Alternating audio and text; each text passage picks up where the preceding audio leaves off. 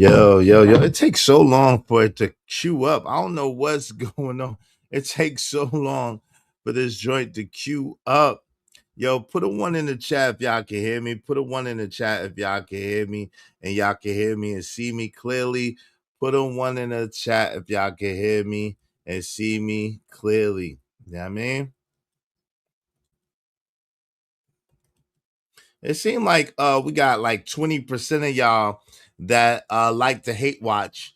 Uh You know what I'm saying? Uh, and shout out to y'all. Shout out to y'all. Shout out to 20% of y'all that like to hate watch. I wonder, did y'all hit the like button yet? Did y'all hit the like button yet? Did y'all hit the like button yet? You know what I'm saying? Make sure you hit the like button. Likes are absolutely free. I shout out to my man Ogun. Ogun, the only one that can see me and hear me.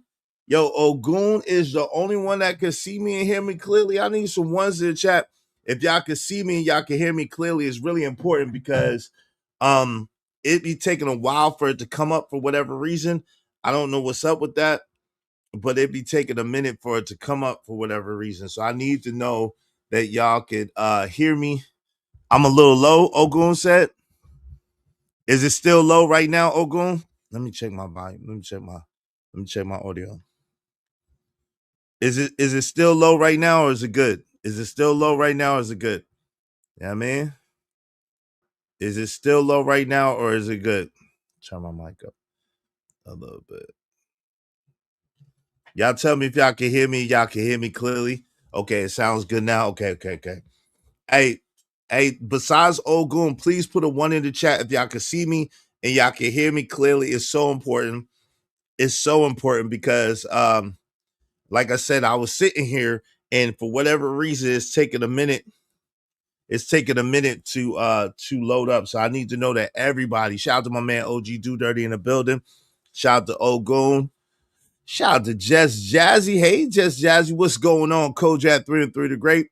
Yo, I need to know that y'all can hear me and see me clearly. It's very, very important. Very, very important. Make sure y'all hit the like button on the way in. Today's show is why do people double down on obvious nonsense? What up, Mr. Center of the World?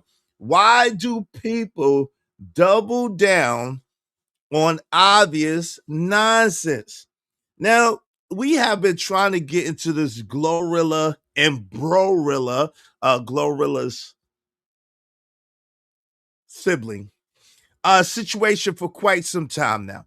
Uh, and I never really have the time. So I'm going to start off with the Glorilla situation today. So we absolutely get to it and put it to bed, even though I don't think it's going to end anytime soon. I'm being honest with you. I don't think that's going to end anytime soon. It seems like Brorilla is on the clout chase for real. That's clout chasing for real. And we're going to talk about it and the implications, the doubling down, and so forth and so on. Also, Glorilla's response, crazy, crazy, crazy. As well as Cardi B. Now, I'm gonna need y'all to help me because I'm gonna be real with you. I'm not sure that this Cardi B video that I seen is not AI. So I'm gonna need y'all to help me with this. We're gonna talk about this Cardi B, Stephon Diggs breakup situation and see what we can get there. And then also, we got to talk about these people who are doubling and tripling down on. It's amazing to me, right? I never really was on this light skin, dark skin tip. I never was up on that. I never was on that. I have people of all different shades and complexion in my family. Now, I don't have any so-called white people in my family, like older generations. One of my cousins is married to a white man, and then one of my great nephews, my niece's son, it has children with a white woman. So, and that's on my father's side. So on my mother's side, one of my first cousins is married to a white man, and then on my father's side, my sister, who's older than me, shout out to my sister. I'm sorry. My sisters, I have sisters that's older than me on my father's side, but my niece, who's older than me, shout out to her. Much love to you, Lisa. My niecey, shout out to one of my nieces, Lisa. Her son is involved. So he has biracial children. But me, myself, and anybody else from the older generation, we don't have any so-called white people traced in our lineage. So it's amazing to me the allegations and the aspersions that's being put on me as being light-skinned. Number one, I just didn't get the memo. If y'all are accepting me, I appreciate it. And then number two, that somehow our skin complexion indicates how a part of the group or the organization we are, because it's black, ridiculous, but blackness, it's alleged blackness. And these same individuals be the same bootlicking, ass kissing nigmas to white people. They swear that white people are above them. So it makes absolutely no sense. We're going to talk about that too. We got to talk about it because they keep putting my name in nonsense. And I am sick and tired of it. Now, I'm going to approach this from more of a scholastic perspective and point of view. I'm going to do my best to to not be cursing people out anymore and not be getting into drama. Y'all heard the song yesterday. I'm a YouTuber, a content creator. Shout out to Cynical One. Good to see you. So, tell a friend to tell a friend to tell a friend. We're going to have a heck of a show today. You already know what it is. You already know what's hit for. It's your man's Izzy Bands, a.k.a. Israel Mills. You know the drill. This is the Real Spill with Mills show. Let's go. Let's go. Let's go. Let's get it. Let's get it. Let's get it. You already know what it is. You already know what's hit for. Y'all already know how we do. Tell a friend to come on in. Now, listen.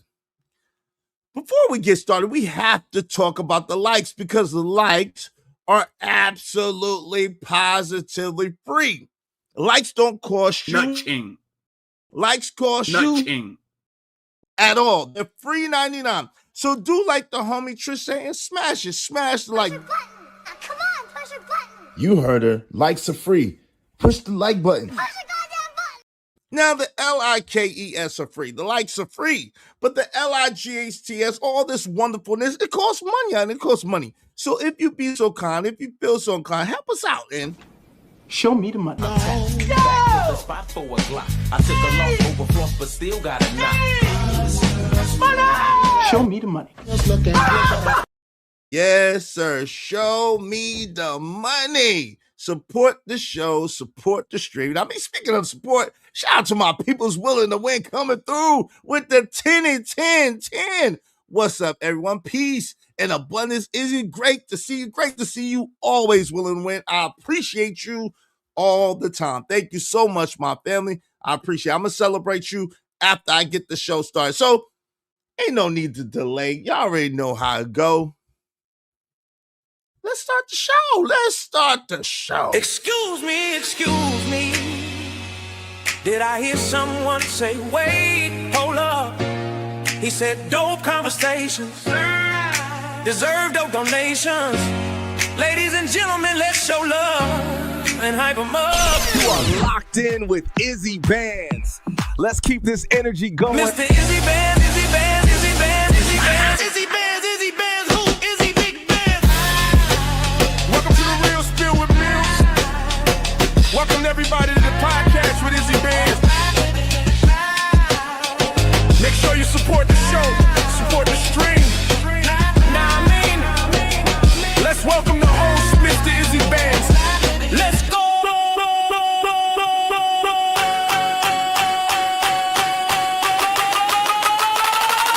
Support the show, support the stream. Now I mean,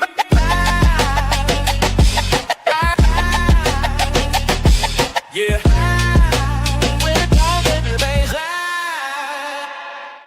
Yes, sir. Yes, sir. Yes, sir. Yes, sir. Hey, shout out to my peoples, man. Romello 747, thank you for the 5. You big man. I'm happy. I don't want to argue with you. You mad. You mad. You big man. I can't argue with you. Shout out to my peoples willing to win. And Romello 747, y'all be like them and support the show, support the stream, you know what I mean?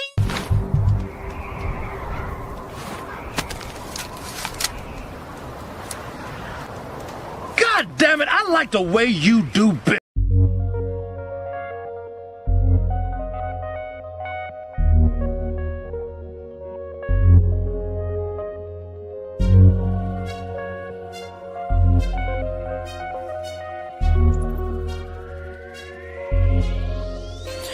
It don't matter what the situation, I'm just tryna climb any obstacle a nigga facing. See it through in due time. It's a marathon, you gotta pace it. You can't press rewind, you get left behind. Just grind and the rest be fine, fine, fine, fine. It don't matter what the situation, I'm just tryna climb any obstacle a nigga facing. See it through in due time. It's a marathon, you gotta pace. Yes, sir. Money on my mind. Stay on the grind. Shout out to Pris Castro and Queen Sanaa. Salute to them. And make sure y'all hitting that like button. Likes are absolutely free. Likes don't cost you nothing. Likes cost you nothing at all. They're free. They're free 99. So make sure y'all hit that like button on your way in and tell a friend to come on in. Likes are free. Just smash it. Pew. Real quick, like, man, there's a such thing as survivor's remorse. And I'm sure that y'all have heard of survivor's remorse right now. What survivor's remorse means is, generally speaking, especially in our communities, there's very few of us that actually really make it. But the ironic thing is, it's called the 1% for a reason, because it's not 1% of the so-called black population, it's 1% of the world's population. And ironically, it equates to 1% of the people who are in America as well. These are the affluent people. These are the people of means, wealthy people, whatever you want to call them. Earl Nightingale, in his epic prologue, came up with the Secrets of Success. Okay. And in this Secrets of Success audio, he explains that out of 100 people, only 1, maybe 2 people will be rich. 10 people will be sort of quote comfortable. And the other basically 88 people will be broke or die dead broke, in a group of about 100 people. And he broke it down. So y'all gotta listen to Earl Nightingale's, and I believe it's called The Secrets of Success. I believe that's what it's called. But y'all gotta listen to it, and you'll hear his breakdown. The point of the matter is this. Generally speaking, especially like I said, in our communities, very few of us that make it. So when they make it, it's a really interesting thing. It's a really, really interesting dichotomy, because most of the time, what it takes to quote unquote make it in the affluent world, the skill set translates, but the mode of operandi does not. Okay. Basically, the verbiage, basically the attire, unless you know how to move. The overall thought process and the overall mindset does not usually equate to the majority society's standard of success. And you hear some of the people who are darker complected talk about this all the time. They call it code switching and so forth and so on. Okay. What happens is, because that 1 or 2 individuals goes up the ladder, most of the people that's in their families, their friend circles, the people that they came up with, are not equipped to go with them where they're going. Now, we've seen this. Shout out to Bubba Chuck. Shout out to Mom. and I don't know him personally, but AI is my friend in my mind, right? I don't know Allen Iverson personally, but Allen Iverson is my friend in my mind. Okay. So shout out to Bubba Chuck, aka Allen Iverson. He spoke about this and he talks about it. He has a new book that came out, I think, towards the end of last year. Make sure y'all check out Allen Iverson's book. But he talked about this, and what he was speaking about in an interview I heard was the fact that when you make it to the NBA, you have these friends and these people that's in your friend circle, your friend group, people that you came up with, that you love, that you want to see good. However, the problem is that the way that money works and currency works is unless you're bringing money in and you're increasing your lifestyle to add to the money that you have, generally speaking, there's not going to be enough. If money is currency, it's supposed to flow in and out. It's supposed to be a current. So if you have people that are just takers, if you have people that are just leaners, if you have people who are basically leeches in your environment that just take, and they don't give anything back, or they don't produce anything as a result of what you're giving them, basically what's going to happen is you are going to be broke too, trying to take care of them and support them. It's kind of like a drowning person. They don't mean to try to delete you. They don't mean to try to hurt you. However, they are grasping for air. They are trying to survive. So sometimes, as a result of them trying to survive, they drag the person that's trying to save them down, and both of them end up perishing. An old saying, and like Jay-Z said and T.I. just regurgitated recently, the best way that you can help so-called poor people is to not be one of them yourself, right? Now, there is a way. Part of the reason why I have the esteem that I have for LeBron James is because LeBron James did it the right way. Okay. What I mean by that is LeBron James put his friends on. Most of the cats that grew up with LeBron, that came up with LeBron, he helped fund them, but he helped fund them in the way that they can be successful and they are their own entities.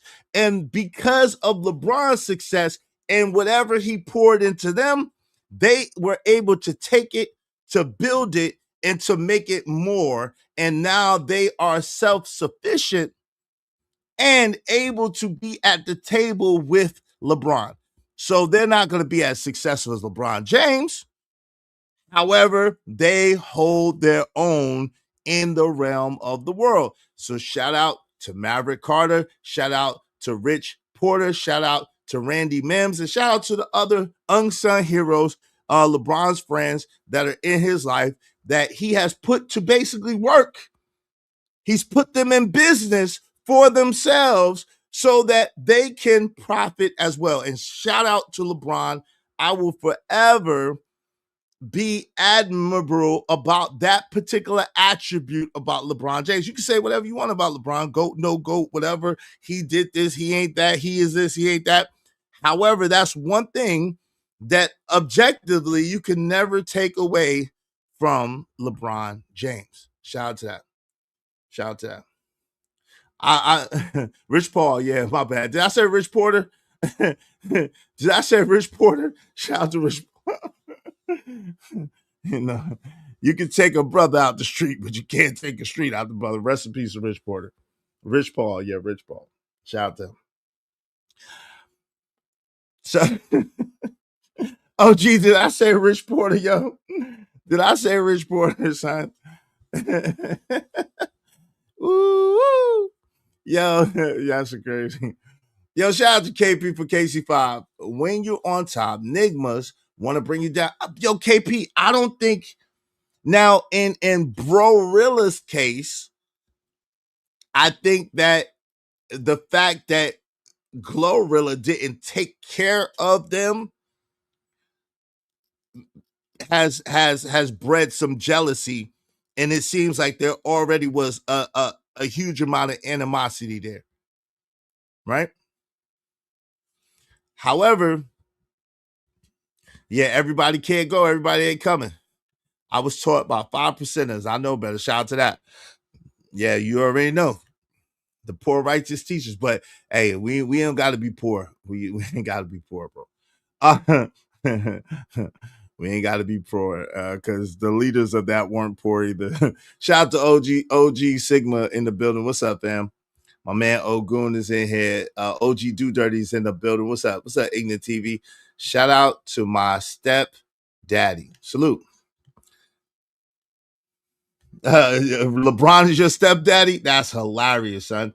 Hey, listen, so because of Romello 747 and Willing to Win, we only need 23 more people, at least $5 a piece. Y'all support the show, support the stream. I mean, help us reach our goal. Help us reach our goal today. I greatly appreciate each and every one of you. So the idea is this. There's nothing wrong with helping your people, right? And a lot of people get upset with me because I am a proponent of this. Any information that I have that I know can help you, I'm willing to tell you. Let me say that again. Any information that I have that I know that will help you, I'm willing to tell you. No matter who you are. If you're close to me, I got you. However, two things. If you begin to argue with me about the information I'm telling you and try to stress me out about the information I'm telling you, I'm not thinking about you no more. I'm not thinking about you no more. At that particular time, I love you. I love you to life. It is what it is. But if you want to argue with me and I'm the expert in the field, whether you like that I'm the expert or not, and I'm telling you what to do, and you try to argue me down about what I'm telling you, I'm done. I'm done with that. I'm not doing that with you. You gonna punish me for trying to help you? No, ma'am. No, sir. Absolutely not. I will tell you, and if you get it and you got it, good. If you don't, hey, it is what it is. Now, if I have to do it for you, I don't give a good god doggone who you are. I want to get paid. I want to get paid. Because one thing for sure, two things for certain. Although I love my people, what I know about Nigmas is if you allow them, a Nigma will drag you down and then blame you for being at the bottom. And I don't even think a lot of times it's malicious. I don't even think a lot of times it's intentional. However, the mindset and the mind state of the people, their outer life is a reflection of what they think in here and how they are in here. You can see it in this particular instance. God is elbow head. You can see it. You can see it in this particular instance. Me on the Breakfast Club. I just been straight in onto it. You can see it. It don't matter unless this person, and I don't know what pronoun they like to be called. So respectfully, I would say unless this person, Brorilla, changes their mindset, it doesn't matter how much money they get in their hands. They're always going to be poor and they're always going to be broke. What's really, really ironic is that Brorilla, the way that they're moving around, you know what's amazing? And I apologize. I gotta cut myself off right here. You know what's amazing to me? There's a few things that's amazing to me. It's amazing to me that people that want the most clout, that are clout chasing, get upset when people give them the attention that they're desperately begging for.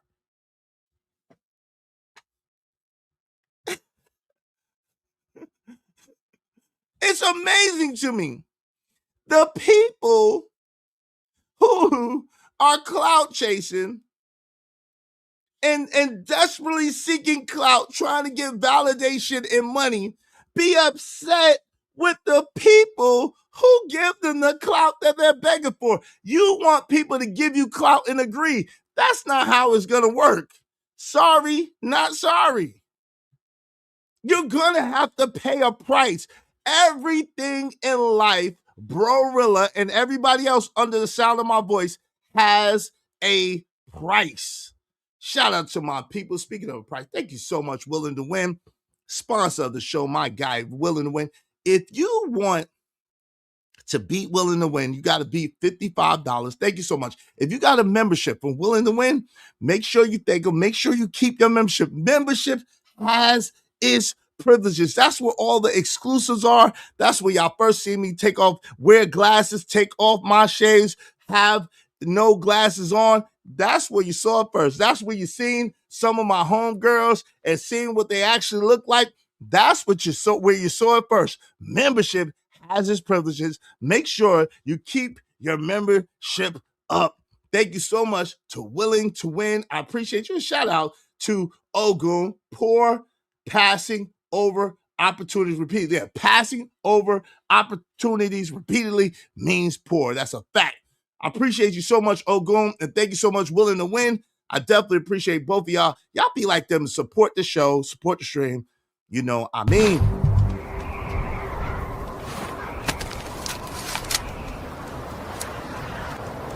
God damn it, I like the way you do bit. I got money.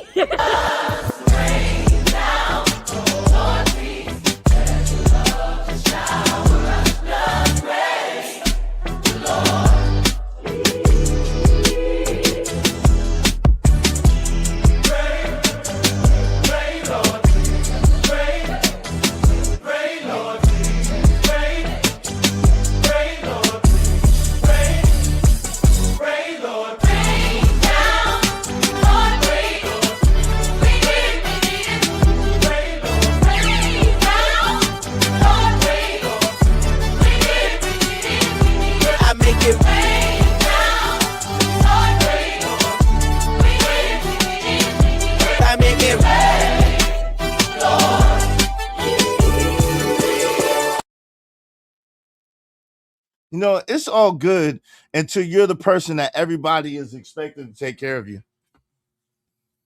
It's all good until you're the person that everybody expects you to take care of them. And this, unfortunately, is what Brorilla is about to find out on. Give me one quick second, y'all. Jam to this real quick and give me 1 second. Yeah.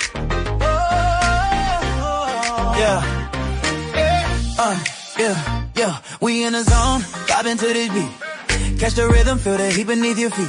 Scrolling through the feed, but let's not forget. When you love what you see, show some respect. Hit it up, ain't got no shame. Life's a free, baby, it's a simple game. Join the movement, don't be shy, just hit rewind. Share it with your squad, let them see what you find. You just smash that like button, smash it. Hit that like button, feel the love, don't rush it. Life's a free 99, it's like sweet sunshine. That don't cost you nothing, get in line, feeling fine. When the vibe is right, we elevate the flow. Join the Ismail Light Nation. Let your colors show, you gotta share the love. Spread it far and wide, dope discussion, need dope donations. Let's ride. Cash apps down, show the support connection. We keep it real, mindful of our direction. Engage and celebrate, it's a party we bring. Every light that you smash makes our hearts sing.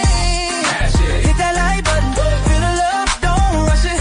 Life's a free 99, it's like sweet sunshine. That don't cost you nothing, get in line, feeling fine. Let me stop tripping. All right, hit that like button. Hit that like button. You heard what the song say. Shout out to my peoples. My man's AJ Jermaine. Did you like your tribute song? Did you like your tribute song, bro? I did a fire tribute song. Make sure you give me your email so I can send it to you. J Jermaine Father, did I hear this Nigma give LeBron props? Nigma, please. I have to give Bron props. Come on, J Jermaine. Thank you very much to my peoples. J Jermaine in the building. Salute. Thanks, man.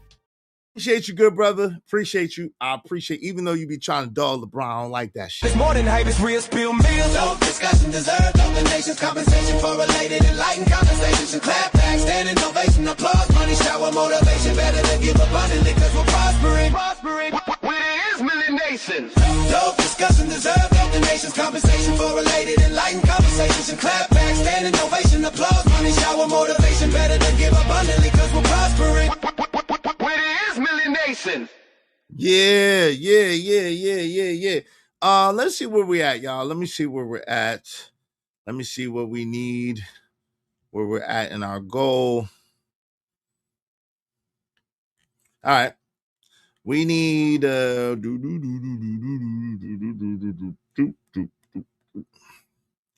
we need 12 more people. 12 more people, at least $5 a piece because of Willing to Win's generous 10 gifted memberships. We need 12 more people, at least $5 a piece. Y'all support the show, support the stream. Now, I mean, help us reach our goal. Help us reach our goal today. All right. So listen, the funny thing is, Brorilla is about to find out the hard way that, Glorilla probably is doing the best that she can, right? Now, recently, it seems as if Lil Boosie, shout out to Lil Boosie, was basically just saying that. I didn't hear nothing wrong or nothing out of the order or nothing disrespectful initially that Lil Boosie said. Lil Boosie was just saying, hey, listen, a lot of times people think that because your net worth is 20 million or 30 million or something like that, that you have access to that money. And just because people say that that's that person's net worth, that don't mean that that person has access to that money. A lot of times these artists don't have that money. To which Brorilla got upset and was started talking snap about Lil Boosie. Mind your business, Lil Boosie, if you want to. But unfortunately, and fortunately for you, Brorilla, you're about to find out the hard way because you're online. You're online flexing like you got it. Shout out to flexing like you got it. Shout out to flexing like you got it. And when you flex like you got it, you got to have it. Because guess what? Your other, what you have, your other 8 siblings, your other 8 siblings are going to be looking to you, right? Your other 8 siblings are going to be looking to you to take care of them and to practice what you preached against Glow, right? Remember this? Not broke no more. Well, you're soon to be broke again. I'm sorry to tell you, Shotty, you're soon to be broke again. Because for facts, your other 8 siblings are going to be expecting, anticipating, and entitled to the money that you have because you aren't broke anymore. So now, and you were loud and proud about the fact that since Glorilla has money, she's supposed to take care of everybody else. She's supposed to take care of you and your siblings, right? That's what you said. Let me make sure that I got everybody in the building. And we're going to get into the show, man. Y'all make sure y'all support the show, support the stream. Now, I mean, we just need 5 more people, at least $5 a piece to the Cash App, preferably to the Cash App, if y'all want to open up the panel, okay? We got y'all. 5 more people, at least $5 a piece if y'all want to open up the panel, get in on this discussion. If not, it's cool. We could rock out all the way. Let me welcome some more people in the building. Let me see. My man Kojak through the Great actually came in the building. What's up? What's up, Winchon? What's going on, sis? Hey, Gina, 7896. What's going on? Hey, good afternoon. Classy is in the building. What's up, my sister? Good to see y'all. Always much love to y'all. Taste of Caramel is in here. What's up? Israel. What? Carmel Mills. Your people, Kojak, say you need to get it right. What did I do? What did I do? Cole, what I do? What's up, Irby? What's going on? Irby is in the building. What up, though? Jay Jermaine, yeah, you did. Plus, Izzy saying what up to others, but not the main mods or others that came in early. I did. You just wasn't here. So you owe me an apology. You was late. You came early, then you had some stuff to do, and you came back. I definitely did ask everybody. I definitely did speak to my main mods earlier, and everybody that was in here. But shout out to you. Shout out to you, number one. What's up? What's up, Taste? Izzy, can't you see? Oh, now I'm Little Bill. Lord have mercy. That's how rumors get started. Have you seen the interview with Brorilla and Skinbone? No, I haven't seen that one. I'm gonna have to look that up. Brownsville, you were gifted a membership over here. Make sure you keep it up. Keep up your memberships. Thank you very much, Romello 747. I spoke to y'all though, right? Ogun, Romello 747, Igna TV, KP for KC5, The Cynical. I spoke to everybody. Kojak just late, man. You owe me some bread, Cole, because you was late. Dues, Nigma, dues. Shout out to TB Trucking. Thank you so much, fam. What's up? Thanks, man. Make money, make money. When shit hit the fan, we'll take money.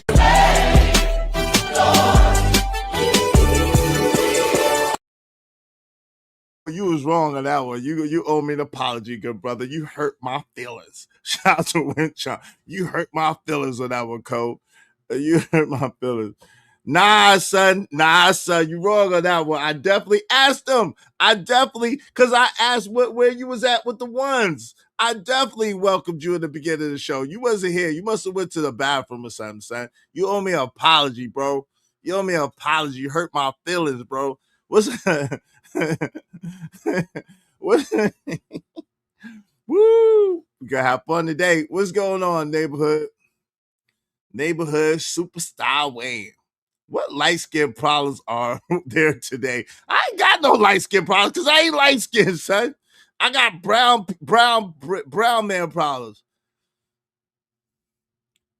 I sent you the joint. You want another joint? I'm gonna send you the other version of it. I got you. I'm gonna send you the other version of it. I'm gonna send you the remix. I got you, Nigma. I'm gonna send you the remix.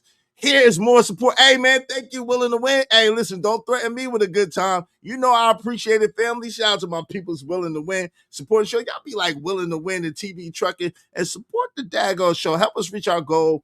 Today, preferably through the Cash App if y'all able. But I take it all. I appreciate y'all so much. Thank you so kindly.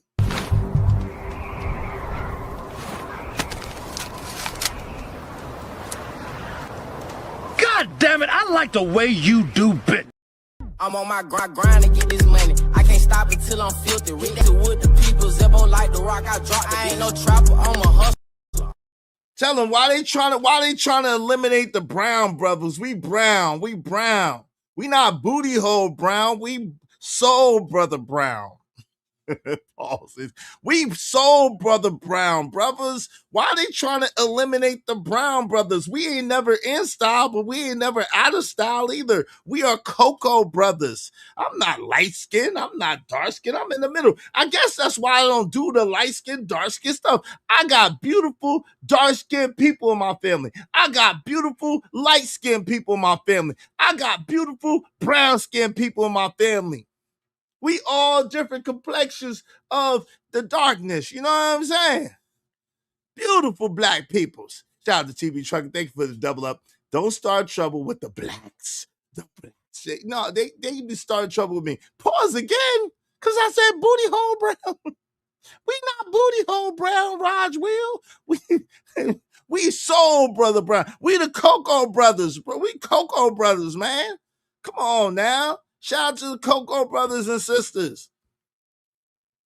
Yeah, no, I said beautiful brown skin. And white people need love too. There's beautiful white people too. Shout out to all the beautiful whites and the beautiful blacks. And those don't even exist. But shout out to all of that. Classy, they tripping. The blacks. Shout out to the beautiful blacks and the beautiful whites. Salute. So anyway, we're going to get into that later. So I don't know why y'all trying to skip ahead. Make sure y'all supporting the show in the meantime, between time. Let's don't start nothing, won't be none, okay? John Galtz and Chaotic got the monopoly on the, you know what they do. Although that was a pause moment. That booty. I'm just tripping. Y'all, let's get to this. I'm not messing with y'all. Let's get to this. All right, so if y'all been under a rock, this is Brorilla, the sibling, and we're gonna say this loosely, of Glorilla. As you can see, this looks like a broke ass Glorilla, obviously, right? So you know that they're related. And this particular individual, I would play the other video, but it's too much explicatives. I mean, it's just too much explicative. Every other word is a cuss word. Every other word is just terrible. Now look at Glorilla. Look at her glow. I like Glorilla with money. You know, I like Glorilla with money. Anchor man, you gotta give her a pause. She came from this. She came from this and then went to this. She sent my mama $1,300. Hello? Yeah, Mom. Toya said she sent you $1,300 today. Well, how much money did she owe you already? Did she borrow? Latoya owed me $1,200. She already owed you $1,200, right? That she. Mama snitching. Shout out to Mama Rilla. Mama Rilla keeping it real. Shout out to Glorilla with money. Shout out to the Glow Up. Shout out to Glow Up is real. Shout out to the Glow Up.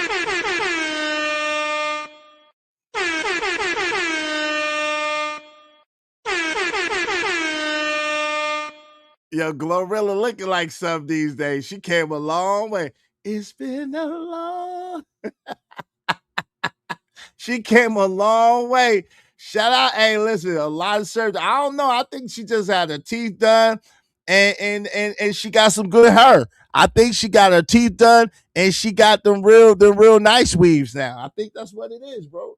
Just the teeth and the weaves, bro. And she probably got a skincare regimen too. Yeah, she got a skincare regimen. She not eating McDonald's no more, and she got her teeth done. Shout out to that, man. Shout out to the Glow Up. The Glow Up is real. Salute.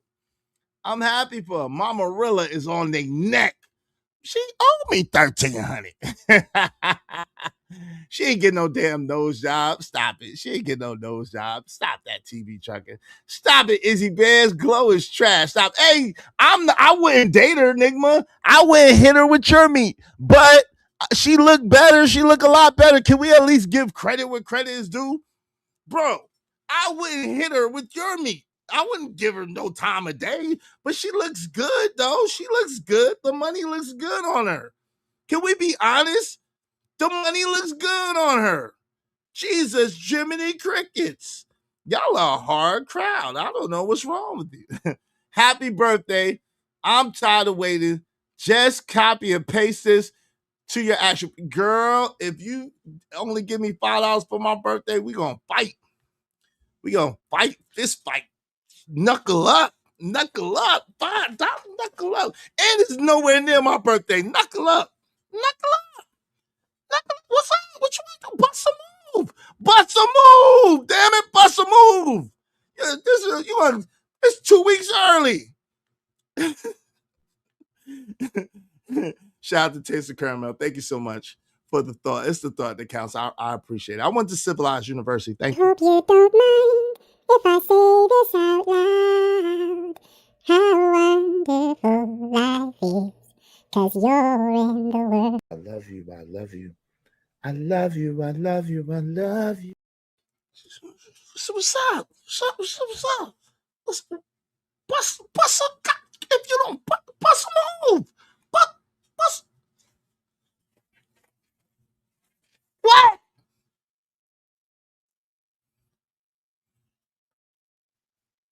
Bust a move, god doggone it. Bust a move. Bust a move. Bust a move. Thank you. I'm just playing. I'm feeling silly today.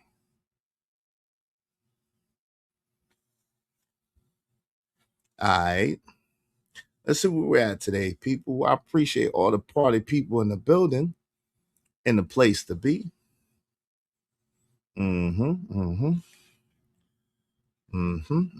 We just need two more people, these $5 a piece, and we'll open up the panel. We need 10 people overall to reach our goal. Help us reach our goal today. Help us reach our goals today, preferably through the Cash App. I greatly appreciate y'all. She got new lips. She ain't getting no new lips. She just had that honeysuckle scrub. That's that honeysuckle scrub. See, y'all don't know. See what that is that's that eucalyptus mint and cucumbers, okay? What they do when you got money is you go to the spa, and then they put this honeysuckle scrub on your face. And then they put the eucalyptus plant on your lips, and they make your lips pink. And then they put the cucumbers on your face. You know what I'm saying? And then they put the eucalyptus peppermint seed oil mask on your face. It helps you glow up. It helps you with your glow up. It's just a little bit of money. That's all it is. You know what I'm saying? It's a little bit of money. Ain't no surgery. They ain't ready for that movie. Nah, they ain't ready for that. Boy, that boy nice with it, boy. They ain't ready. That's the water instead of soda skin. Yep, the water too. She drinking alkaline water. Shout out to Fighter. I stole that from Fighter. She drinking alkaline water. She drinking alkaline water now. Her pH balance is right. I bet you that cooler don't even smell like garbage can water no more. She drinking alkaline water. You know what I'm saying? She drinking alkaline water. She getting her pH balance together. Shout out to that, man. Neck hair. Neck hair removal is downright diabolical, son. Neck hair removal is diabolical, son. What is that? What's going on, yo, Riaz? What's going on? Some hot sauce would be good on this chicken. No one asked you that you eat no chicken, woman. Just over here volunteering what you eating. What's going on, yo, Riaz? Nobody care that you eat some chicken. What's up, Deucey MacGyver? What's going on, fam? Good to see you. Yeah. Hey, listen, it would, you know what I'm saying? I got it right here. My bad. I apologize, my sister. I was not at home when you came in town. I apologize, my sister. Yeah, but speaking of hot sauce, make sure you go to my man Stanley D. Rock the Block. It's a Black Hillbilly hot sauce. I had some, but I apologize, Caramel Drip. You only had to put my business out in the streets. Hey, listen, get you some hot sauce and put it on what?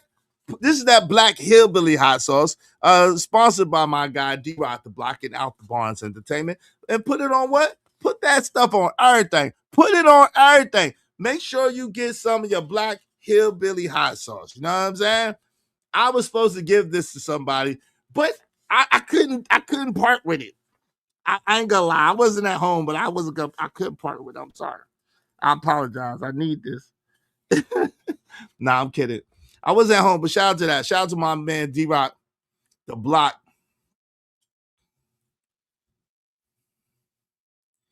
Cynical was saying, my mother's Aisha Curry's complexion, and my father's kind of Izzy's complexion. I am Am's complexion. My brother like Drake complexion. See, that's what happens. But it's all different types of blackness. My sister, I got a sister that's very dark skinned. Well, not very dark. Y'all's queen.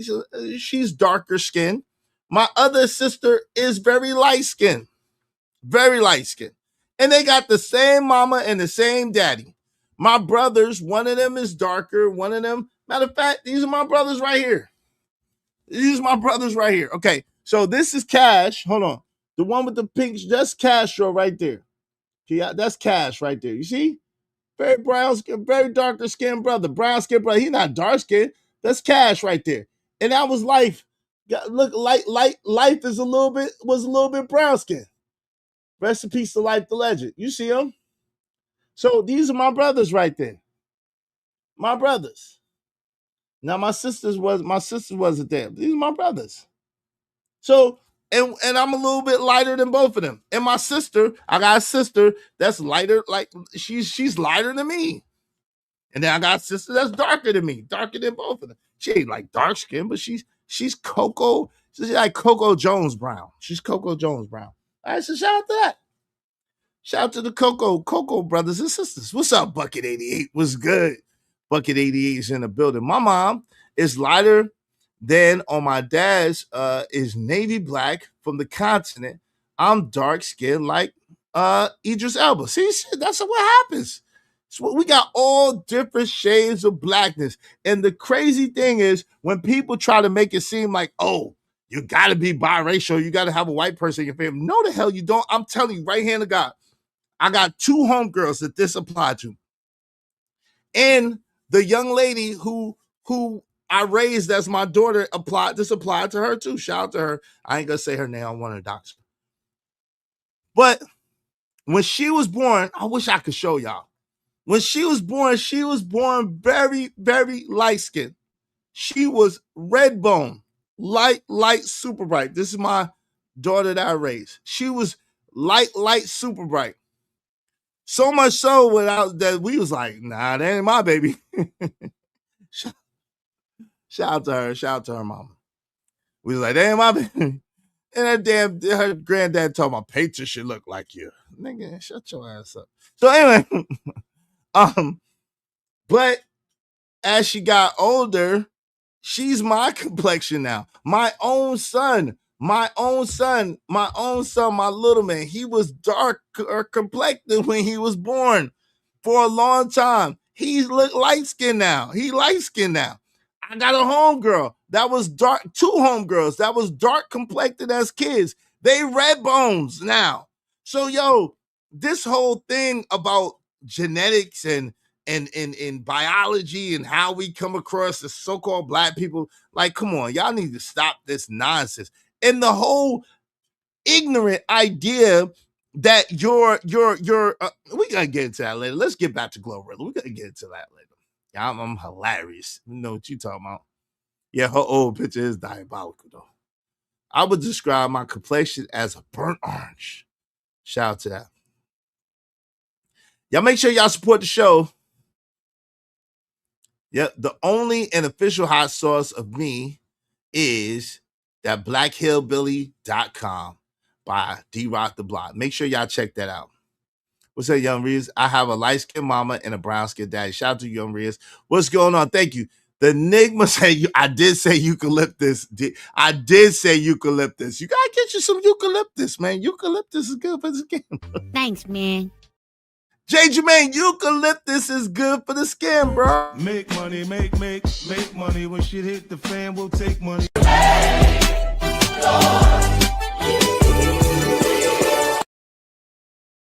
All y'all gangsters need to grow out more, man. Y'all gangsters need to go out more. Get you a pedicure, get you a sugar scrub, you know what I'm saying? And some eucalyptus in your life. I'm telling you, it's kind of hard to be gangster when you got a nice sugar scrub and a nice eucalyptus wrap, man. It's kind of hard to be gangster that day. You got to put your gangster down for one day. You can pick it back up the next day. It's okay. What's that, True? Yeah, people tripping. When my 21-year-old daughter was born, she was light. I thought she went to my exactly. That's how they rep the dark skin. Shout out to all my dark skin sisters.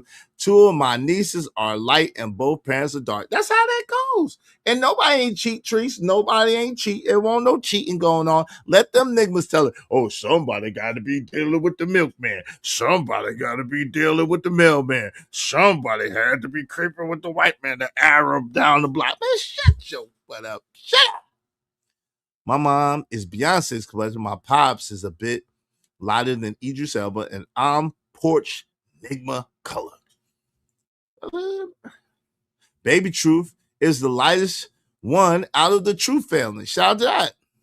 And nobody ain't cheat, Truth. That's all you, baby. It's all you. Izzy, I got your back, bro. You got a friend of me. Shout out to you, Deucey McGovern. I appreciate that, family. I appreciate that. So, never mind. Mama Bears might be wet. Mama Bears, I don't know if she watching or not. What happened to my hot sauce, Nigma? You ain't get your hot sauce. You better talk to what's up, What We Know Pocket? You better talk to D-Rock. I ain't responsible. I ain't responsible. Don't be doing no customer service complaints online, man. Shout out to Easy Bears and Miles. What's up?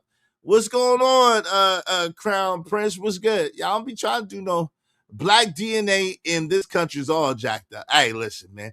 That's all across the world. Listen, in Africa, when they had light-skinned children, they tried to blame the devil. They tried to blame all 4 of mine came out red, but only one is still red. See? That's what I'm saying. But let's get back to this. We're going to get into that conversation in a minute. Let's go back to Glorilla. Shout out to Glorilla.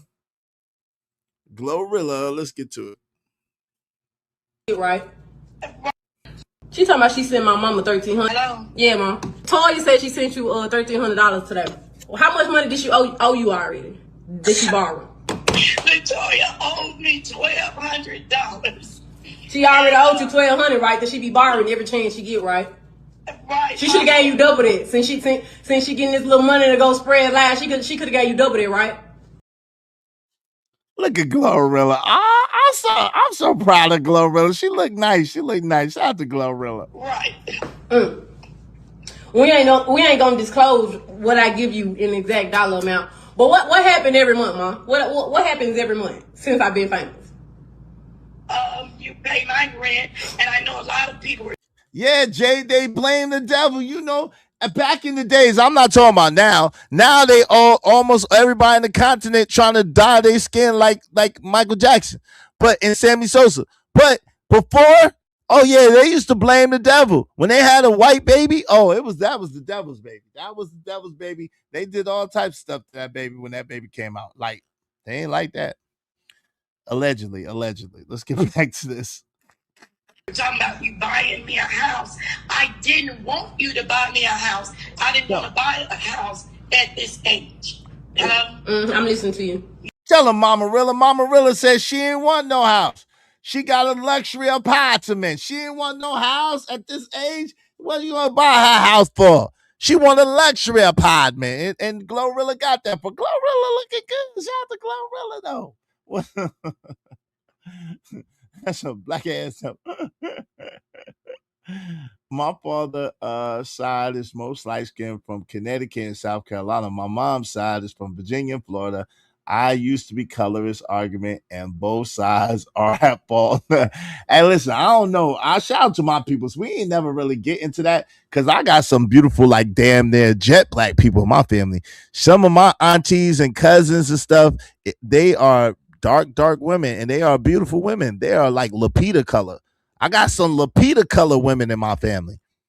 Then I got some brown skinned women that's my color. Then I got some light skinned women. So my mama light skinned. My mama's light skinned with green eyes. But her sisters they range in color. Some of them is darker, Lupita. Some of them is brown like me. And then my mama. So hey, happens. But my great granddaddy had lighter eyes too. When I seen him, his eyes looked blue. Now they say that it wasn't blue, but his eyes looked blue to me. Black man with blue eyes. He was smooth. He was a smooth Monetti. Shout out to Smooth. All right, rest in peace to Smooth. Let's get to it. Rest in peace to Smooth. Black man with blue eyes. No, he was getting them ladies. Yeah, I didn't want at my age. I wanted to rent because you were having me travel all over the place. So, I wanted to. Wait, why are you dancing to your mama talking, Glorilla? Wait a minute. See, is this the tism coming? Glorilla, why are you doing a twerk to your mama talking? What is happening? What is going on? I wanted to rent, so I could pick up and leave as I wanted to. Did I get you put in another house if it's rent or bought, whichever one it was that you wanted to do? Yes, and let me tell you this. She bought me a car that I've always wanted. She promised me when she was 7 years old that she was going to get that car when I couldn't get it. And she sent it to Why are you doing a twerk dance? me last year. The Woods family ain't nothing. All right, shout out to Glow. She just talked to her mama. Her mama copping please for Glow. Shout out to her mama. Shout out to Mama Rilla. Cop please for your baby. Hey, listen, you smart, Mama Rilla. Go with the money. Go with the money. Mama Rilla, you smart. You's a smart lady. I can tell. You got some sense. Go with the money, baby. Go with the money. Listen, the Glorilla take good care of me. She gives me eats. She gives me sleeps. Go with the money. Because that broke ass child right here, this child right here. The goddess, elbow head. That child right there. You better go with the winner. Goddamn bitch. You better go with the winner. Me on a Breakfast Club. I just been straight in onto it. Bruh, your name sound like a bitch. Oh, you better go with the winner, mama. Mama Rilla, you better go with the damn winner. Go where the money is, son. Go where the money is, son. Because this one right here, oh, Lord. That one right there, oh, Lord. You better go with, you better. That's my business. Hey, you better stay with Glow.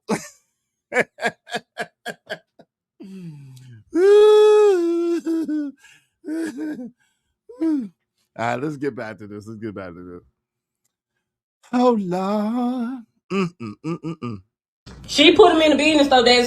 Couldn't get it. And she sent it to me last year. The Woods family ain't none of y'all goddamn business. That's my business. All them my children. She put him in the business though, Dad, so you can't get mad at them for talking what they talk because she got on there and put them in that lying ass business. Listen, baby. I don't get on there because I done dated all y'all my children. Victoria needs her. She know better. Bring the family being whatever happened to the Woods family, good or bad, that ain't none of y'all concerned. I'm the dad. I love all my children, but I do not appreciate what Victoria's doing to my.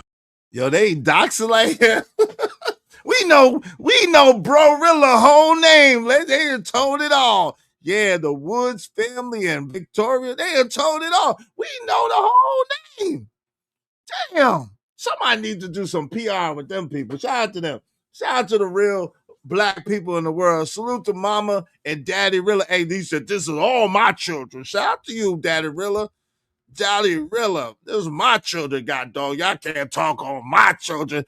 Tell your person. She go on about me, I'm on it. Tell your person to get their ass off of the damn internet looking like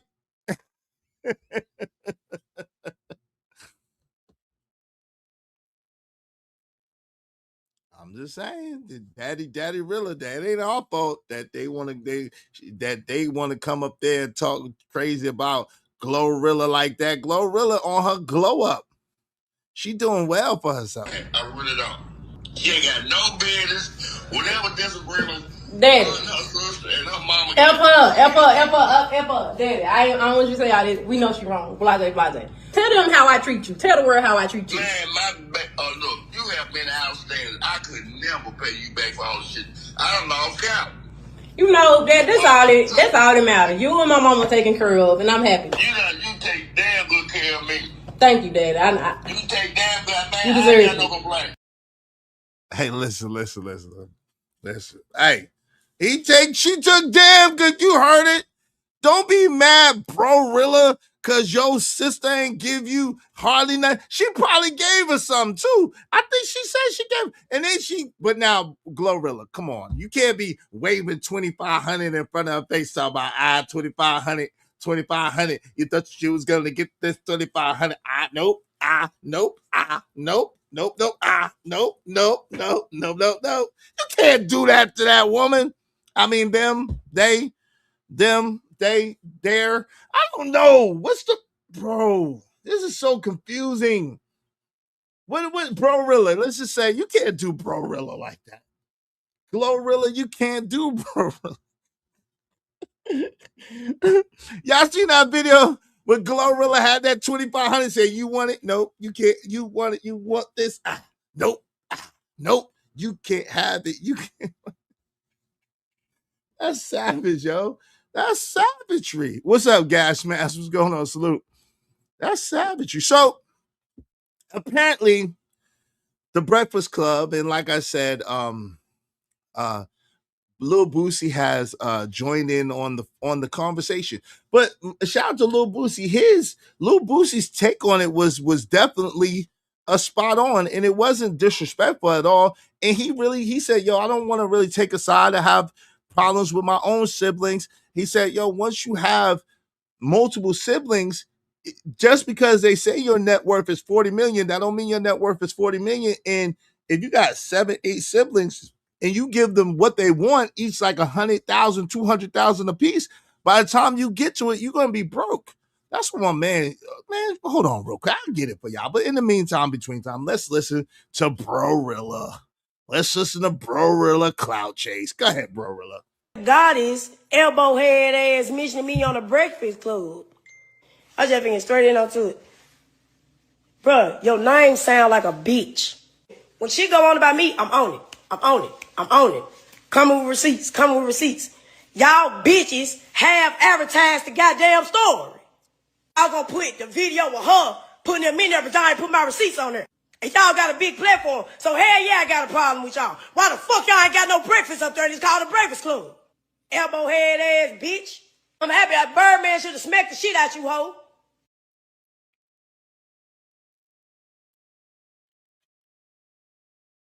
So, shout out to all Urban Central. And it's hard to. I'll be honest.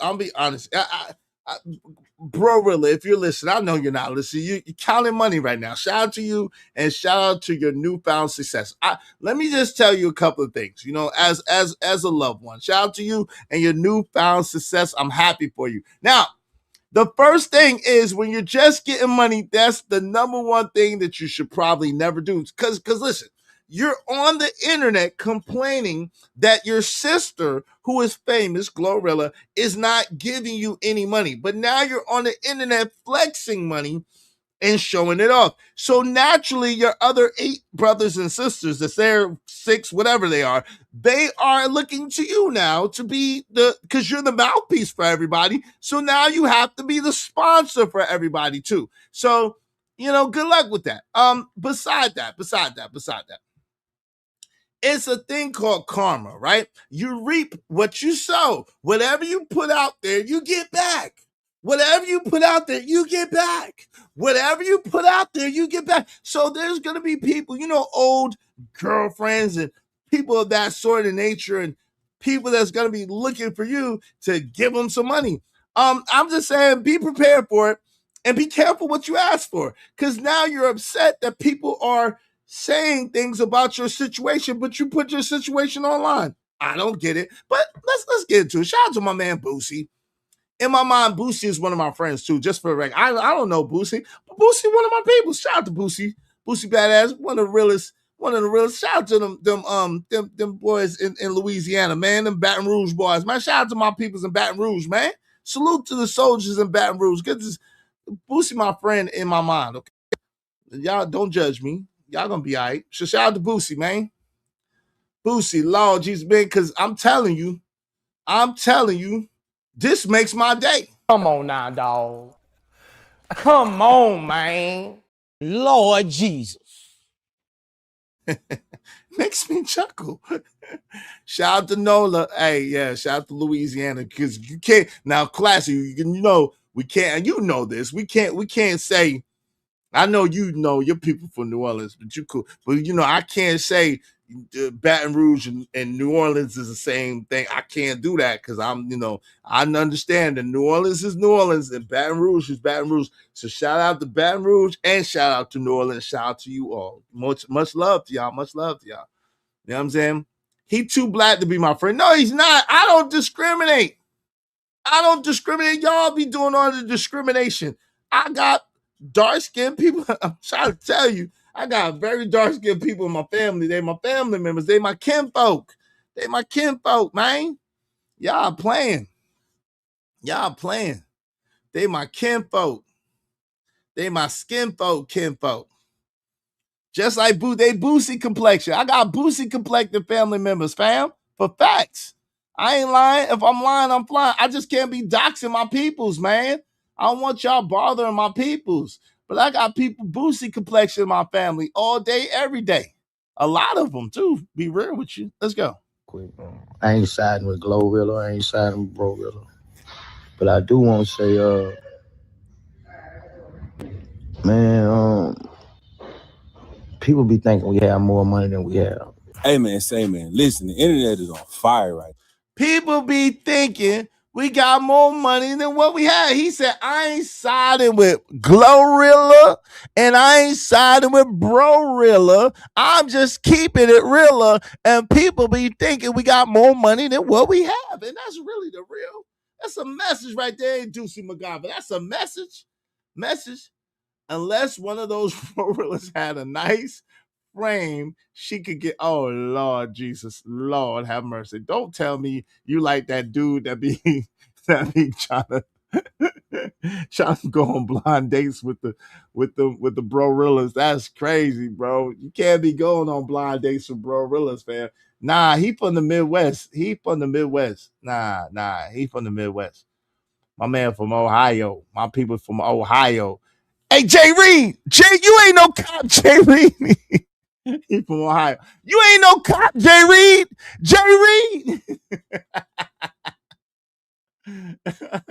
I'm Blackfoot Indian. Shout out to that. I didn't know that, but hey, is he getting evicted? Is who getting evicted? Easy. Who you talking about? It's who getting? Yeah, he from Ohio. He from the Midwest. Nobody told me what an elbow head ass person is. I didn't know that either. Obviously, she talking about Boosie. I ain't know. I ain't never heard no elbow head. That must be a Memphis thing. Shout out to all my peoples in Memphis, man. Shout out to all my Memphis folks. Let's go. Now, today we got to talk about Boosie Badass jumping into the family drama involving Glorilla and her own. He didn't. Come on, fam. Come on, Urban. He didn't jump in it. He just made his comment. Why can't we? Yo, I don't never let me just tell y'all this. I don't never want to be so famous that I can't have an opinion. I don't never want to be so famous. Y'all just help me get paid. I want to get paid, but I never want to be so famous that I can't have an opinion. I want to talk about stuff too. Why y'all be keeping people from talking about stuff?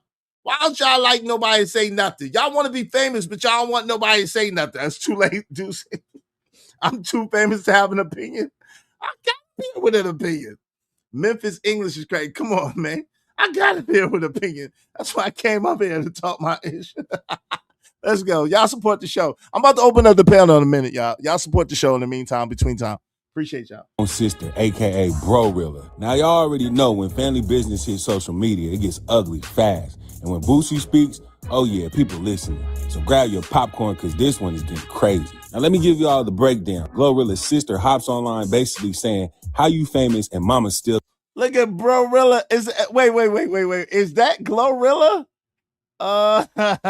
Glorilla and Brorilla look just alike, except Glorilla look like Brorilla with a little bit of money.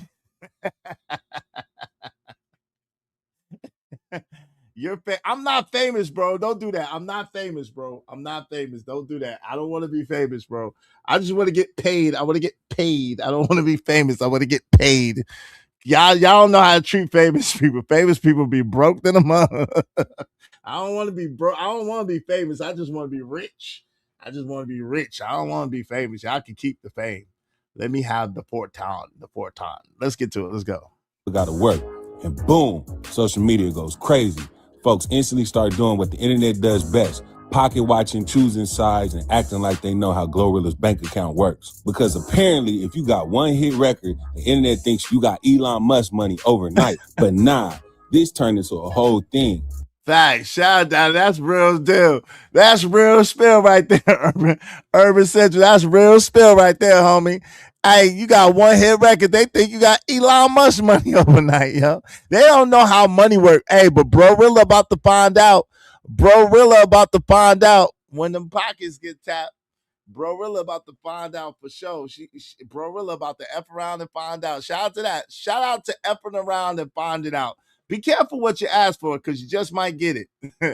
Y'all think it's all good. It ain't really all good. To whom much is given, much is required. Let's just remember that. To whom much is given, much is required. It ain't easy being Izzy Bands. Trust and believe that. Y'all think this stuff come easy. Everything has a price. Everything has a price. Remember, your man's Izzy Bands told y'all that first. Everything has a price, y'all. Everything costs. It costs something. All right? Let's get back to this. I'm about to drop the link and pin it to the top of the chat. Y'all more than welcome to come up and kick it with me. No F-bombs. F-bombs, $5 per F-bomb. If you say it, no F-bombs, and no doxing or trigger words. All right, we're going to get into the combo. Let's get to it. Accusations of not helping family, airing out personal business. And honestly, this is the type of stuff that should never hit Instagram. She ain't obligated. I was so damn hungry, I damn near ate a roll. She got endorsement with Shein, all types of shit. Shein? Hell yeah, she got endorsement with Shein. I'm Googling. Brorilla, you don't wear no damn Shein. You know good and got the Nigma. Brorilla. stop. You ain't wearing no damn Sheen. What the hell is you talking about? You ain't wearing no damn. Man, get your boy. If you don't get your goofy, you don't wear no damn Sheen Brorilla. That ain't you. Sheen don't sell that. Track suits and hoodies. Sheen don't sell no hoodies, do they? Do Sheen sell hoodies? Sheen don't sell no hoodies. Let's go. Let's get to it. Her network every day and get mad and mad. That's lying, though. Let me Google her network. She do got endorsement Let me Google her network. Her network. Hold on. It's called net worth. What is what? Let me Google her network. Okay. Y'all want to Google her network? It's net worth. Hey, y'all make sure y'all hit the like button. What's up with these likes, man? Y'all about to hit the like button. Jesus, Jimmy Craig. I know we cooking and having fun, but y'all hit that damn like button. What's up with y'all? Hit the like button, man. Hit the like button. Likes are free. Likes don't cost nothing. Hit the like button.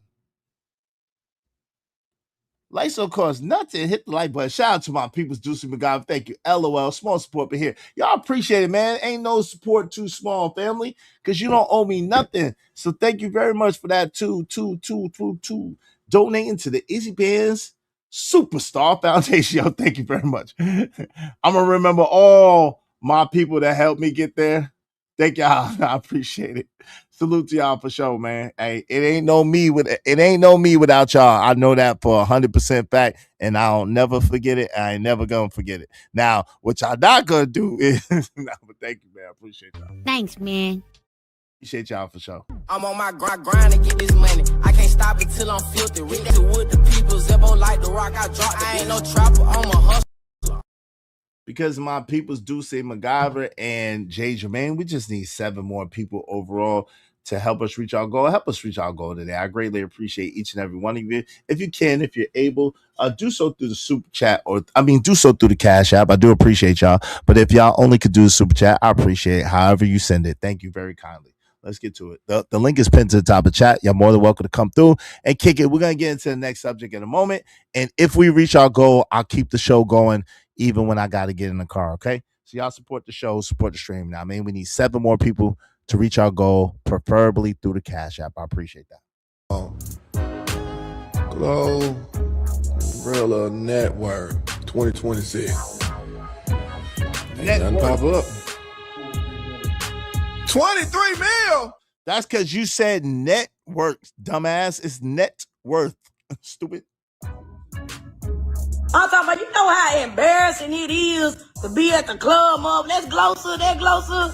And I walk outside to a Malibu bitch. So you. What the hell?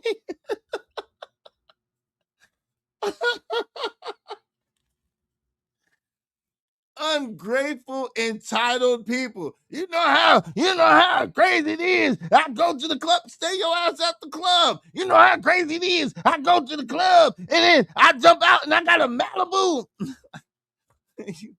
You shouldn't have bought a Malibu. Why didn't you buy something different? You bought the Malibu, didn't you? What are you talking about? You like Malibus. What are you talking about? It was good before Glow blew up, wasn't it? What's up, Herbie? That Malibu was good enough before Glow blew up. Stay out the club. Stay out the club. Is that simple? Problem solved. You're welcome. You're welcome. Stay out the club. I'm sure there's nothing but trouble in the club anyway. You know how good a Glow sister in the club. Oh my God. Extra for fuel to the fire. Why you share that? Why you share that? What'd you do? You can feed. That look like one of the commercials. Like, you can feed a little homeless boy. You can feed a little homeless Memphis boy for $5 a day. That looked like the start of a good commercial. You can feed a little Memphis boy for $5 a day. Face that. Let's go. Why did you share that? Yo, that post looked like it should come with some chicken. That's EBT. Is that the poster for EBD? EBB, shout out, rest in peace to Auntie J. Is that the poster for EBB? That's an EBB poster right there, huh? Nothing but a bunch of fast-ass hussies in the club. Is that Bro Rilla knows she can't outro her sister. Just sit down somewhere. Sit down somewhere. Why don't you sit down? That's not funny. Why did you share it? Wait, it is hilarious, yo. That is hilarious. What's up, ADS? What's up, OG Do Dirty? I'll get out the way. I just want to give people update. Okay, remember tomorrow is Friday the 13th, right? Okay. Saturday is Valentine's Day. Sunday is the 7th day of the Lord. Monday is President's Day. Tuesday is first day of Chinese New Year's, and Wednesday is Ash Wednesday. That's just this next 5 days. Did you know also, Izzy, that February 13th and March 13th both fall on Friday? So you got literally one whole 13th month of 13th. Was it Friday 13th? Wow. I need $5 from you, bro.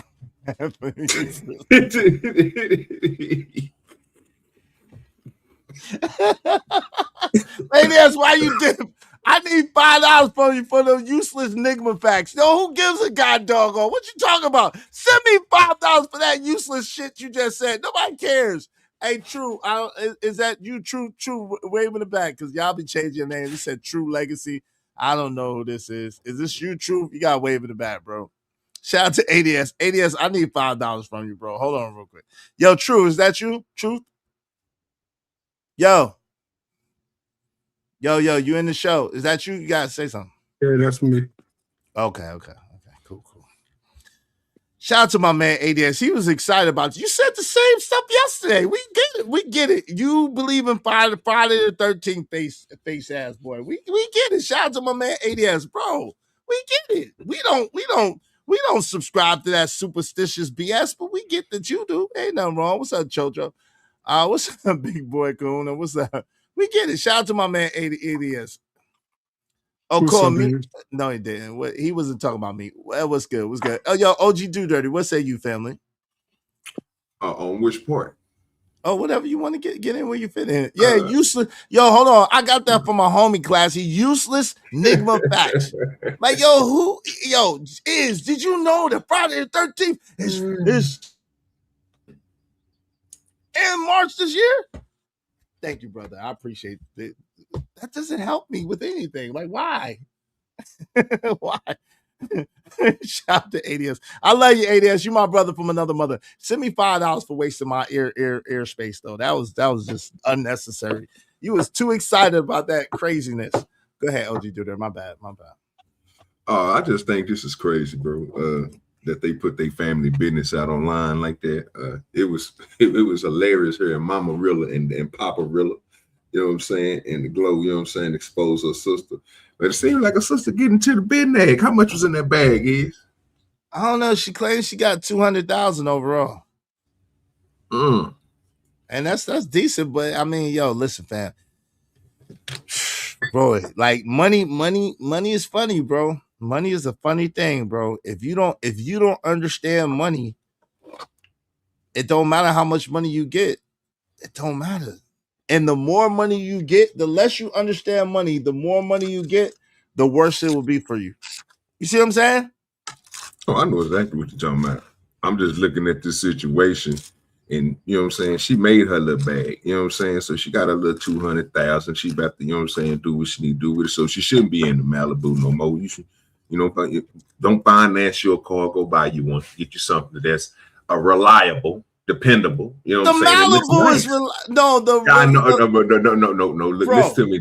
The Malibu is dependable. No, the Malibu is reliable and dependable, bro. Like, listen, like at the end, you don't want to be seen like that is family. You got the money now to do it instead of. Only thing I'm saying is this: is look, and I'm not disagreeing with you, brother.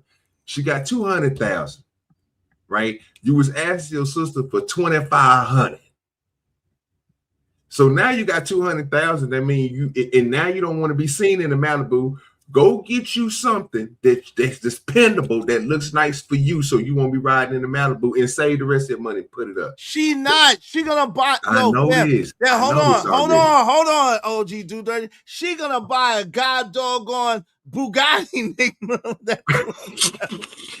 She gonna have 40,000 left. Bro, she ain't gonna have no money left. She gonna spend $205,000 on an automobile, son. Allegedly she got her first 4,000 or something, and she spent 3,800 on a chain.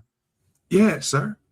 Yeah, so what I'm saying is, bro, shout out to Big Bad Kahuna. Appreciate you, family. Because of Big Bad Kahuna, we just need 6 more people, at least $5 a piece to reach our goal. Help us reach our goal today. I'm gonna celebrate y'all all at the end. I really appreciate y'all. Thank y'all so much. All right. If y'all help us reach our goal, we'll keep the show going. Preferably through the Cash App. I appreciate y'all. Thank you all. Through the Venmo. Salute. Fam. This is stuff that people be talking about. Shout out to Jay Lewis. She said, I got 5 on it. Hey, because of Jay Lewis, we just need 5 people. 5 people, at least 5 people. Y'all know I'm partial to Jay Lewis. I'm sorry. It's okay. So. Hope you don't mind if I say this out loud. How wonderful life is, 'cause you're in the world.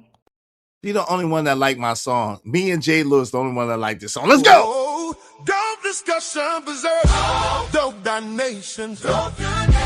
Compensation for related enlightened conversation. Life standing ovation. Money type of motivation. Better give upon this. 'Cause we're prospering. We're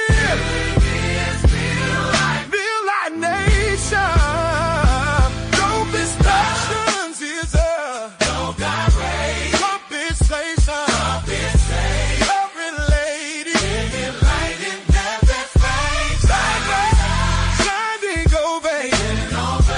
Money sour motivation. Gotta give upon me. We're prospering.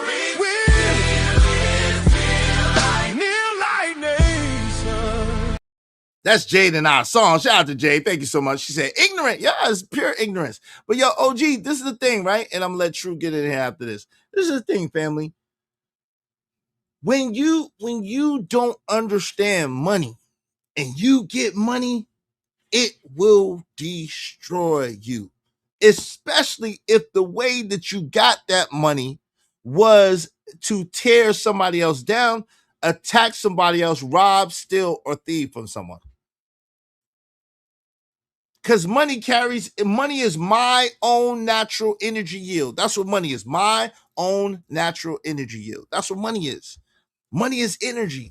And so if that energy was negative that you used to attain that money, we all seen it time and time again. We're street hustlers, people that rob people, people that stuck up kids, whatever the case may be, that money never lasts. And at the end of it is always destruction and or death.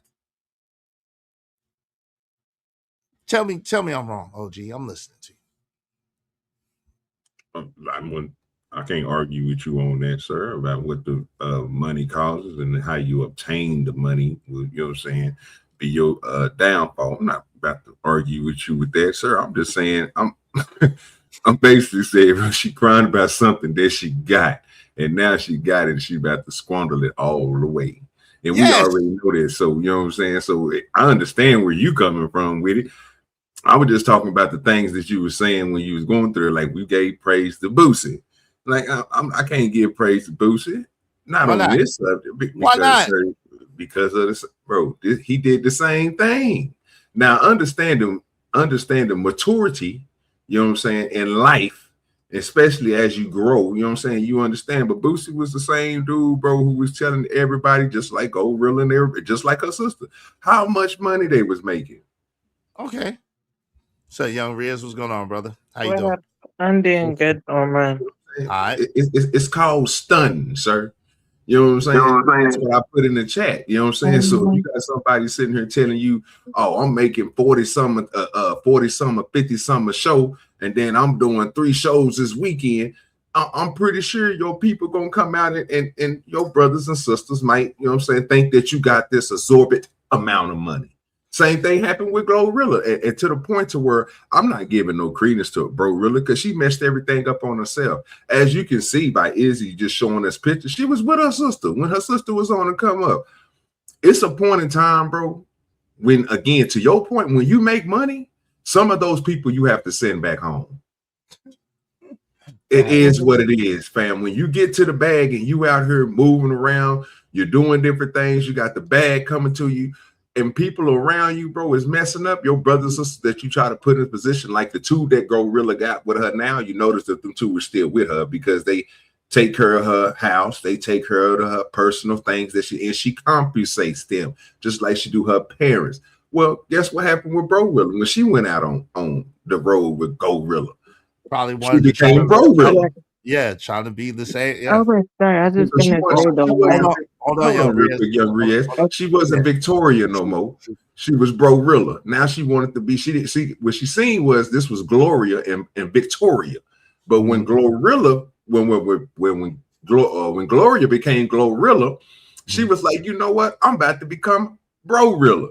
And when she did, was she messed up. And Glorilla was like, you know what? Go home. Go back to that job because you ain't taking the opportunities, everything that I'm giving in front of you. This ain't good enough. How you think she bought that Malibu? How you think she got all this other stuff that she got? She was probably getting it from working with her sister because she understood that being around her sister probably was a better opportunity than working at FedEx. Facts. Shout out to that. Yo, Truth, what say you? Young Riz, you have the truth. Go ahead. What say you? Yeah, salute to y'all, brothers. Hope y'all having a well-rounded week. We're about to close out the week. Salute. Yeah, Izzy on point. My homeboy Vicky over there tripping, man. Daggone well. Wait, yo, homeboy Vicky. Wait, what? Wait, yeah, what? You see how I did that double entendre? That my homeboy Vicky. Oh Lord. Yes, that's that. Thanks, BBD.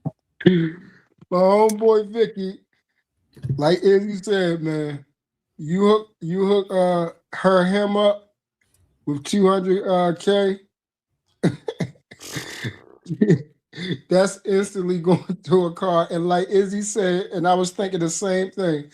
It ain't going to be nothing left over from that 200K. It's going to be a negative 25,000. Yeah. Unfortunately, yeah.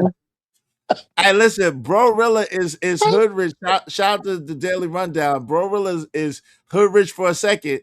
Hey, but listen, that's not how money works. Unfortunately, let's get a little bit in the Young Riz. I'm gonna let you get in a second. Give me 1 second. Yeah, go. Why did you do that, Gloria?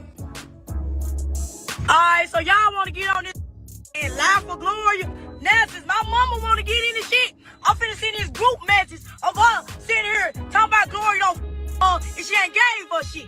And my dad is a broke ass trick over there who can't even afford to put gas in thing. So now, all the family business is gonna get out. I tried to leave at least some shit out.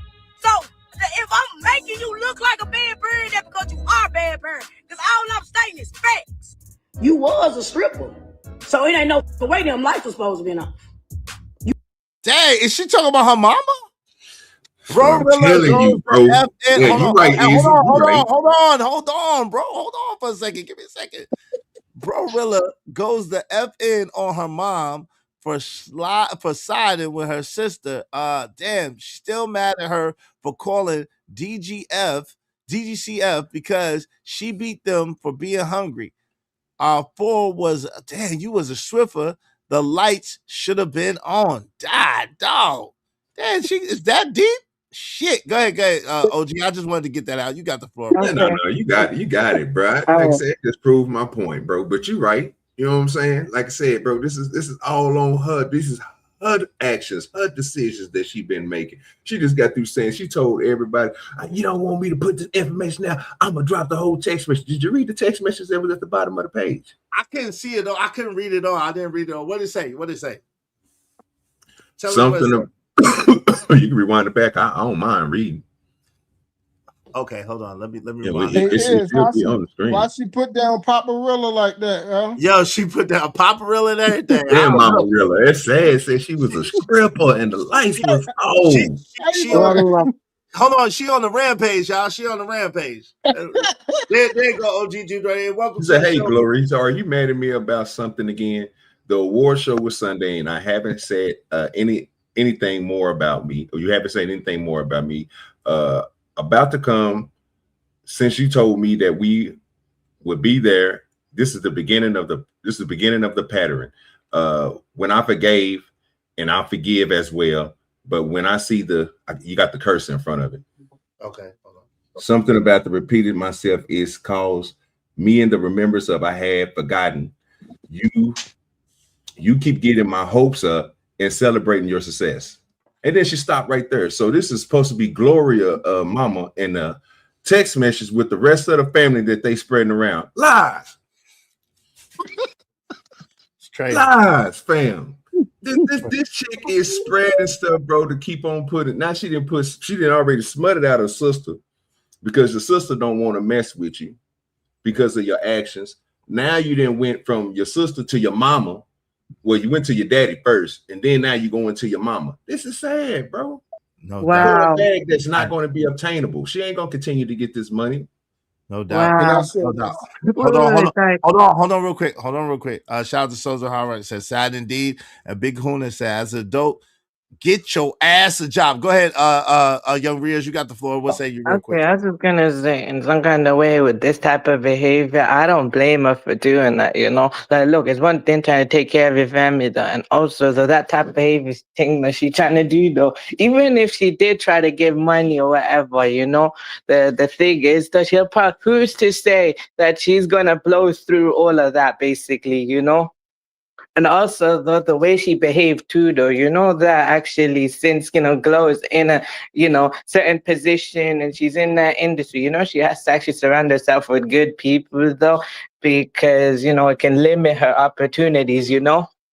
Yeah, for facts. It can limit her opportunities. That's why she's trying to think about, you know, why, you know, she's actually thinking hard about who should come with and who shouldn't, though, you know. It's not that she don't care. It's just that the way she's speaking, and also who's to say as well, the way she's speaking, the way she comes across, though, is like basically she was just there to basically discourage her from doing this career in the first place.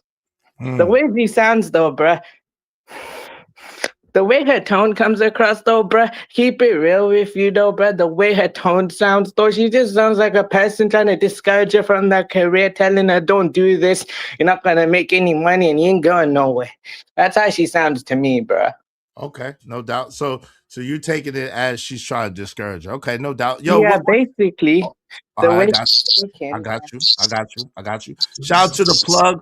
Father, hold on real quick. You got to mute. Your thing is going crazy. Hey, shout out to the plug. Father says support the show. Support. Shout out to the top mods. Izzy Big Bad. Shout out to you, Drip. Appreciate you. Y'all make sure y'all subscribe to my man, the plug, and support the show like him. Because of him, I think we only need three more people, these $5 a piece. Y'all help us reach our goal. Today, and we will continue the show. Shout out to LA Project. Good to see you, sis. Shout out to you. Mental illness on steroids. Nigmas love that F JCO, y'all. Oh, what say you, Schmitty? What's going on? What say you on the subject, bro? Oh, that's me. What exact part of y'all story? Yo, bro, whatever. Get in where you fit in, bro. Come on, bro. Get in where you fit in, bro. No, listen, bro. Come on, man. You know me, Izzy. You can. I got you, bro. If that's the case, I'll just go ahead and listen in a little bit more. I don't have to say nothing right now. No doubt. Yo, True, was you trying to say something, bro? Yeah, I just want to ask you a question. Why is Paparilla catching all these strays, dog? He sounds just like the dad, like our daddies. You know, when we used to come home, he come home, kick off his boots from a hard day at work, have the daggone feet stinking from hard work and boots, sit in his chair, grab his beer, and just be chilling, man. Why he catching strays, bro? Because he's a black man in America. You already know. He sounds like a hard-working black man too, brother. You already know he a black I man in love it. America, and that's why he catching the straight. Hey, shout out to my man BMU. What's up, BMU? Thank you for the $5. Say I just got Glorilla Prego. Is wait, hold on, bro. I think yo, Riaz, go out and come back in. I don't know if that's your mic. You go back out and come back in, Riaz. Go down and come back. I think that's your mic. Black Men Unfiltered $5 said, I just got Glorilla Prego. Is my sis-in-law going to mess things up for me and my future baby? Yo, I don't think your wife is gonna like that, man. Shout out to you. Yeah. What's going on, Ogo? Bro, Nigma's so goofy, made me cape for glow. Yo, that's crazy. Let's get to it. Let's go. If I'm making you look like a bad bird, that's because you are a bad bird. Because all I'm saying is facts. You was a stripper. So it ain't no way them lights was supposed to be off. You was stripping before. So if you knew if you got to use what you got to get what you want, you should have been stripping trying to keep them damn lights on. Damn. Bitch, you think you finna keep on? And right I get out the tub with a hungry stomach, talking to my man for nothing. You what the? Wait, sorry, hold on, real quick. With a whole gold chain around, you got 2 gold chains around your neck. Yes, I was saying the same Hold on, real quick. Your priorities are out of order. Y'all gotta learn how to get your priorities in order. There's no way that you can have polo on and 2 gold chains and Truly and Louis and Fendi, whatever, and you got a hungry stomach. That don't even make no sense. So I understand, like, and this I think be the problem. We're gonna get into this as well, right? Dudes like John Goat and like Chaotic, right? They think that all of us fit into this particular category, and we don't. There's a lot of us that have our priorities in order, and we know how to do things the right way to get to the things that we want and we like. You know what I'm saying? We're not putting the cart before the horse. So I want to make I want to make this clear, right? Anybody that sees me with the stuff that I have, best believe, number one, most of this stuff paid for the stuff that I have. Okay, so I gave y'all an example. When I was into shoes like that, what I would do is I would go into the drawings. I would win multiple drawings. I would sell 2 pairs of shoes, keep 1. And so therefore, what happened was I basically got my shoes for free, and I got paid to get the shoes to begin with. You see what I'm saying? Let's just say I was able, let's just say for the sake of conversation, I got the Louis Vuitton Nike, the Virgil Ablohs, may God rest his soul. Let's say for the sake of conversation, I got those the announcement that they was coming out first. So let's just say I was able to get 2 pair. Yo, those pairs sold for $50,000 a piece. Those pair only cost $4,000 after tax, like $44.95 after taxes or something like that. So that's profit. So again, you have to learn how to make money in the margins. The things that you like, the things that you do, learn how to earn money with that so that it pays for your liabilities. Your assets, your assets should always be able to cover your liabilities and be able to continue to make you money, or you should be looking for ways to continue to earn money to pay for the things that you know don't make you any money. So this is the difference between a person like me and other people that I know and average people. We're not just wearing this stuff to be wearing this stuff or wearing this stuff because we're just buying it. No, this stuff has paid for itself multiple times over. Not to mention, it's part of my quote unquote uniform on YouTube.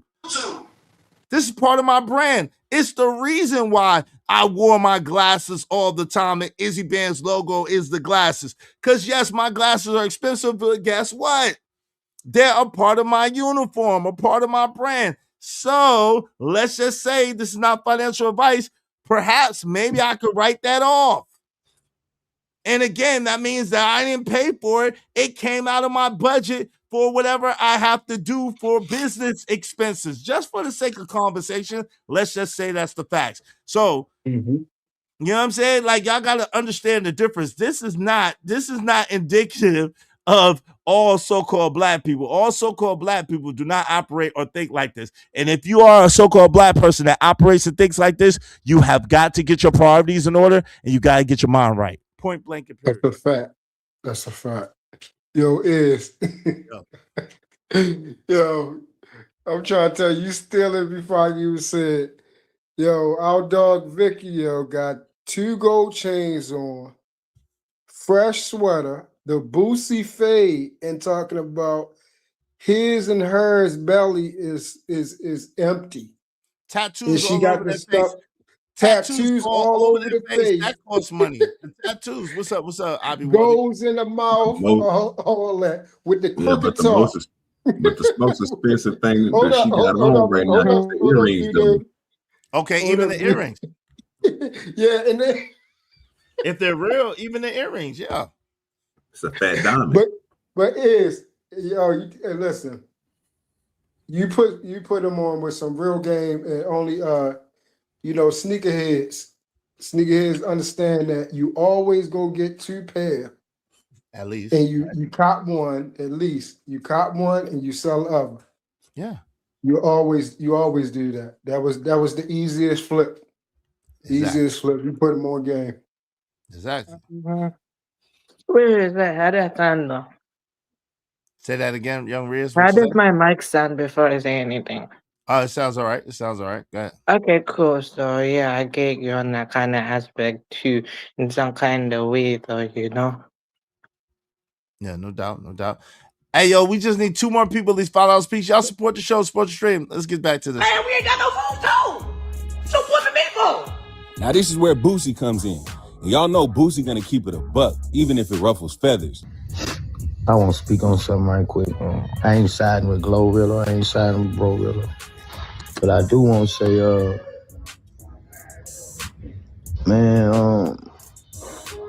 people be thinking we have more money than we have.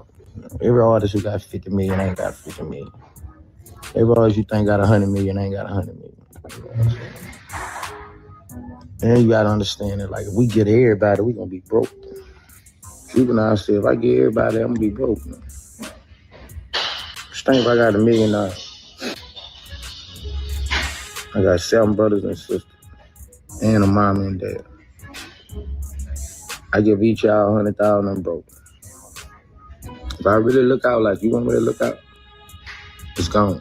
So that's what I wanted to say about that. But yo, what do y'all think that he said was wrong? What was wrong about what Boosie just said right there? In anybody's estimation, anybody think? Thank you, Raj. Will, appreciate you. We just need 1 more person because of my man Raj. Will, appreciate 1 more person, at least $5. Well, I'm sorry, 2 more people.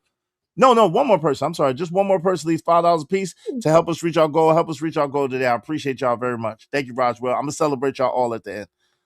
What was wrong with what he just said? Anybody find anything wrong with what he said?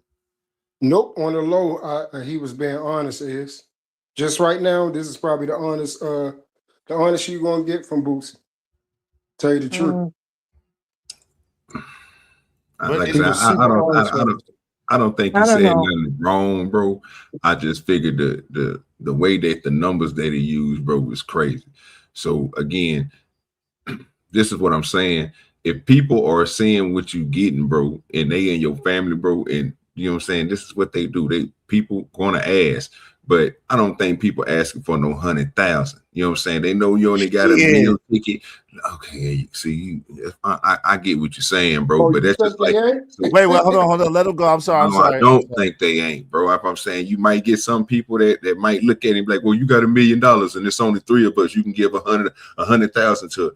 You know what I'm saying? I don't think so. They can leave you with 7, and now you got, you know what I'm saying, you spent 300,000 out of $1 million. I can see some people doing that, but to this Glorilla point, bro, this don't even make to the point that the situation we're talking about, she ain't even asking for no. She asked her sister, bro, for 2,500, which I think you shouldn't be giving your siblings nothing if they ain't working for it, because it's something you can do to better yourself, to be a part of the program. If I'm the one making all these millions, I need you to go become a security guard. I need you to become a financial, start working these books. You know what I'm saying? Start doing some type of manager, you know what I'm saying, job, so I can put you in position so you could be on the phone with these folks and I could be breaking you off. You get this 5%, this 10%. You see what I'm saying? That way you can sustain it, and we all living nice. It don't work like that. So when people ask for money, I'm expecting she got eight, 9 brothers plus a mom and daddy. She got $1 million. I'm not expecting Glow to try to give every single one of them, bro, $100,000. Of course she gonna go broke. But if she, but I'm just saying. But if you take 8 people and you take $80,000 out of $1 million. If you take $80,000 out of $1 million and give each one of them 10 million, that's what a person with means would be like. You know, I still got my business to take care of. I might need to put at least 500,000 back into the business or something. So I can't give you all this money. But what I'm expecting is, you know what I'm saying, for me personally, if I had it, I'd be like, you know, man, if I had 8 or 9 brothers, I might give you 5,000 a piece. You know what I'm saying? Something like that, help you out on little bills or something. But I'm not about to take care of you. I can get you in the direction you need to go, but I'm not about to take care of you. But what Boosie is saying is he went to the extreme, which is, I can't say he's wrong for that because he's right. The math don't add up. You can't give 10 people out of $1 million, $100,000 and expect to have any money left out of it. So Boosie's right on that part. Right. So this is the thing, the expectation of people. And shout out to DJ Wish Doctor. You're next. Hey, thank you very much. And then after DJ Wish Doctor is true. Shout out to Treese. Thank you, Treese, and shout out to Mr. Loki. I appreciate you. What Boosie was saying was that is the expectation. Because think about it, OG. You're right. But people are not reasonable like that, unfortunately. People don't say, yo, if you just give me $5,000 or if you just give me $10,000. They don't say that. They say, yo, you're driving a Rolls Royce Phantom, living in a mansion. So why I gotta be driving a Malibu? You bought me a Malibu. They say, yo, you got your net worth is 20 million on the books. Why can't you give me 100,000? They're not reasonable thinking like that. And this is what you're facing with this particular individual. Whereas Glorilla probably already gave her money. It's obvious, but it wasn't as much as she expected or as much as she wanted. That's what the problem is. Yo, what say you, DJ? Welcome to the show. What's up, Omni? True, you're next. What's going on, gentlemen? What's going on? I got you. I was gonna wait till I got home to hop on, but I don't know how long you're gonna be on. You know what's crazy?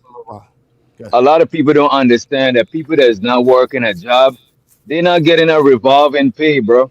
Like I need to have money so money could keep coming in. If I give you bread and then you become another bill, you keep coming to me, then the money gonna dry up. You know what I'm saying? It's not like I'm investing. I can't just, if I go broke, then I'm gonna really go broke. You know what I mean? So like some people don't understand. They see all, and a lot of these rappers, they ain't got as much money as you think they worth because their money is moving. The chains that they wearing and stuff like that, they paying that is lease. You know what I'm saying? It's money in motion. It's not just like they got 50 million sitting in a bank just waiting. You know what I mean? Like people don't understand, bro. That's oh, he broke up. DJ, when you come back, you broke up. Hey, go ahead, True. Hold on, real quick. True, you got the floor.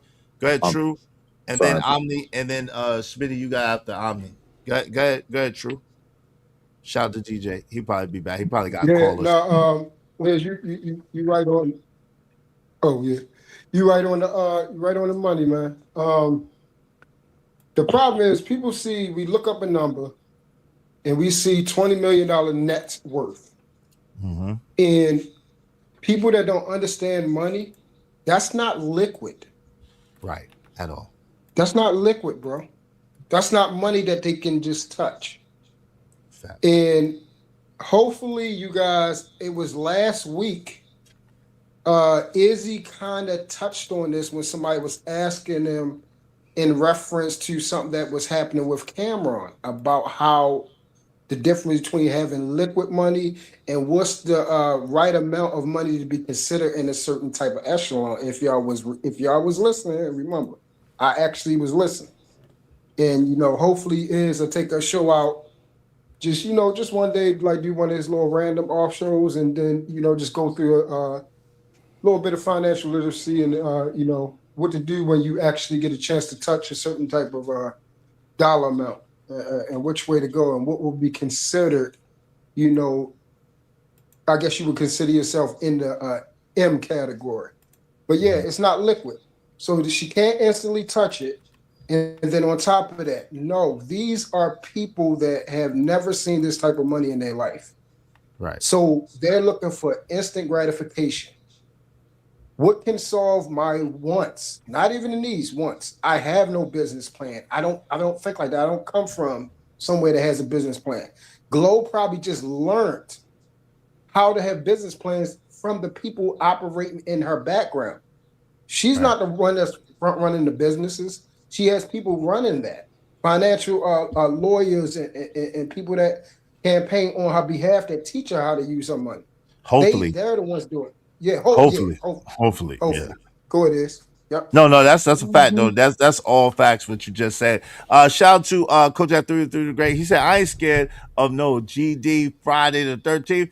It should be scared of me. Shout out to that. What's up, Solar C said, salute Izzy. You and Glorilla look good together in the thumbnail. Shout out to you. That's hilarious, fam. Never. And I would never. I couldn't imagine that. But shout out to Glorilla. I couldn't imagine. She's not my type at all. Shout out, even though she does look good with money. Let me just say that. I want to say money looks good on her. Shout out to you, Glorilla. You're doing your thing. Keep doing your thing. Keep elevating. Keep getting better. Money looks beautiful on you, my sister. Shout out to that.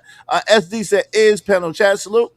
Big Money Trucker said, meanwhile, Boosie owns a fleet of cars and owns gaudy jewelry. And let's not talk about the balling lifestyle. Well, I think Boosie owns a lot of businesses too. And I think Boosie gets paid to wear some of that stuff, if I'm not mistaken. I could be mistaken. Shout out to Narratives Dollar. Say, you cannot satisfy a family enough. Some family, that's true. Shout out to Coach Ferg. What's up? Yo, go ahead.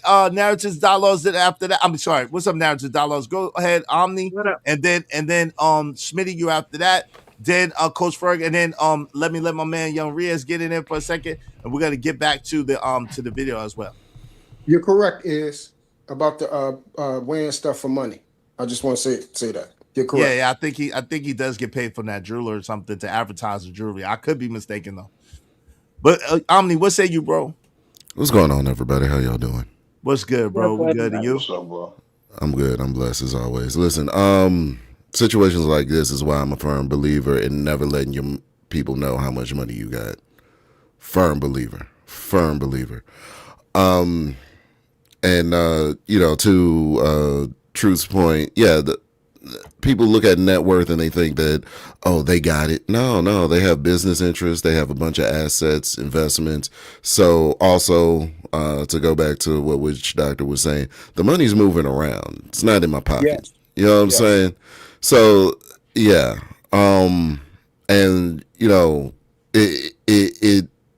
It breeds a certain level of entitlement. People tend to look. I was just having this conversation with someone in person too the other day because they brought this situation to my attention. People will look at their family members like lottery tickets. Mm-hmm. You know what I'm saying? And to a certain extent, we're taught that if, one person made it, we all made it. And it's not that, when I get mine, I don't want to support you. I don't want to love you, but it'll be support. I want to support you, but I don't want to do it for you. Mm-hmm. There's a difference. There's a distinct difference. If I do it for you, now you're a liability because you're just taking off of my efforts. If I'm supporting you, I'm providing you with what you need to do it for yourself. And that's different. And I don't think many people understand that.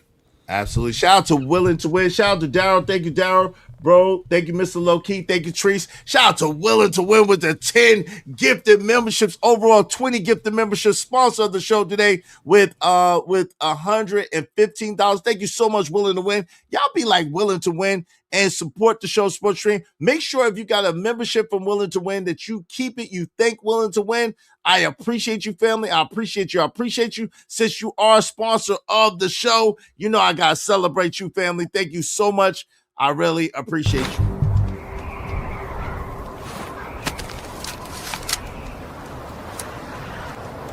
God damn it, I like the way you do bit. It's more than hype, it's real spill meals. No discussion deserved, donations, compensation for related enlightened conversations and clap back, standing ovation, applause, money shower, motivation, better than give abundantly because we're prospering.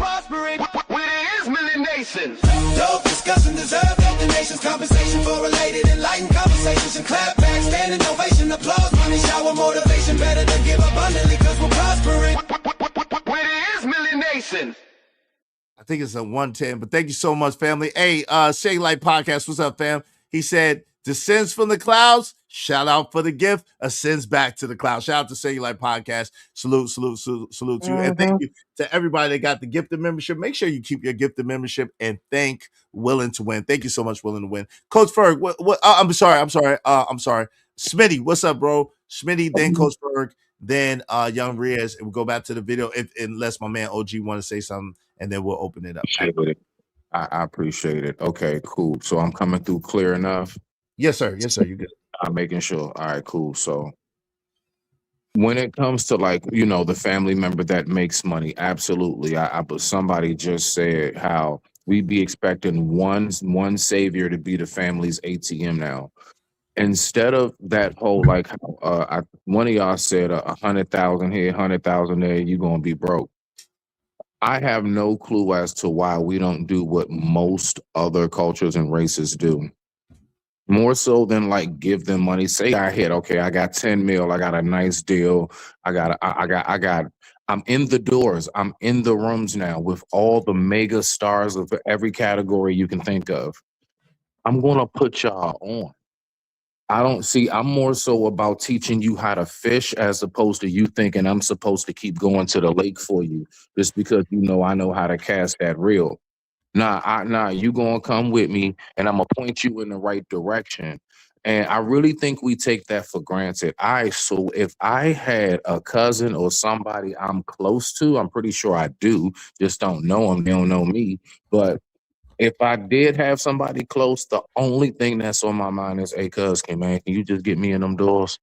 Trust me, I know how to act. Just I know how to work my mojo. Just get me around them. And nobody really thinks about that angle of it, because that is actually, in my opinion, you getting me in them doors and helping me rub elbows is better than that 100 stack to me. Because that 100 stack, I'm probably going to blow it like birthday money. And like you said, be broke all over again. So to land it, get me inside them doors and let me work my magic. But I digress. My mic is muted. No, that's a fact. That's a fact. And it's really about, success comes when preparation meets opportunity. Let me say that again. Success comes when preparation meets opportunity. So the thing is, your family members, people that's close to you, people that's in your circle, they should be studying. They should be learning. They should be putting themselves in position. Each of us really should be putting ourselves in position that if and when our opportunity comes, we're prepared for it. And then that way we can be successful. You feel me? So it's about preparing ourselves, getting ourselves in alignment, getting ourselves in order so that we can receive whatever that gift or whatever that boost is to help us get to the next level. Yo, Coach Ferg, what say you, bro? How you doing? You there? What's up? Yeah, can y'all hear me? Yes, sir. What's going on? Oh, what's up, y'all? Yeah, man, listen, man. Shout out to Glorilla, man. If I was, I would get as far away from her as I can. She's already proven that she's worthless. She's a crash out. She was one of the oldest siblings. She was the reason why the family was sort of getting broke up. She wanted to destroy her life in her youth, and now here you are, realize you ain't shit. You done destroy your life. Now you trying to shame the one person who finally could give you an opportunity. People got to understand, they give you advances in music business. They ain't giving you, that ain't the money you earn. This money, that they give you money just enough for you to get your fake jewelry and your fake clothes. And then you got to earn the rest with the music she produces.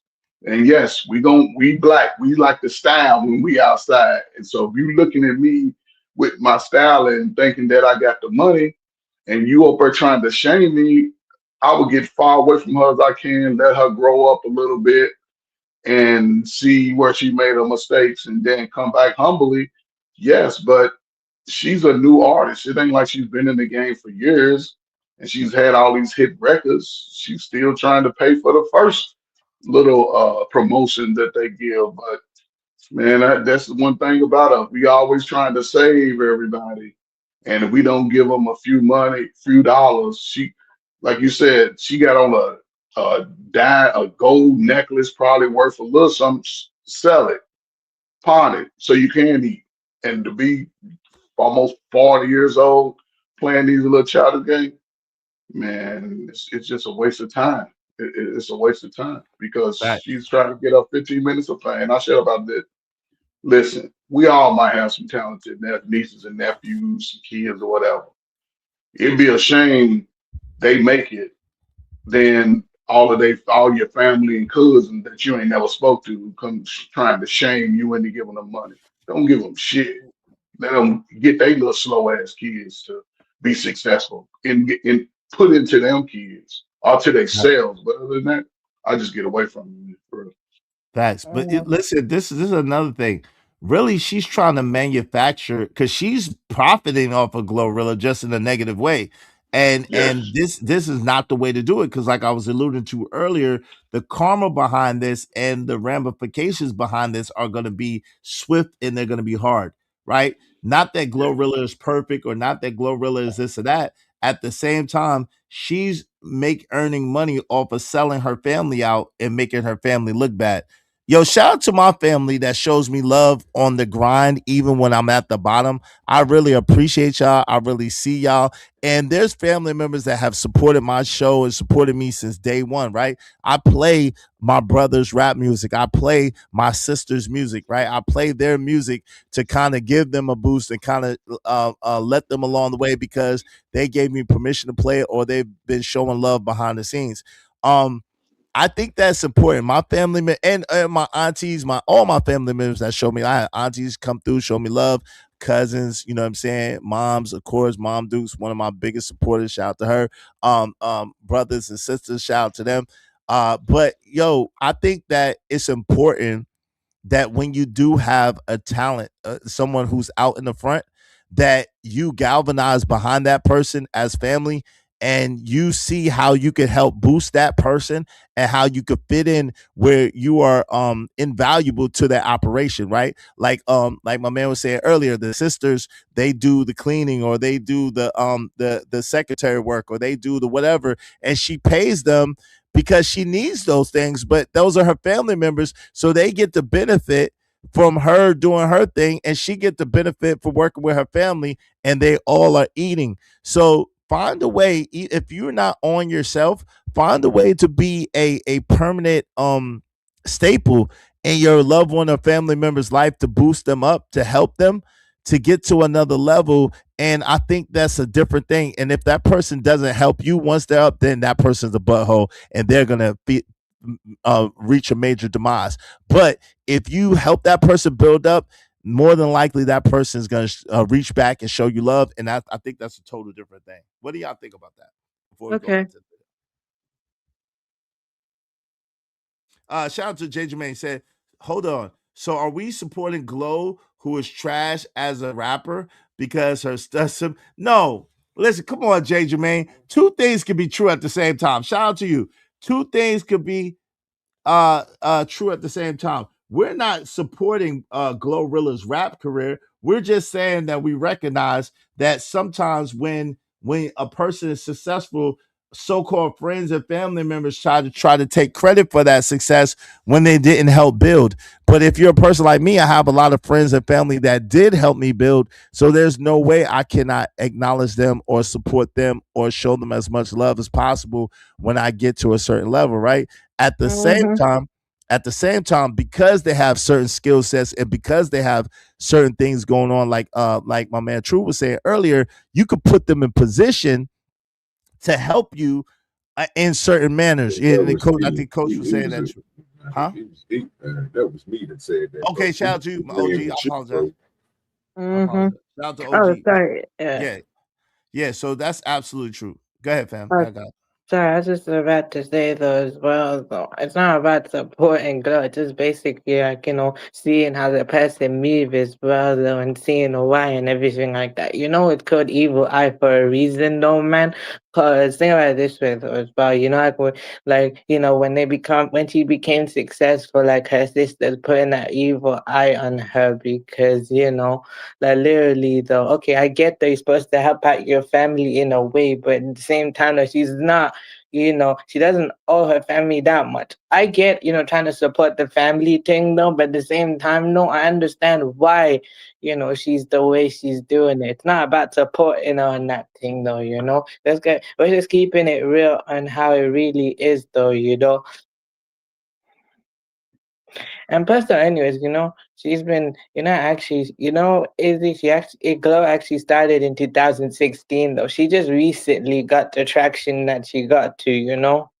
Cool. Yeah, that makes sense. Shout out to Naris Dollar. She said, we've seen this with a ton of rap artists, R&B artists, famous people, period, even with friends who feel like they didn't get put on. Yeah, that's a fact. But listen, when you make yourself invaluable, like where they can't put a price tag on you, there's no way that they can replace you. You got to make yourself irreplaceable in people's life. My mentor taught me, listen, if you help enough people get what they want, you can't help get what you want.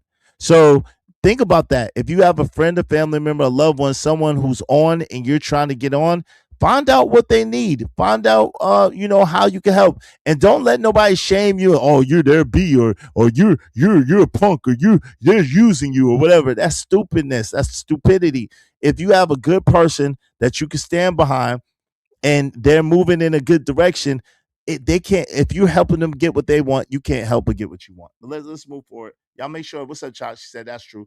Y'all make sure y'all support the show, support the stream. In the meantime, I'm about to switch to my phone. Let's get through this video. Let's go. I'm not siding with Glow or Blow because that's a family situation. I don't know what happened. I ain't getting no family business. But I just want to say that a lot of people in this world think your artist or your family member got more than what they have. And we be trying to keep that shit, you know what I'm saying?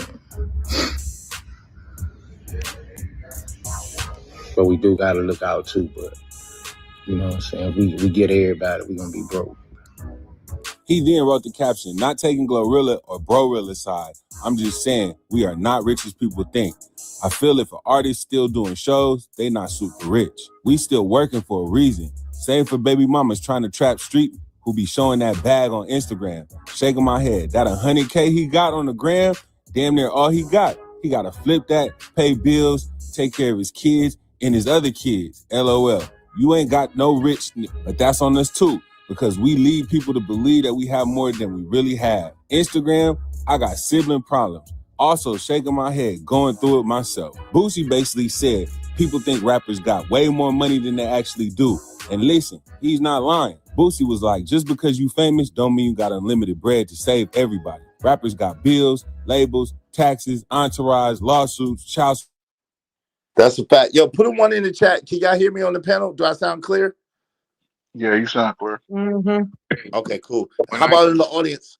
Put a one in the chat if y'all can hear me in the audience. Good. I wanted to respond to that. What the hell was that picture? I don't know. Hold on, I don't know. Give me 1 second. Let me just see real quick. Smitty, hold on real quick. Family situations, love turns into expectations. Expectations turn into resentment real quick. All right, go ahead, Smitty. You got the floor. So,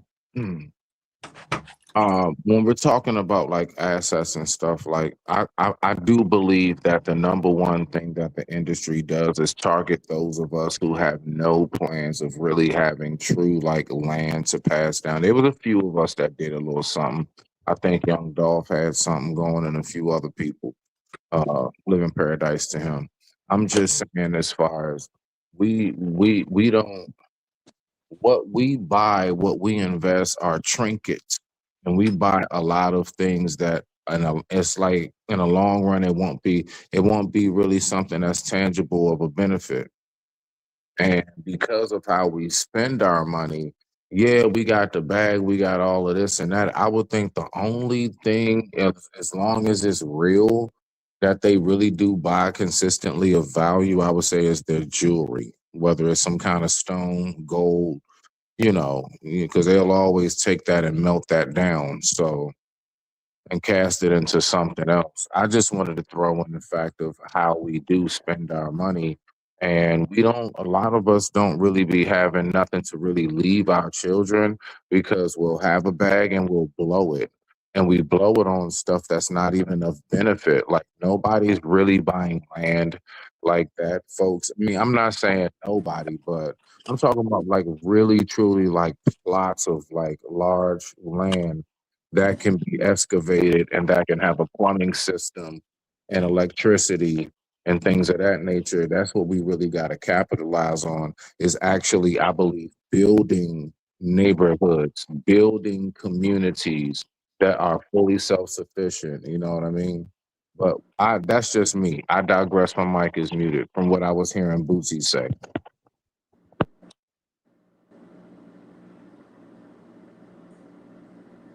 Yes, man, that sounds good. And we know that that's something that could be possible for the last 50 years. I mean, however, people, and just speaking into the industry, they pay you for the work that you do. If you sign a $10 million deal, you're not going to get $10 million up front. You have to produce so many songs, so many albums. Some people don't even get a chance to complete all of those albums because towards the end, it's always some more shady stuff and they just don't get that money. Then we pay a lot of overhead up front. We got managers. Then like you said, we trying to buy the latest shoe, the latest bag, the latest tight pair of jeans, the name brand, and nobody looks to the future because they understand that it's short-lived. Most people understand that that game is short-lived. And today, people chase money, and chasing money will keep you broke. But hey, everybody may not understand it. But again, you got a family member who's already shaming you, X her out or him out. You don't go try to lick in their boots after they done already shamed you. Because she's wrong musically, but because public. Yeah, no doubt. Hold on real quick. I apologize. Lies fairly. They react emotionally. And Boosie low-key tried to protect her by saying, y'all don't know her finances. Stop assuming. So here's my takeaway. Boosie ain't wrong. Family shouldn't be online. And fame does not equal unlimited money. And Glorilla, she's learning in real time what comes with success. Everybody feels entitled. But let me know what y'all think. Is Boosie spitting facts or not? Should Glorilla be doing more? Or should family start airing it out? Drop a comment, like this video. And you already know we're going to be back with another breakdown if anybody responds. So keep it locked. I ain't going to get on here and say everything you did to me as a kid. It's well, I don't know, I was a minor, so half of it ain't public record. I ain't going to talk about how you got me sent to jail for a whole week. We ain't going to talk about that. How you tried to shoot me, you set me up, you got me sent to jail. We ain't going to talk about none of that. All right? I ain't going to talk about half the stuff you did. Just leave it alone. You doing you right now. Keep doing you, keep my family out of it, keep me out of it. You see, you at where you at all because you said my name? You could have been saying my name and did a positive. You went about it the wrong way, shot, and now you'll never get a penny out of me. And y'all saying other people, the ones y'all got y'all input to put on it, y'all ain't never been, my whole life, even before I was rich, I always been the one that never asked for shit. I always been the one to do shit for. So y'all, the ones that feel where she coming from, y'all don't know shit because y'all ain't never been the ones to have shit. Like, I ain't, like, my people, I fuck they straight. Yeah, one thing I hate is when older people try to make you feel bad about being young. Like, they'll be having these little ass conversation and shit about, you know what I'm saying, what they used to do. And they'll get to talking about Rick James' first album he ever put out. They get mad at me because I don't know the name of it. Bitch, that album was put out in 1970. Goddamn, I don't know when. Bitch, I was born in 1999. Oh, yeah, y'all too young. Y'all don't know nothing about nothing. The only thing y'all know is iPhones and Instagram. Bitch, how can I up there? I was born in 99.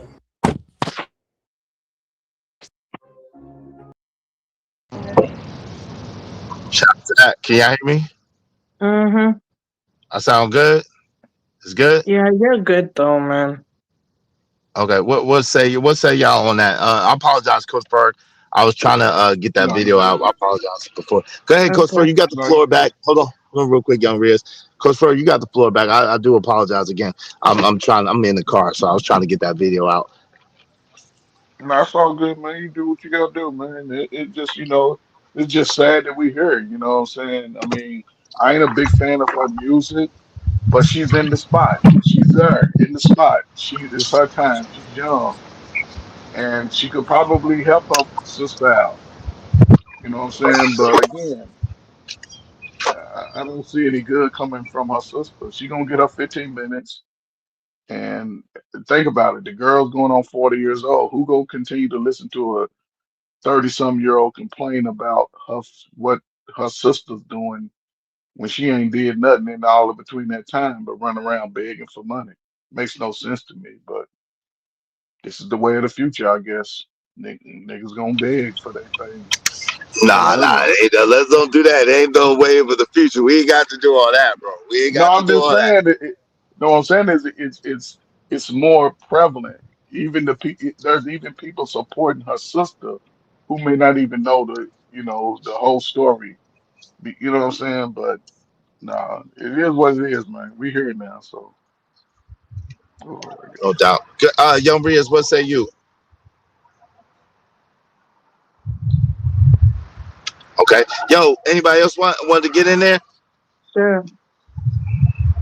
I'll have a go. So basically, I was just looking to say is, you know what they also say though, bro? Consistency beats talent, though. You know there are many talented people in the world, but the most successful people are consistent.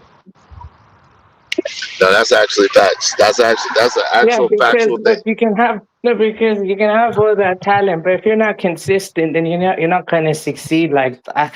You can be talented as much as you want. That of course have talent, but you have to consistently, build on that though in order to succeed.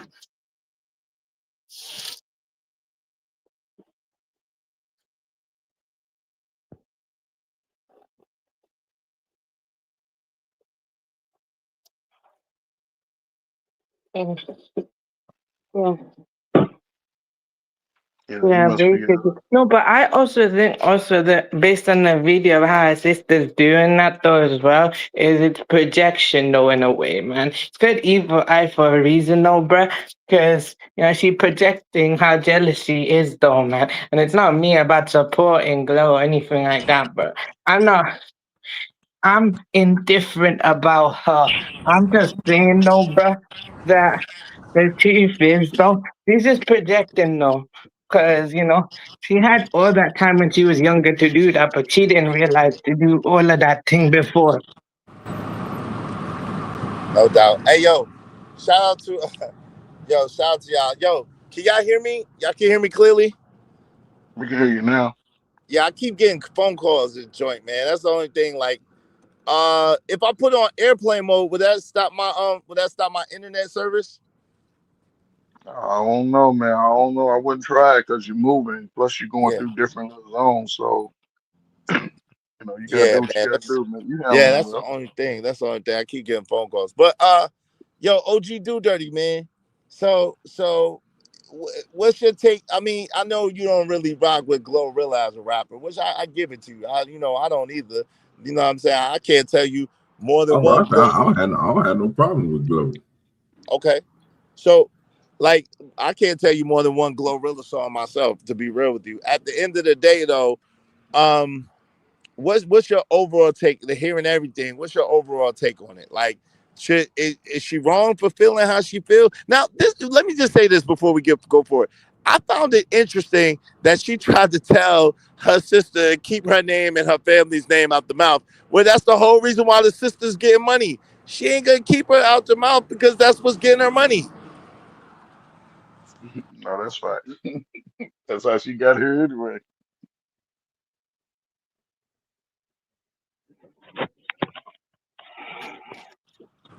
OG, you there? Yeah, I'm here, bro. Okay, what say you, bro? About the whole situation, bro. Like I say, I ain't too much off on what I was saying, bro. I mean, like I said, sometimes, bro, I don't know what people be listening to, but basically everything everybody was saying, bro, I agree with. I mean, same thing I was saying, bro. I mean, people gotta do better, bro. And like I said, Rilla's the one that messed that all up. But what I noticed at the end was Flo did the same thing that her sister did. She put fuel to the fire. So now people want to know about this time with the things she done to you and the setup and all this other stuff. So now you just put on another run to go get her bag. We ain't know nothing about none of this stuff. Y'all putting y'all family situation out here as if You know what I'm saying? It's something to know about it. Then y'all throw subliminals at each other, but you're doing it not at each other, you're doing it online. So now that's the extra stuff. She already sat here and said, you didn't call out about the $1,300 about what your mama called and said she bought this and she only gave you this. And I'm like, that's crazy. But at the end, you sitting here telling people that your sister set you up. Your sister did foul things to you when y'all was kids. So now people was going to want to go back to Glorilla and listen to what bro got to say. She putting fuel to the fire. It's a mess. That's what I think, man. Actual facts. Yo, so what do y'all think about okay, so shout out to that. Anybody else want to add anything else on that Glorilla situation before we move on? All right. So, yo, shout out to that. I think we're all pretty much in agreement on that. I could see how she is kind of doing the same thing that she's accusing her sister of, so she is somewhat guilty. Now, the other conversation I wanted to have, and there's 3 parts to this. I want to talk about the Glorilla stuff, so we got that out the way. I want to talk about the Cardi B situation, but I'm going to wait till I get back to the studio so I can play the video about her and Stephon Diggs and what we think about that. But I wanted to talk about this whole thing about so-called black people and color and why people double down on this foolishness. In your experience, Coach Ferg, you're a lighter complected brother and you're proud of it. You talk about it a lot. But I'm sure that you have dark complected people in your family. Isn't that true? Yeah, man. My mother's dark skinned, my grandfather, my sister's a brown skin, even my wife is a brown skinned woman, man. So yeah.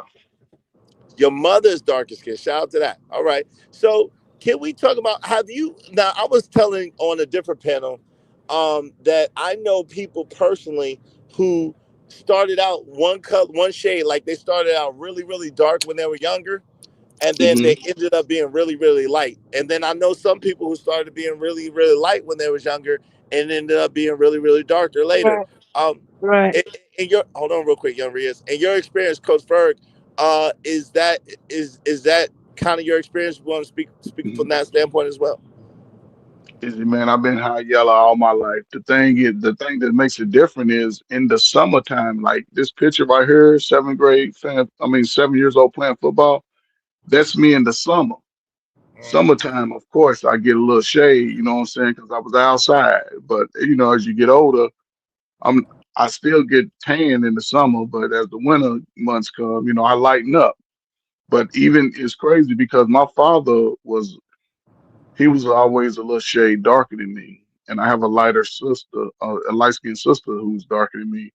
But the other siblings, they were brown, more focused on my mother's complexion. And my grandfather was as black as Michael Jordan, bald head, everything. And my grandmother was light skinned with the good Indian hair, and you know what I'm saying. And that was my mother's parents. My father's parents were both sort of light skinned, but not as light as me. And I just, when it comes to that complexion thing, I've always loved my skin complexion because that was the time when we grew up in loving ourselves regardless, right? Light or dark, right? Yeah, regardless of what we look like, you know what I'm saying? And I've always embraced it. I don't mind. I used to be white boy, old yellow, mellow yellow, high yellow, all of that. But I never took offense to it because I had a banging body and the girls liked it. So, hey. Well, I don't know as a man if you could talk about a banging body. I don't think that. I had a banging body. I had the body of a Greek god when I was young. Okay. When I was young, shout out to that. That's a little too much information, but I appreciate you sharing. On the other side of on the other side of that, though, on the other side of that, right? What are your thoughts or your opinions? Like, because you alluded to the fact that you did used to get teased because you were a lighter complected brother. I don't, you know what? And maybe because I've been brown skinned my whole life, I've been in the middle. I don't recall a lot of that. There was one incident I can remember where this light kid, we got in an argument. And he just kind of snapped out. Was like, y'all always coming at me because of my skin. And I was looking at him like he was crazy. Like, I couldn't even fight him because I'm like, yo, what are you talking about, bro? Nobody, I don't care about your skin color. So I do recall one kid like kind of respond. We was just having a back and forth, and he went to that, and I was so confused because I never heard that or said nothing like that or was on it like that. And partially because my mom is very, very light skinned, well, was when I was younger, with very green eyes. So, but my aunts are all very darker women, you know what I mean?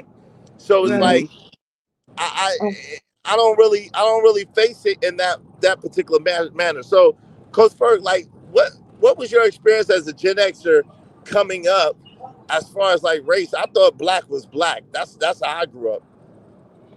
And you were spot on because, like I said, as a Gen Xer, although we joked about it, there was no like big issues of people. A lot of my friends was dark skinned. I had friends that were light skinned. I've dated women that were lighter than me. I've dated women that was burnt black blue. You know what I'm saying? So I never really looked at complexion as something that would prevent me, you know, as far as dating. And when it comes to that, I like all complexions because I didn't want to limit my options. I didn't have a favorite complexion. But again, you know, I grew up black. All my friends was black, parents black, all my family members black. I was probably one of the lightest ones in my family, but my daddy was light skinned with the green eye. My daddy's eyes changed 3 different colors throughout the year.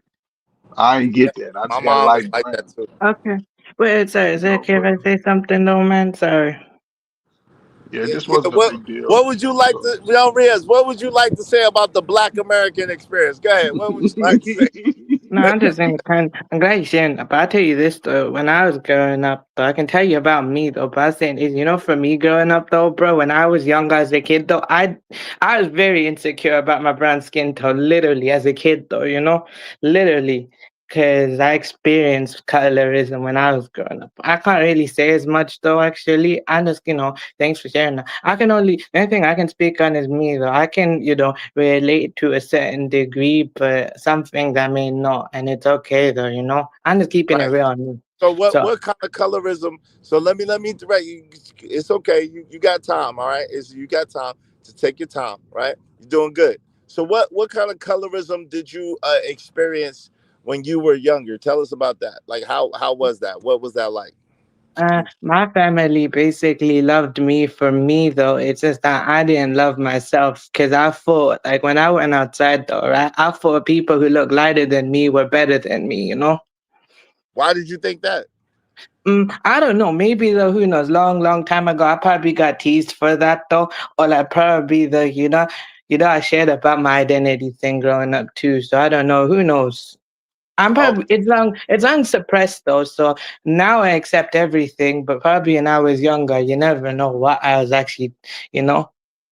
No doubt. What's No, that? because the other thing is though as well. Maybe it's because you know, when I was born and raised in UK, and that's who I thought I was my whole life though. And I used to be one way as a kid. I was light like my mom when I was growing up in the UK, and then when I went over to Saudi, I started becoming more brown like my dad though. You know, so then probably I was like bare confused though. You know.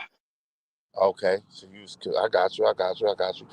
So yeah, basically, I'm on camera texture. My mom is brown and my dad is no. My mom is light. My dad is brown. Sorry, my tongue slipped. So I meant to say slowly. Basically, I have a light-skinned mother and a brown-skinned father, but my mother's whole family is brown. She just developed differently. Okay, cool. So, Coach Ferg, right? You know, yes, I find it interesting, and you've been over there to CT and them panels before and stuff. For sure. I find it really, really fascinating that they try to portray people who are not as dark as them as not quote unquote pure blacks, right? But them, JP, John Gold, Chaotic, but they'll spend a large majority of their time praising the white man and exalting the white man over themselves. But then they swear that because you're lighter, you want to be white. Like what is that all about? Like that it sounds very counterintuitive and downright crazy, if you ask me. Man, it's a lot of insecurities going on within themselves. Because even with how dark-skinned men look at women, they only focus on the light-skinned women as if they are beautiful. And they'll dismiss the darker skinned women. A lot of men, and again, our pride gets in the way when it comes to our looks. A lot of men, they won't express their insecurities on how they look. They have to look at themselves in the mirror every day, and it is what it is. I don't understand, the mindset, because a lot of those guys that I've ran into in my experience in the military, in my travels, man, a lot of those guys hate who they are on the outside, and they try to get away from it as much as possible. But they'll shame somebody else who's comfortable in their skin and can navigate in all those spaces, because they'll be the ones that go to lunch. They'll be the ones that rat you out. That's why, and I say it's not shut. That's why when it comes to brothers that shave their mustache, I don't trust one brother that shaves his mustache and beard at all. Yeah, yo, I don't trust face naked nigmas either. Only Gospel of Bob and Kojak 303 the Great, and Kojak is not fully face naked, but most, I don't know, it's something with me too. I don't trust face naked nigmas either, really, like that. You gotta at least have a mustache, fam. You gotta at least a soul patch or something. You gotta have something, bro. But Gospel of Bob gets a pass, and Kojak gets a pass. But other than that, I don't really trust face naked nigmas either. Yeah, but with that you said, know 'em, you know what I'm saying? So people that people that is different, because you sort of already understand their character and how they move. But new people on the job, I don't hang out with them, because they'll befriend you, ask you all kinds of questions about what's going on, and run back and tell, because they'll want to appear less threatening. To placate today. They want to appear less threatening. Even when, I'm not gonna ever get around white people and talk to white people, talk about black people like I would talk about black people to black people. I would never do that. Me neither. But You know what I noticed? But that's a really good point, though. A really good point. Like, I was listening to, I don't know if you remember this, but Terrell Owens was telling his story a while back, right? And then in Terrell Owens' story, he was talking about how the sisters gave him a really hard time because he was dark skinned. I remember Tommy Sotomayor saying kind of the same thing. And a lot of these brothers have that story where they were dark complected brothers, and they were having a hard way to go with the sisters. And it's amazing because one of the major tropes in the hood is tall, dark, and handsome, right? Yeah.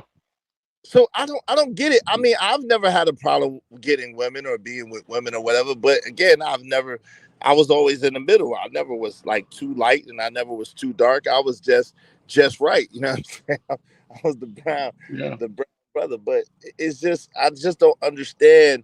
Number one, why they would catch so much slack from the sisters. And number two, why they would try to take that out on everybody else. Izzy, ugly is ugly, regardless of your complexion. That's a fact. Ugly is ugly. Some people don't accept they ugly. And when we were young, a girl, you think you like a girl, and she'd be like, "Ooh, get away from me, ugly." That was just part of being a kid. That was just part of that. And that's why I like to put up my younger pictures, right? I like to see people's, let me see your 6th grade picture. Let me see that picture. And most people don't grow out of their ugly, and they mad because they don't get the most of us results look with funny in 6th grade. I looked, exactly. We had big teeth. We had big teeth. Some of our teeth were still missing. We had big ears in our head. And, we didn't quite, our head and our ears didn't quite match up just yet. That was me. Yeah. But what I'm saying is, you still had some handsome there. You had the makings of it growing older. Some people have been ugly all their life, and they recognize it, but they won't say it. I'll just shame you to take it off of me. Because how can I be going back talking about women treated me bad when I was in the 10th, 11th grade, and I'm a grown man in my 40s today? Yeah, Makes that no makes sense.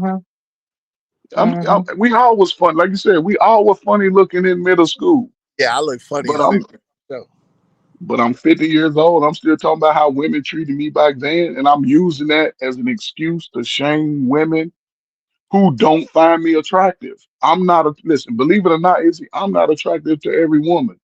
It's hard to believe, but I accept that. in your own mind, it's hard to believe. But again, I accept that though. I accept that. A lot of people don't accept it because the women that they want don't find them attractive. And when and Izzy, being black, we have no problem with calling you ugly. Now that's a fact. I've been called ugly before, you know what I'm That's saying? what I'm saying. But I've also, But you ain't talking. but I guess the balance is I also been called gorgeous before too. I've See also what I'm stopped saying? traffic There you go. before, Okay, so that's you know what I'm saying. I think, interesting. hold on, Riaz. I think that's the balance, right? I've been called ugly to my Yes. face, but I also Yes. been called gorgeous to my face too. So something, so I Yes. the balance. Let me read this real quick before we move So forward. I got you, Riaz. Give me a second. LA Project said, I've seen a lot of ugly light-skinned folks. You just love yourself. That's a fact. But ugly, listen, ugly is subjective. Beauty subjective. is Yes. in the eye of the beholder. Because, like I said, I've been called gorgeous before, and I've been called ugly before. So, like Coach Ferg said, it ain't about what somebody else think about you. It's about what you think about yourself. Like at the end of the day, listen, like Coach Ferg said, I've heard him say this before. He has some handsome what you say? He has some handsome what'd you say? How you put it? So I got handsome privileges. So, Ooh, okay. nah, I ain't talking about handsome privilege. Maybe you wasn't the one that said it, but someone Yeah. said they have handsome tendencies. Yeah, they may not be handsome, but they got handsome tendencies. I forgot Okay. who said that, but I think that's the thing. Like, yo, there's something about everybody that could be deemed somewhat attractive by somebody. You know what I mean? So it's just accentuate your positives. Find something to love about yourself. Find something to like about yourself, and stop trying to make everybody pay for the sins of your past. Go ahead, Young Riz. What you want to say on Okay, this? yeah, I kind of get you on that though. Basically, though, I changed how I thought of myself when I hit 20. Because then, basically, when I actually went to actually get help for it, and when I actually looked at how I looked though, and then realized people want to look like me though, basically, people who are lighter than me wish they were like me though, basically. So then I just realized I gotta love that. And then also, basically, when I was in school and stuff like that, I was called handsome and stuff like that. And sometimes, though, you know what though, bro? I didn't have to say anything. My positive character literally did everything. I didn't have to say anything. They just naturally came to me. All right, shout out to you with the naturally coming to you. What's up, Joseph Famore? Good to see you. Yo, my man Scrap Skillerilla, what's good with you, fam? He said that's the trope for the world is not just the hood, tall, dark, and handsome, is universally welcome with all races. Yeah. So that's what I'm saying. Exactly. Hold on real quick, Young Riz. So that's what I'm saying. The thing that I'm saying is that if that's the case and that's the trope all around the world, then I don't understand why these brothers is not. Oh, I guess because Coach Ferguson saying they're not handsome. They missing. They got the tall and the dark. They just don't got the handsome. Is that what it is, Coach Ferg? Man, it ain't even necessarily the tall or the handsome. Some dudes just built funny, peanut heads. It's just a whole. It's a eugenics, right? So you was sort of we was one of the last generations that was outside 95% of our free time. We was outside. Yes. And we went through those trenches with the girls. Yes. Get away from me, ugly. We might have heard that 5 times. You know what I I'm didn't saying? get too much of that, but I heard I never heard "Get Away From Me" ugly, but I did hear you think you all that you ugly. Yeah, I've heard that before, but I never heard "Get Away From Me" ugly though. But I'm just talking about from elementary school. You know what I'm saying? Because it's just an element. And even with the sisters, most sisters got a favorite side. Like on their face, like I've always loved, I try to value both sides. Like, okay, this side is cool. On one side of my head is like round, on the other side is like, you know, But a lot of people have a favorite side. I used to always ask women, "What's your favorite side?" "Oh, my right side," because they always got the hair over the eye on the bang on the left side, and it just vice versa. People just need to learn to love themselves. And to me, and I shut up. The two people that'll help you value yourself the most Your is your mama? mama and your daddy. Yeah, your Your mama. mama and your daddy. Oh, hold So on, y'all. Yep, facts. Right. Wait, but isn't it also the people can be around you though, and they can love you and they can help you though and give you all the stuff you need, but it's actually you who had to realize that for yourself. I got that though, basically. You know what I mean though, bro? Because look, I was, loved when I was growing up and I had everything like that though. It just, I had to make myself realize though that I'm actually worth what actually I'm worth though. I look nice though, so. Basically, it was me who had to realize that. They could tell me that as much as possible, but I had to change how I think.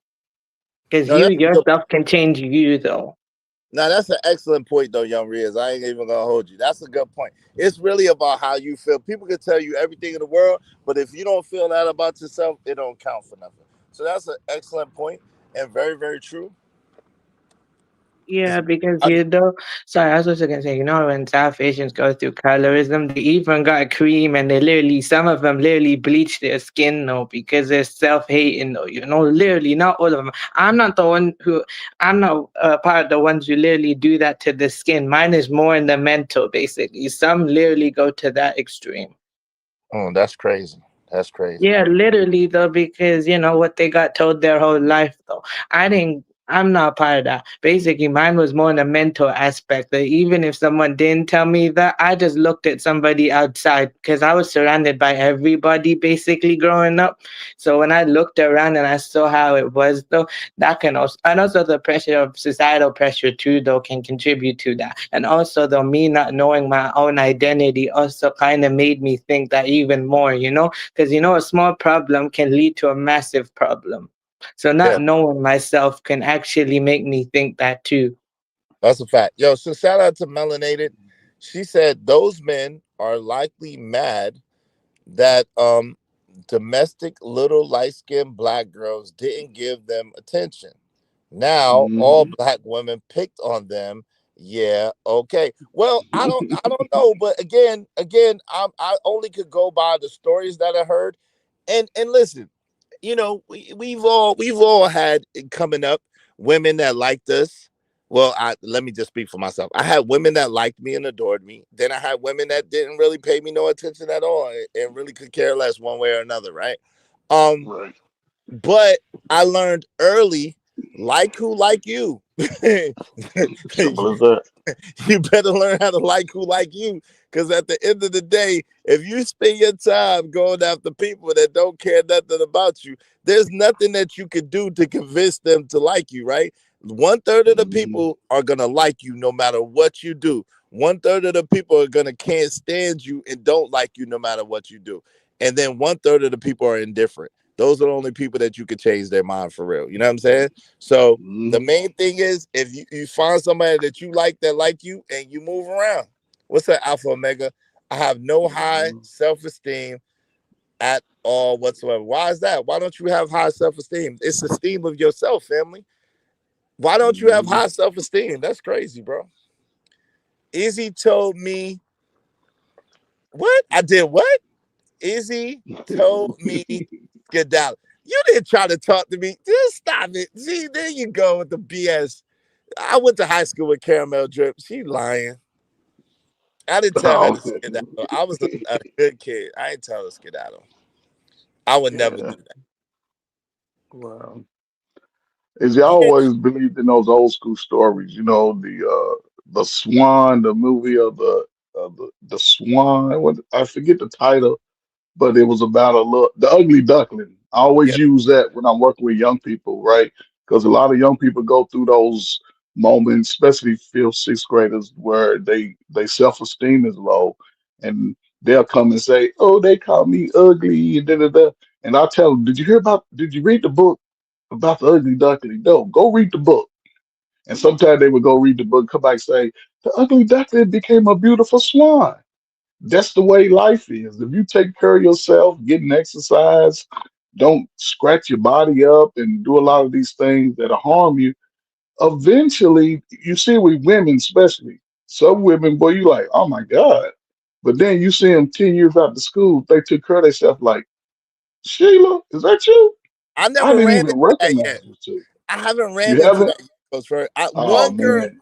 One girl I was have. cute in high school and like banging, like later on when I seen her like in her 20s. But Your voice. other than that, pretty much everybody looked like they look. You know what I'm saying? I ain't ran into no swans or no Yeah, ugly. oh, you faded out. I can't hear him, but if y'all can hear me. But yeah, I mean, it's just part of life, man. Love yourself from top to bottom, Mm-hmm. you know. And if your mom and daddy didn't tell you was handsome or pretty, yeah, you might struggle. Cause my mom used to call me, tell me get my little ugly ass on out of her face all the time. Yeah, but she did it out of love. It wasn't like I was really ugly. She just did that when I got on her nerves. But again, we all got the big nose and big lips, you know. So just the way God made us. And if y'all daddy look funny, yeah, most of us look like our daddy and we act like our mama. But I could be wrong though. Hey, Ferg, can you hear me? We can hear you now. Okay, yeah, my fault. I had just got a call. Well, what'd you just say? I couldn't hear. None of y'all just said. What'd you just say, Ferg? I just missed it. No, I was just speaking in reference to my mama even calling me ugly sometimes. You know, when I got Oh on her nerves, get wow, your little ugly. Self. I mean, but when I wow. got on her nerves, no, but it was when I got on her nerves. My mama knew I was good looking because she always seen a girl trying to be in my face every time when I was, you know, young teenager growing up. But if I got on her nerves, get your little glass out of here. But yo, But Ferg, let's and not to make it about your mom and shout out to her. no, it's all good. My mom was great. Shout out to that. But let's talk about that because I think that does have a negative effect on some kids, the things that their parents say to them, and they Hmm. some children internalize that. Even Hmm. if they're nice looking people, they internalize Hmm. that and take that like. And so I'm so careful. Like my son like to tell jokes, and I'm like, man, you better chill out. I don't want to hurt your feelings. Like you better chill out, boy, because I got jokes for real. Like chill. You know what I'm saying? So I gotta like tell my son sometimes to chill out with the jokes with me because I can't get on joke time with him because I don't want to destroy his self-esteem. You know, it'd be out of fun and games. I don't mean it, but I'm real Hmm. conscious of the things that I say to him because I think parents speak, you know, and I know, you know, you had a well-rounded situation. So I'm not talking about you specifically. Hmm.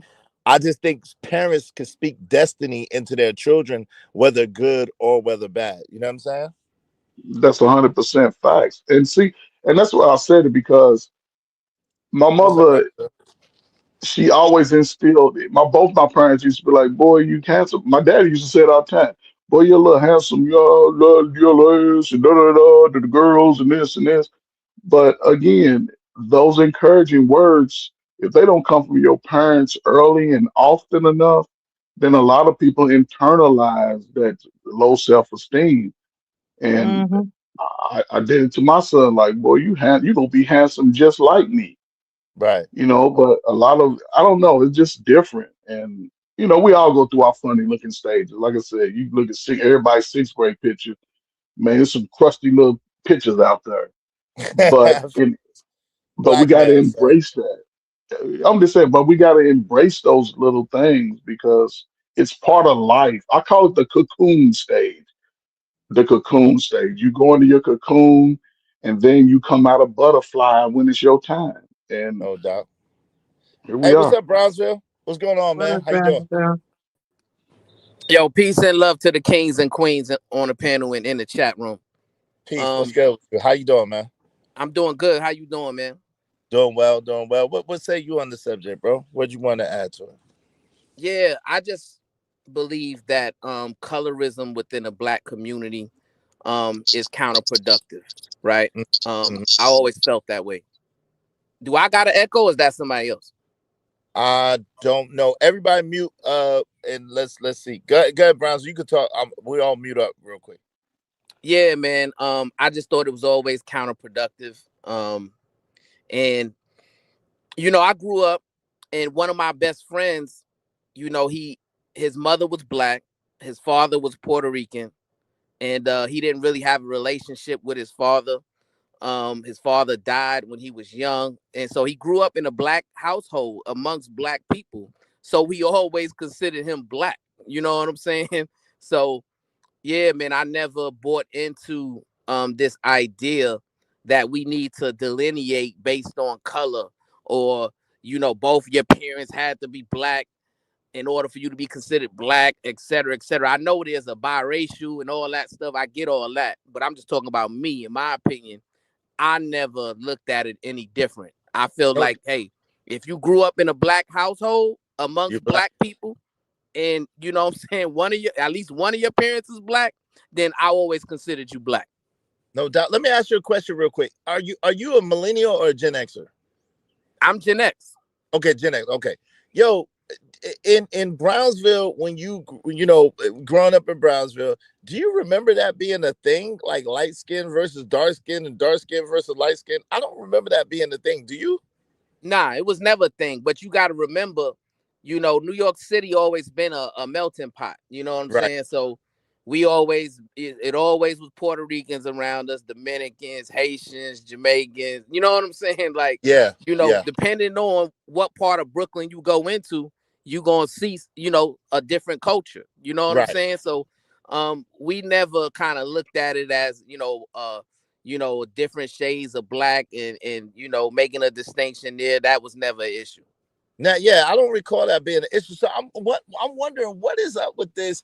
And the darker complected brothers, it seemed to be mostly the darker complected brothers, from my experience, that are pushing this rhetoric and pushing this nonsense. And it's really nonsense, because a lot of our civil rights leaders and social justice leaders were so-called light-skinned people. So it's just like astounding to me that they would try to shun lighter complected people as not being pure black or not being black enough all of a sudden. That's some weird stuff to me. What say you on that, man? Yes, it's ignorance. You know what I'm saying? That's exactly the only way you can describe it, right? I feel like, we got a whole bunch of other things we need to be focusing on before we start delineating based on shades. You know what I'm saying? That's kind of ridiculous, right? Yeah. If you can build with like-minded people, and who share your values, who have a sense of self-worth and respectability, then it really doesn't matter at the end of the day. But I think it's been highlighted by the fact that you got this whole FBA movement, right? To where they're particularly interested in, having a direct lineage to slavery. And so they're delineating on those lines. And, I think it's okay, but that's for reparations. Right. That's not for like everyday, you know what I'm saying, walking in life. Right. I think we agree, Brownsville, if nothing else, I think we absolutely look at that the same way, as far as we need as many people, as many numbers as possible. I don't agree with, when I came up, black was black. And again, black is a social construct. I get it. And I don't really adhere to that. I get it. But what I'm saying is, melanated people are melanated people all across the diaspora. And if they're for you, and if they're for the unification of the people, I don't believe in turning those people away or making it seem like they're any better or any less than me. You know what I'm saying? I just look at them as my brothers and my sisters, just from maybe Africa, certain countries in Africa, or maybe the Caribbean, or maybe, you know what I'm saying, South America or Central America, whatever the case may be. They're my brothers and my sisters. That's how I look at that. And I think you look at that the same way, right? Yeah, it's always been that way. You know what I'm saying? I got West Indian brothers I grew up with, that I'm still friends with to this day. Jamaican brothers, Panamanian brothers, Haitian brothers, like so it was never no difference in terms of how we looked at each other. We looked at each other as black, you know what I'm saying? And that hasn't changed. No doubt. And I think that is and I see you, Young Riaz. I appreciate you, bro. Shout out to you, Young Riaz. Yo, shout out to I'm sorry. OG Wisdom Radio says self-hate can be real, dark, light, mixed folk, red flag when you hear them say, I only date the opposite skin tone of their own. How could I discriminate when it comes to the beauty of our sisters? Now, I agree with that too. I don't really get into what other people do as much as, but I do find it rather odd when people just judge anybody based on skin color. I just don't think that that's wise. I think that that's very narrow in scope and ignorant at best, because it's like, yo, you don't know what type of person that person is. They could be a white person. I know some white people who are some of the best people on the planet. I know some black people who are some of the best people on the planet. I know some white people who are some of the worst people on the planet. They're just terrible. And I know some black people who are some of the worst people on the planet. They're just terrible. So it's not delineated by their skin color or their skin tone. It's delineated by their actions and how they operate throughout the world. Right. Yeah, I agree. I think, MLK said it best, right? The content of the character. You know what I'm saying? But I'm unapologetically black first. You know what I'm saying? So I can admit that, right? So, obviously I work with people with of different cultures and backgrounds, and I associate with people of different cultures and backgrounds. But at the end of the day, I enjoy rocking with my people. Yeah. I would say that. Hold on, real quick. This is the thing, though. So Melanated said, no, that's not what it's about. The bottom line is we are different. Yeah, listen, we do have a different experience from any other people around the planet, around the globe. I agree with that. However, it's not wise as being allegedly only 13-14%, which I really estimate is closer to 21%. But you know what I'm saying? It's not wise as being a reported 13% of a people in a nation that's really your nation, and to try to take out numbers than to add in numbers. They add on numbers and we take out numbers. So that should tell you something. Yo, because an Irishman is not the same as an Englishman, and an Englishman is not the same as a Scottishman, and a Scottishman is not the same as an Italian. or as a Greek. However, when it comes to having dominance, when it comes to being able to align on a military side of things or in a militant side of things, they're all white people. So an Anglo-Saxon is not the same thing as a Swede. However, in America, they're under that one banner. So we need to learn something from them in that regard and stop fighting each other and stop being divided, because united we stand, divided we fall. Point blank, period. There's strength in numbers, and we got to understand that. We got to get to that, and we got to find people, no matter what, that are melanated, no matter where they come from, that align with our ideology and mindset, and those be the people that we rock with. You feel me? Yeah, I agree. Okay.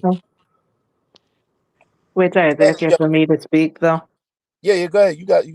Okay, so to me though, bro, I trust FBA more than I trust my own people. It's not that I don't love my people. It's not that though, bro. It's just that same people who look like me is the same people who will do me dirty. It's not that I don't generalize. I always show love though to people in the UK and people back in the heritage place though. But at the same time though, bro, I'm always gonna keep my boundaries strong against them for a specific reason. It's not that I don't want to build with them. I can build with them anytime I want. But I just trust FBA more because I just know how it is though, man. And I also know how my own people move too. That's why I don't trust them like that. Because trust me, some bonfire guys, you know what they do?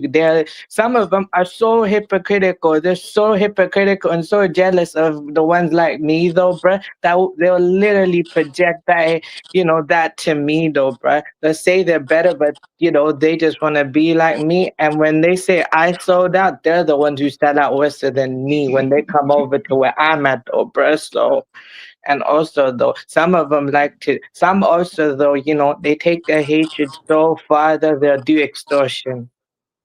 I got you. Yo, shout out to J. Jermaine. Thank you for the $5. Now I have African people who believe that they're black, but I let them know you're not in America.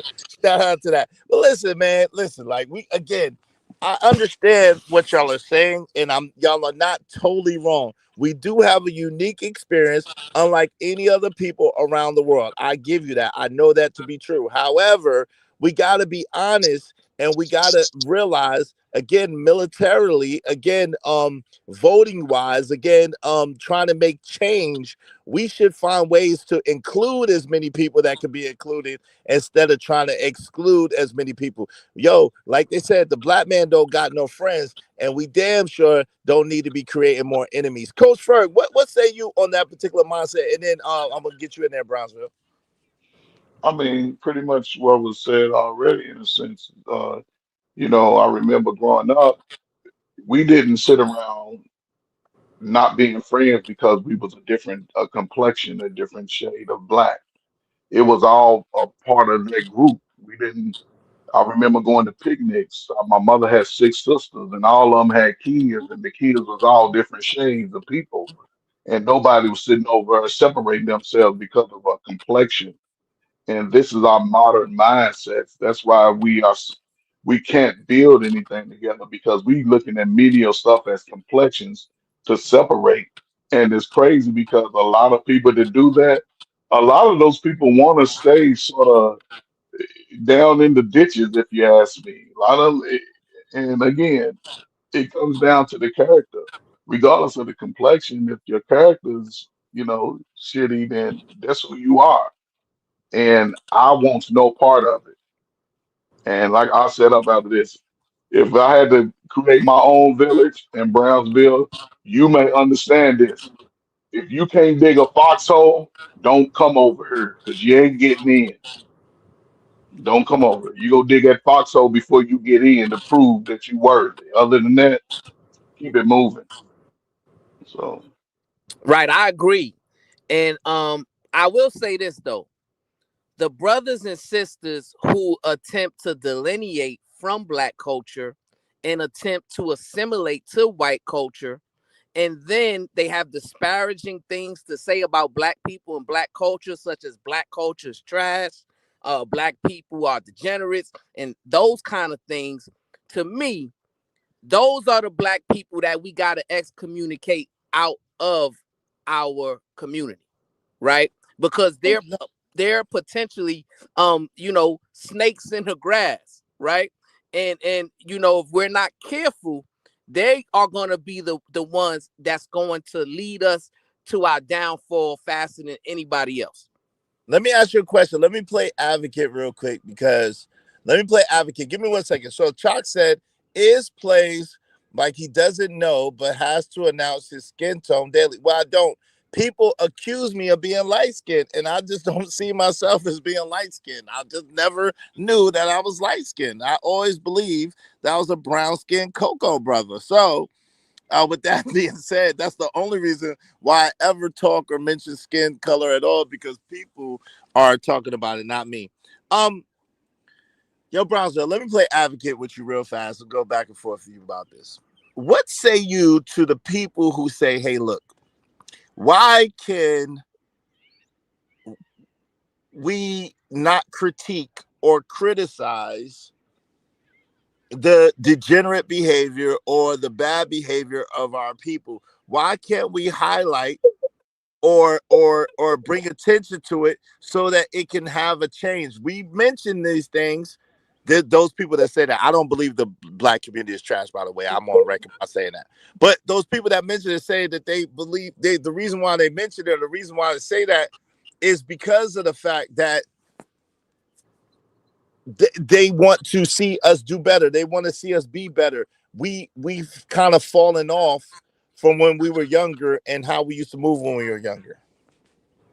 Yeah, so I don't believe. No, you good. Go ahead. I'm sorry. Yeah, I don't believe that it's, you know, there's nothing wrong with criticizing degeneracy, right? I criticize degeneracy every single day. The distinction I make, though, is I don't delineate myself from my people, right? So I'm black, and I'm unapologetically black, and I would never try or attempt to assimilate the white culture. So I'm never gonna say, well, white culture is better, and all black culture needs to be, you know, demolished and it's trash. And I talk about a subculture within our culture that needs to change. And that's the degenerate part of our culture. So that's where I agree with them, but I disagree with them when they're attempting to delineate, separate themselves from the culture, and then criticize the culture from a place of assimilating to white culture. Now, I get it. And that, I mean, I totally get it. You know what I'm saying? That makes sense to me. That's my same argument too, so I can't argue that. Hey, shout out to Holden. What's up, Holden Cofield? Hey, yo, what's good with you? Yo, Ferg, what say you on that, man? You want to get in there? Man, first, let me ask you this. Man, where are you going at, man? You've been driving for an hour. Oh, no. I'm here. I gotta wait. No, I'm here. I gotta sit and wait for my son now. Oh, you're picking him up from school. Okay, I got it. Yeah. I've been here for about 20 minutes. I gotta sit and wait for my son to get out of school. Oh, okay. No, shut up. Man. Yeah, I can hear it. I was just like, is he driving? Like, no, but I mean, again, man, when you look at the YouTube people who speak that way, all them niggas is burnt black blue. I don't see, it's a few of them that's light skinned, but again, they want to separate themselves in their minds. But if it all came down to it, we all gonna be in the same line. We have to learn how to. And again, I spent my life trying to combat the deviant behaviors of people. Most of my life is trying to get people to not fall into that trap, because it don't lead you nowhere. It doesn't help the community, doesn't help your family. It puts you in a trap as a man for most of your primal life, meaning from 18 to 45, 50, you subjugated in a box. So yes, I'm gonna always fight that. I'm a down that hill fighting that. But I accept that there are some people who just must not even be allowed in the camp. They can't come in. Keep that out there. Go build your own. And I don't know, man. It just to be that way now as a group of people, we try to play too. We can't say it's the white man's fault. Then we shaming ourselves in front of the white man. Makes no sense to me. So just gotta figure that out.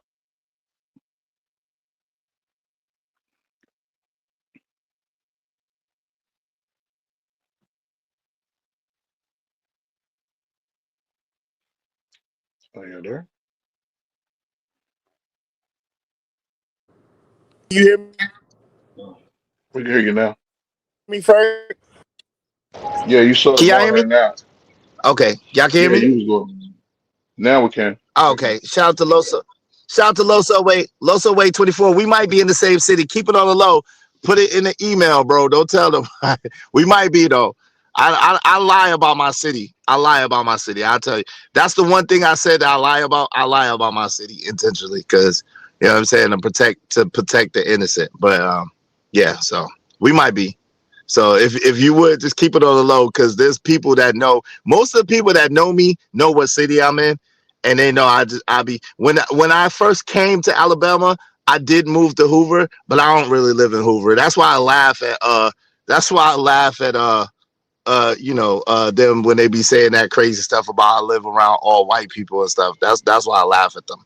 But I just put on about my city because my city, y'all Loso. If you know, if you know, Loso. Shout out to you. But yeah, like, and that's the thing, man.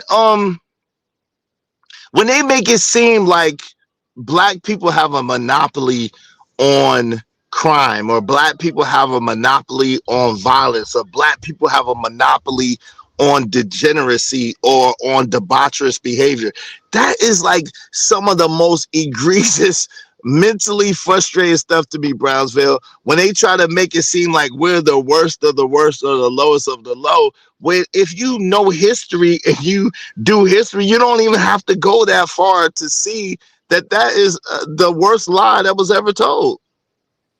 Yeah, not only is it the worst lie that's ever been told, but it's also an indication that when they look in the mirror themselves, they don't like what they see, right? And probably have a low self-esteem and have always had a low self-esteem. So it's a form of projection at this point, right? I'm going to trash black culture. I'm going to make up all these different lies about black people, et cetera, and I'm going to assimilate with the white people and allow them to disrespect black culture and use racial epithets and all of those different kind of things. So it's a psychological disorder that these people have that, they really need to get some help to recover from that. Yo, facts. Shout out to J. Jermaine, said protect your neck, Izzy Bears. You already know that's how I move, bro. I move with my neck protected, and I protect my loved ones and people around me. But like I said, people know, and shout out to all my people that know. There's a lot of people that know that I rock with on the internet that know exactly what city I live in. So shout out to them. And they don't never say nothing because they know. But shout out to them, man. Shout out to the love. Yo, do I sound good now? Because I was on the car phone before. I just want to make sure. Am I clear? Yeah, you clear. Luxury Buckler said, I thought about you, Izzy, when Corey Holcomb said he's going to be in Alabama for comedy and is doing meet and greets with his YouTube members. You should join his membership and interview him. Nah, I'm good. I know where he'll probably be in Hoover, though, there's a comedy club in Hoover, to be exact. I know where he'll be at if he come. It's in Hoover. The comedy club is a famous comedy club, and it's actually in Hoover, Alabama. Yep, right around the corner from where I used to live at. But yeah. But nah, I don't know. I can't rock with that. Shout out to Corey Holcomb, but I can't get behind that. I can't rock with that. Like, there's nothing, like, I can't even imagine thinking of a joke of a young child in that way. That doesn't even make sense to me. You know what I'm saying? Because you had to think about, right? Am I wrong about that, y'all? You had to think about it to joke about it, right? Yeah. And for me, there's no distinction that can be made or excuse that can be made for that type of comedy, right? I believe, and it's just my opinion, that brother is sick, and the people who are supporting that and following that are also sick, because we should always have the protection of our children at the top when it comes to what we believe in, and there's no jokes where you can say something sexually explicit about 5-year-olds or 14-year-olds that can even be tolerated if you believe in prioritizing the protection of our children. Yeah, that's a fact. That's an absolute fact. An absolute fact. What say you, Ferg, on that? I mean, it's sad that this is where we are, right? I mean, even in joking, right? Y'all remember when we were younger, you say something about our mama, you gonna fight. You know what I'm saying? And kids were never even a picture It never even occurred to me that we would be trying to shame kids today. You know, YouTube brings out the worst in people for some reason. People say they won't change. Most people don't. I've been doing shows since May about self-improvement, financial improvement. I probably get one or two people to come through. And, you know, I don't announce it because I'm past that. But people, this is where we are. And it's unfortunate. We trying to play two sides of the fence. We accept our degeneracy when we do it, but we act like other people don't see it and they can't comment on it. And that's the problem because we'll always end up fighting each other because of, you know, I don't know, man. It's just hard to really give a true answer because the fact that you in your 50s and anybody that has that's in a position to make things better, and when you're speaking on the youngest generation, then we doing them a disservice. Not saying us specifically, but you in a position of leadership, you should have a voice to where, regardless of adults, making sure the young people sort of leapfrog these issues that adults are having and shaming them because we just talked about esteem and things like that. That's how you people start developing those low self-esteem because people are shaming them. The adults are shaming them, you know. So but, I don't know, man. It's just sad. Francisville, what are your thoughts on that, man? I'm just curious. What do you think about that? What are my thoughts on what exactly? On what Coach Ferg just said. What did he say? I was no, basically he was just saying that, you know, a lot of the older people are doing the younger people a disservice, and they're kind of messing it up, right? Coach Ferg, for the younger folk, basically, in essence.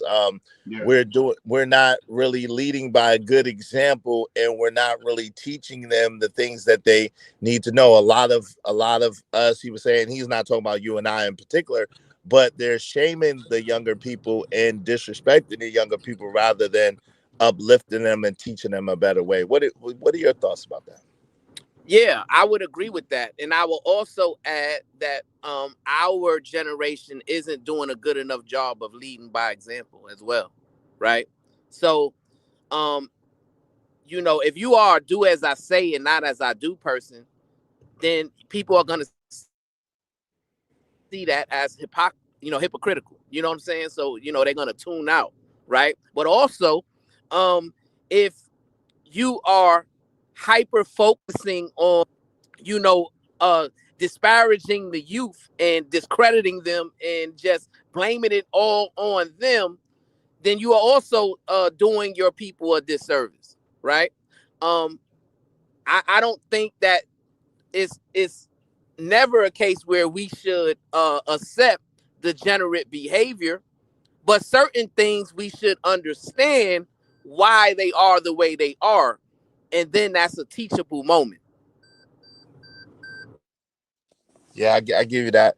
I guess, but yo, Scrap Skrilla said you don't have to think on something to tell a joke. How is that possible, fam? What you mean? You ain't got to think about it. And he's told this kind of joke multiple times. I don't know if you noticed. He's told the joke about that little baby. He told the joke about his girlfriend and those two teenage girls that used to jump into bed with him. And then when he didn't have nothing on, he told the joke about the Iceland young girls multiple times. So he's told multiple jokes that would insinuate that he has some kind of fetish. One could infer, or one could come to the conclusion that he has some kind of fetish for younger women, young women. Excuse me, not younger women, young girls. Let me just say that. Let's be honest. Let's call it what it is, right? Yeah, I think he meant that, Luxury Bucket List. I'm just saying, come on, we gotta be honest. Why? And this is what I'm saying. Like, yo, we gotta get to the point that just because we like people does not mean that we should excuse their terrible or debaucherous behavior.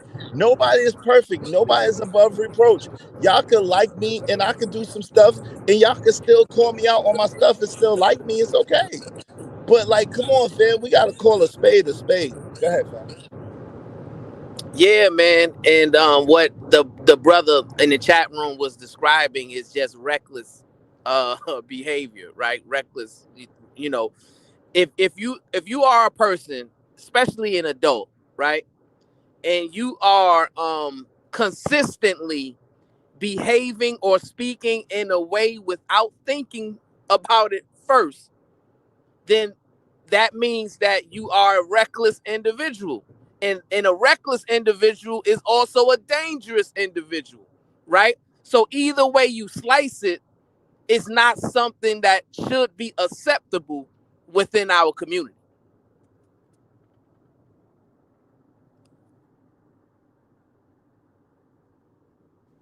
Facts. That's I think and I don't. That's the part where I think that like you said, I have to agree with you on this particular portion, Brownsville. That calling out specific behavior is good and healthy, right? I think that making it attributed to all black people. What the heck is that? Making it all attributed to all black people is not good behavior. You know what I'm saying? It's not good. You feel me?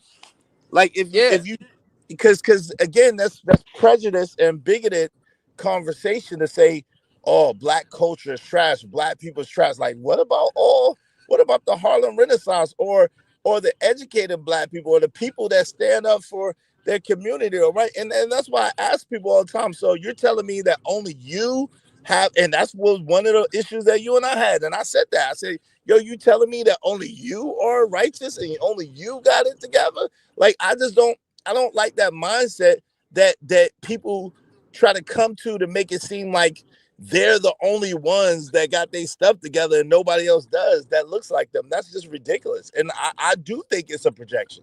You know what I'm saying? Yeah, I think you didn't necessarily disagree with me. I think you put yourself in a position to defend, degenerate rhetoric. And that's where we had our disagreement.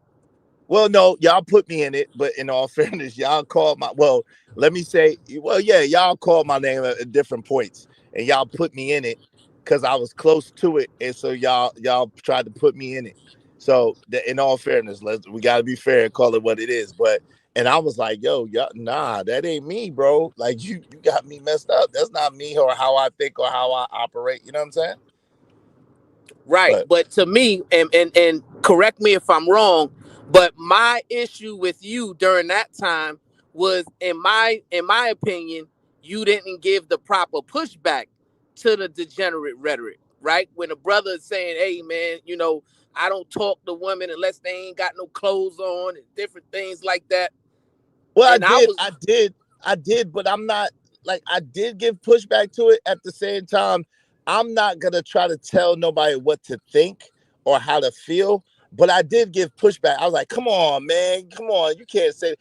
And that's my way. Like I'm not overbearing when it comes to stuff like that. I'm just not.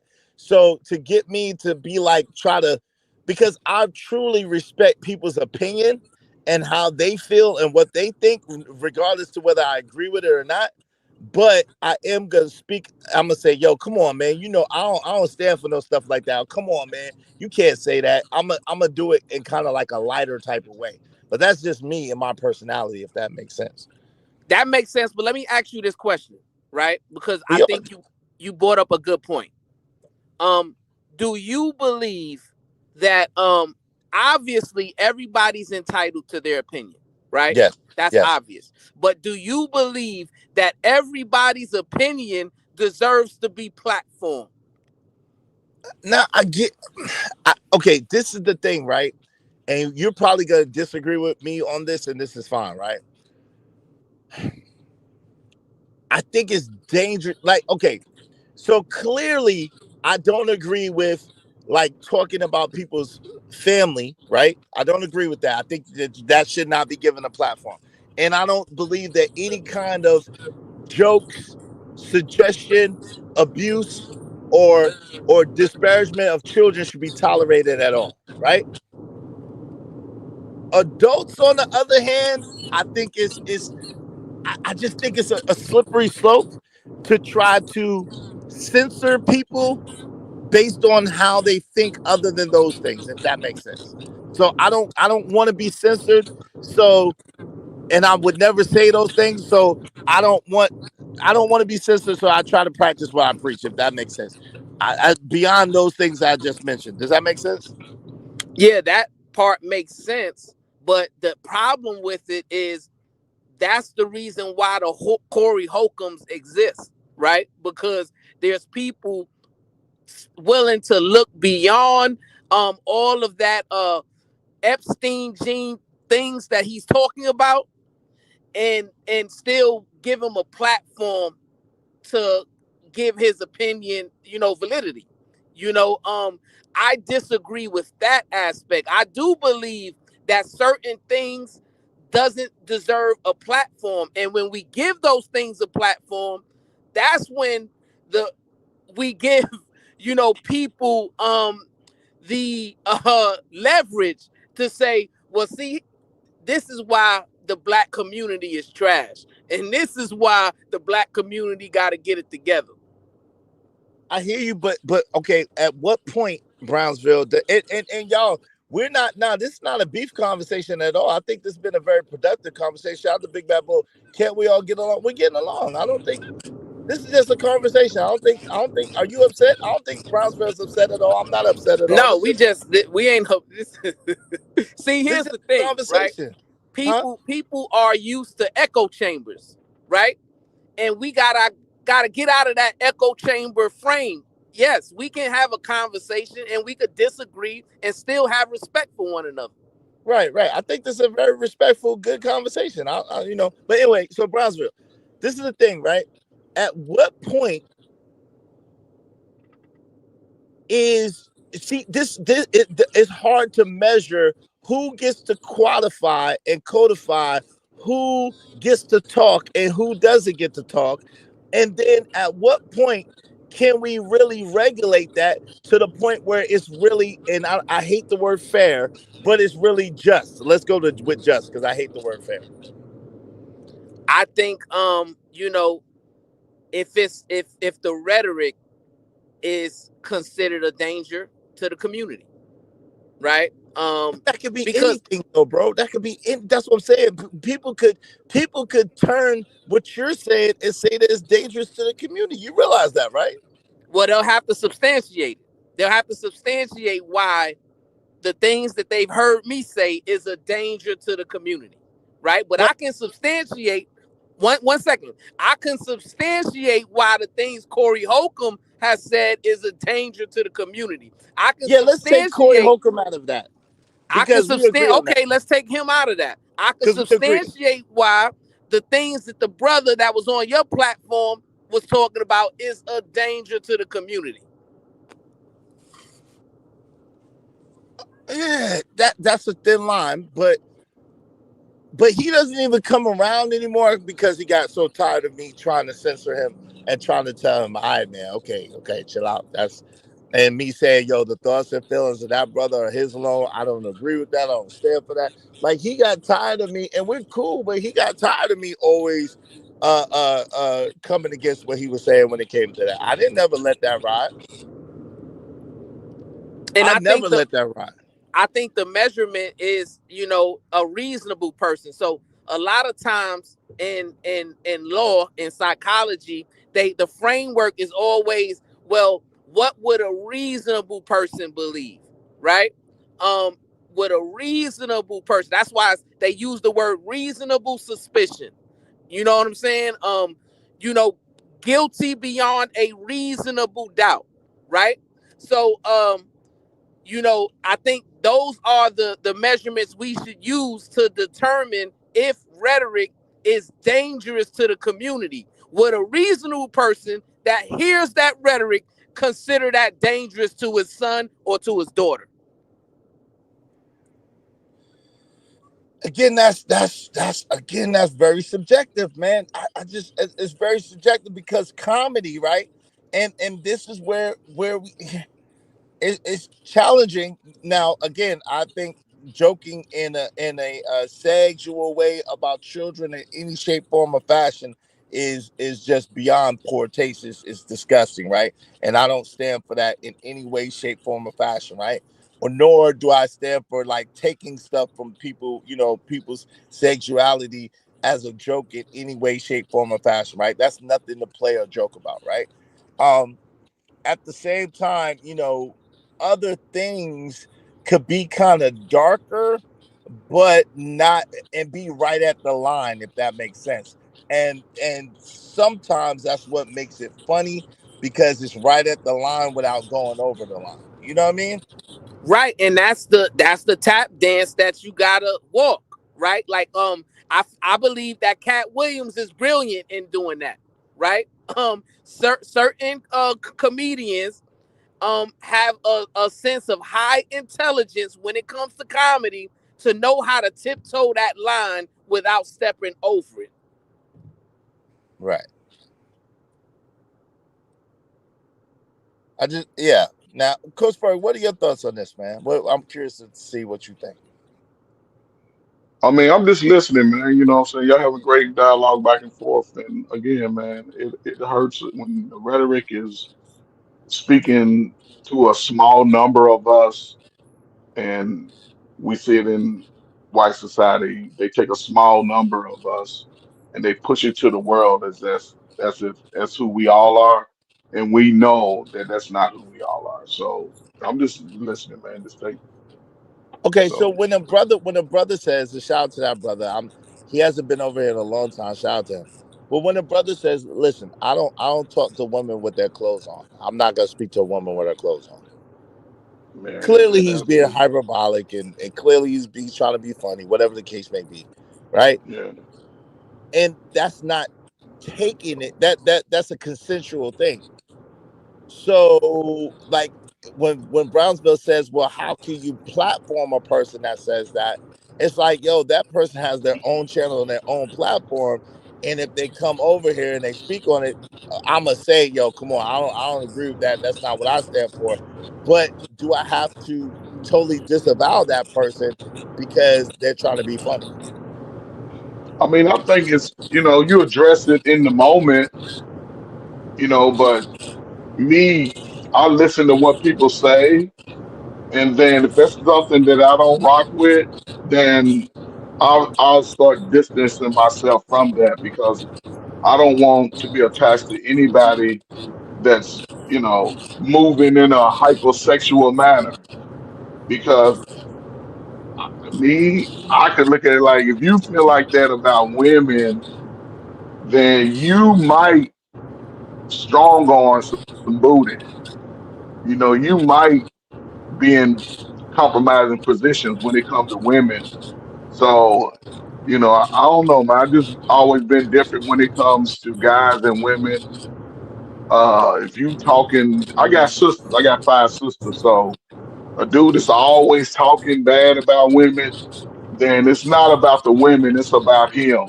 Just like we say with the women, it's about them. It's about the guys too. And some guys, unfortunately, that's who they are. That's who their character is. Sometimes we speak, and I take people for what they say. You know what I'm saying? So I don't know, man. We here now, so. And Coach Ferg is absolutely 100% correct, right? And Izzy, I tried to make this point before. I tried to give you this example, right? When I said, well, what if you came home, right? And your daughter, let's say she's grown now. Let's say she's an adult. She's still a young adult, right? She has a boyfriend that's in the house with her. You just come home from doing whatever you're doing, and you just overhear him telling her, well, hey, I don't talk to you unless you ain't got clothes on. How would you react to that? Can you hear me? I can hear you. Yeah, we can hear me. Did you? Yeah, okay, did you hear me? Yeah, I heard you. Man, first and foremost, I would, bro, like, there's nothing really I could do about that. I could talk to my daughter and I could tell her, but as a grown woman, with her own house that pays her own bills, she gonna do what she want to do. No, but he's in your house. No. Oh, he's in my house. Oh, he would have to get out of my house. Like, you know what I'm saying? He had to get out of my house. But, you know, but the truth is that I could risk having a rapport with my daughter at that particular time because of how I reacted. You see what I'm saying? How so? Does that make sense? No. Because, how so? Do you have any older daughters? I got a 15-year-old daughter. Oh, nah, that's not old enough yet. Wait like 6 more years. You'll see. But basically, as a man that has daughters that's in their 20s, generally speaking, the way I handle things is I give them advice that they ask me for. Now I'm in like kind of like a coach mentor position, right? If they ask me for it, then I give it to them. I mean, basically, I'm like in the counselor mentor position. If they ask me, I give it. If they ask me, I tell it. But if they don't ask me, I'm not going to tell them, because at the end of the day, I believe that I raised them right. I believe that I instilled things in them. And they actually do come and they actually do ask me. And so when they do, that's my opportunity to say what I have to say, and it goes a longer way. But if you go around volunteering to your daughters what you want, how you see, what you think, yeah, 9 times out of 10, they're going to go the opposite way. I understand that point, right? But I'm talking about the point of where the dude he has the unmitigated gall to say that to your daughter in front of you. Yeah, I mean, it's disrespect. I could see how that would be disrespectful, especially in that thing. But I'm just saying, at the end of the day, I just don't find the need to regulate people in that way, especially when I believe that they're just being funny. So, I mean, but this is the thing too. Light and darkness can't exist in the same place. So eventually the light overtakes the darkness, and either the darkness becomes light or the light casts a shadow upon the darkness and the darkness doesn't exist anymore. You see what I'm saying? So like I said, what happened was that person eventually got tired of me trying to reprimand them and got tired of me telling them about what they were saying, and they just stopped coming over here. Now, if they didn't, what would have happened was it would have been the opportunity for them to grow and be different and be better. So sometimes you don't want to just necessarily separate yourself, because you might be a light for somebody to help them get through a dark moment.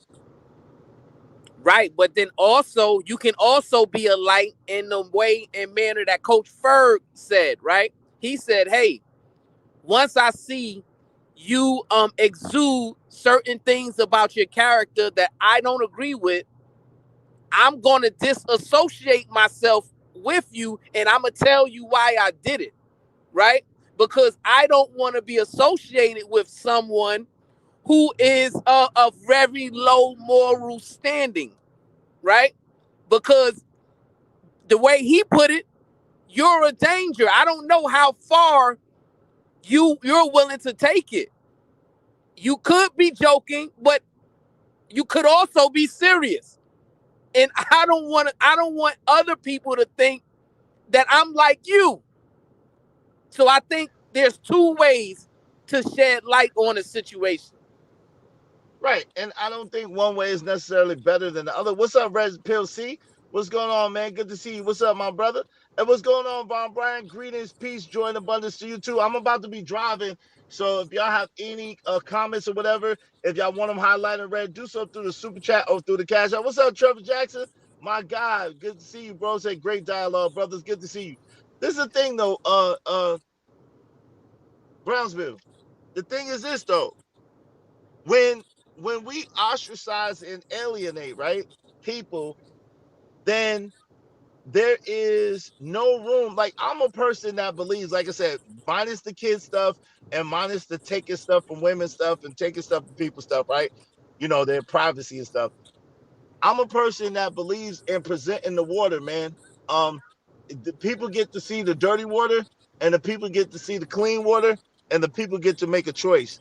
And I think that that's very important. I don't like this idea that it seems to me all of a sudden people gotta, if you talk to somebody or if you're on a panel with somebody, that means that you automatically, they're your best friend. You align with everything that they say and do. I don't come from an era like that. The era that we come from, we didn't agree with everything our friends said and did at all. We didn't That's have correct. to. We was But cool in the place that we was cool, and then in the other places we let it be known and we just kept it pushing.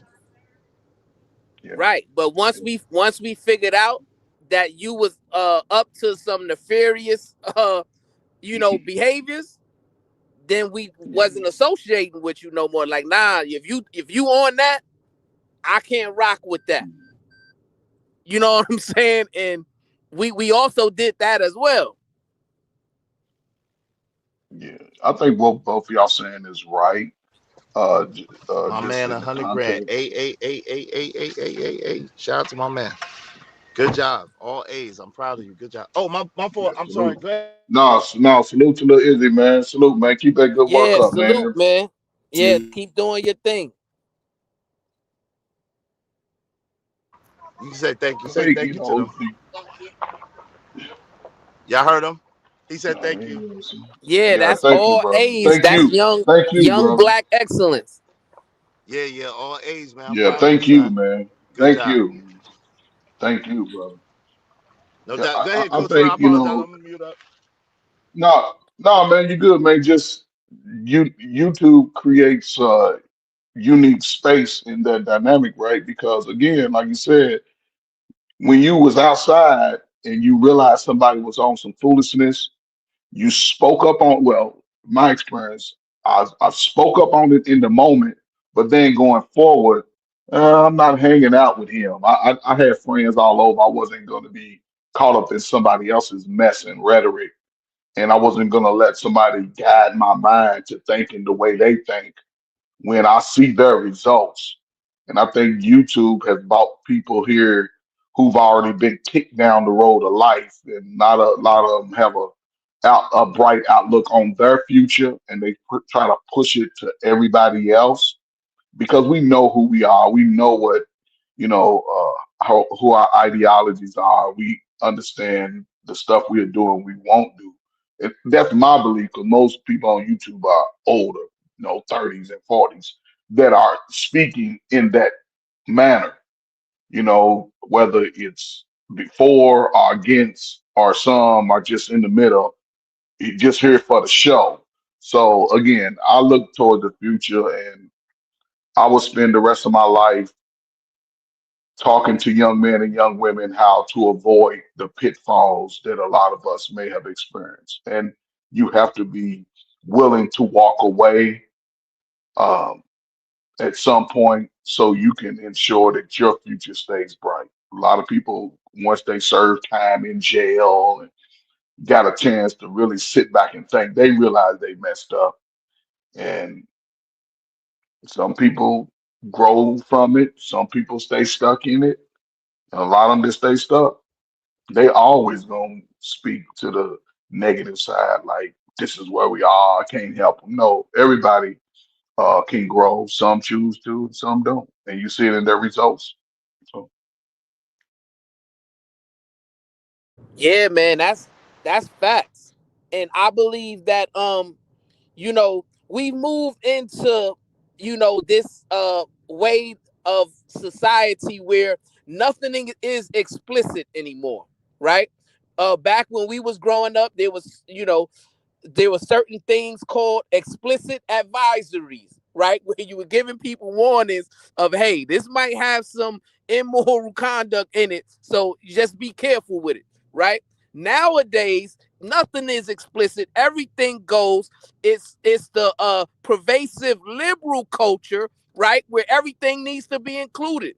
And what I'm saying is, I don't believe that was conducive to productivity, because everything, when it comes to our morals, our values, our integrity within our community has deteriorated since we decided to become more inclusive, right? So I think in order to create a change in which we're moving back towards productivity as a community, we got to reverse it and become more conservative with allowing certain degeneracy and explicit rhetoric have the light of day.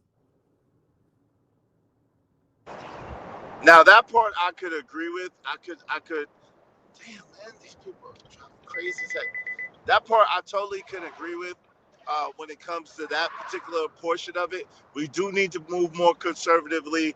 We do need to be more, we do need to be more cautious and more vigilant about the things that we put in our eye gate, our ear gates. You know what I mean? We do need to be more vigilant about trying to be more proactive in a positive manner. I agree with all of that. At the same time, I just think that conservative and censorship do not have to necessarily go hand in hand to that particular degree. I think that a certain level of censorship is dangerous, and then that takes away from the fabric that this country was built on. Part of the thing that made America so great as a country was our freedom to be able to express our ideas, our ideals, and our perspectives, regardless to whether people agree with it or saw it the same way that we did or not.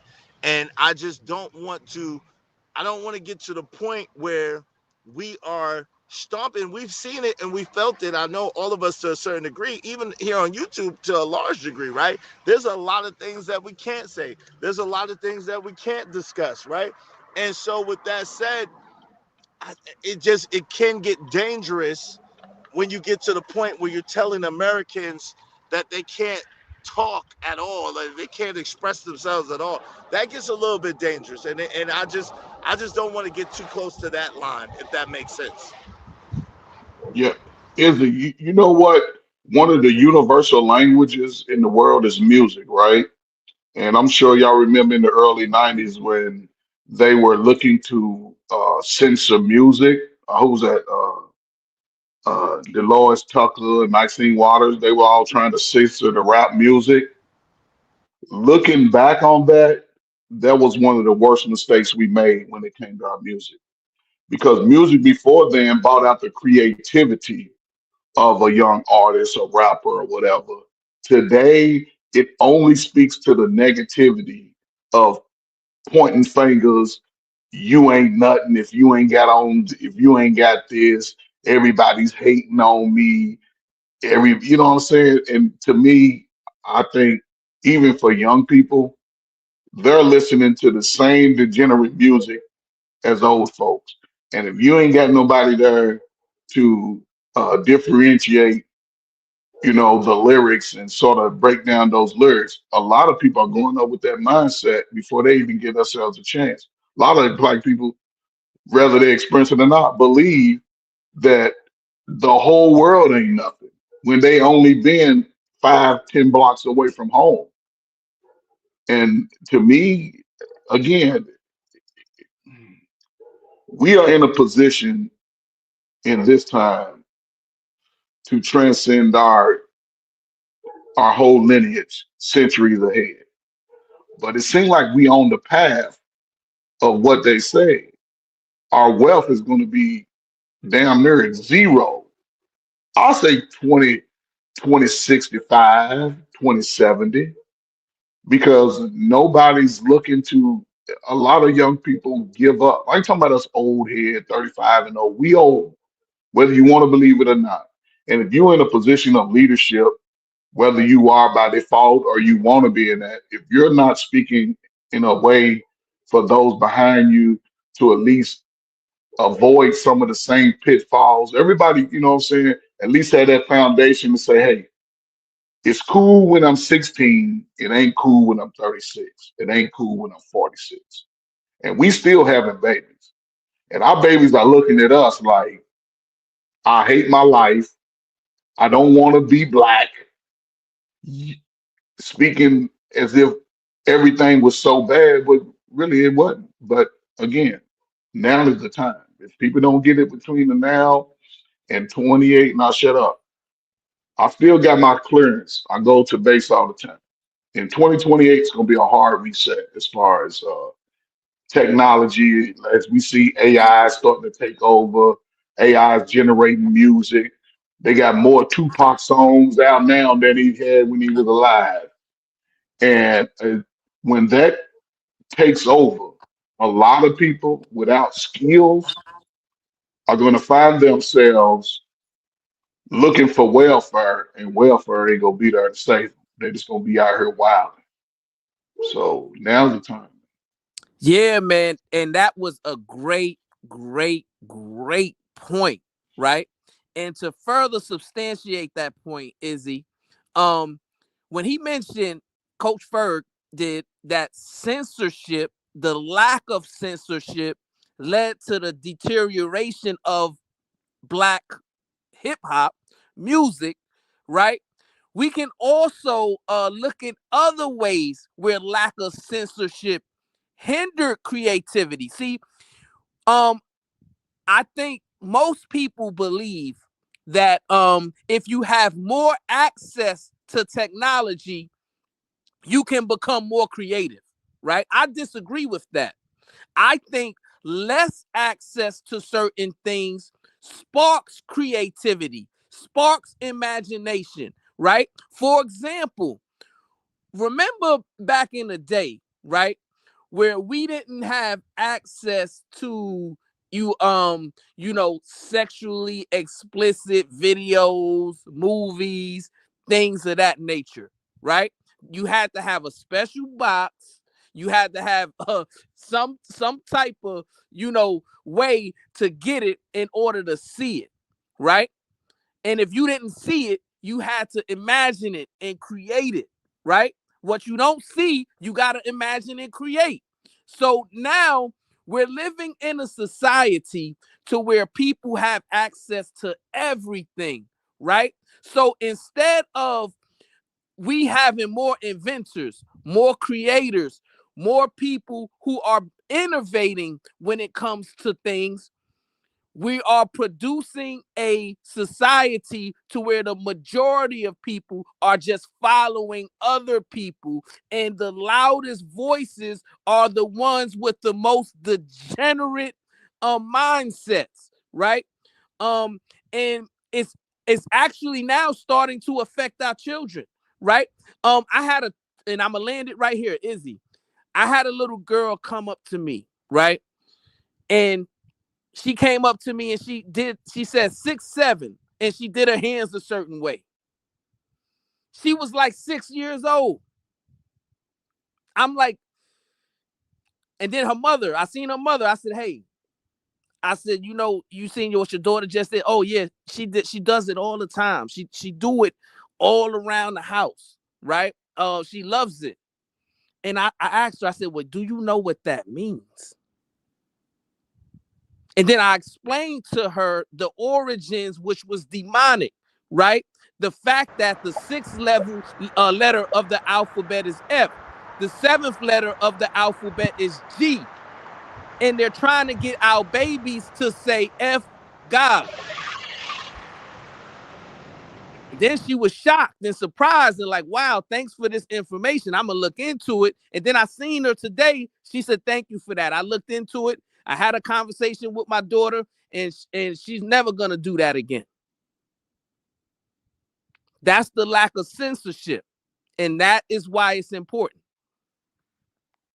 Well, let's just put, okay. And like, I get what you're saying, right?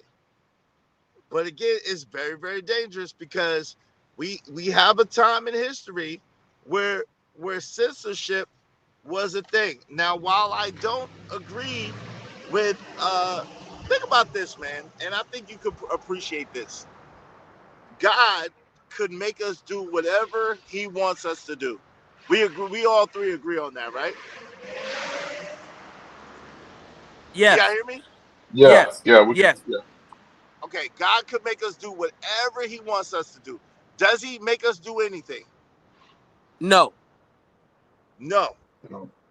I think part of the beauty and the wonderment of being a human in this human experience is the fact that we have a choice. The fact that we have to choose to serve God in spirit and in truth, and the fact that we have to lay down our will unto him and give it to him, and that makes it that much more powerful, that much more beautiful, and that much more wonderful, right? In the same way that I think that, to be honest, I don't want to take necessarily the so-called bad things out of this world, because the truth of the matter is, if there's no bad, you really can't know any good. Now, I don't think that you should gravitate towards the bad or do the bad or dwell in the bad things at all. I think that you should choose to go towards the light and the things of light and the things of goodness.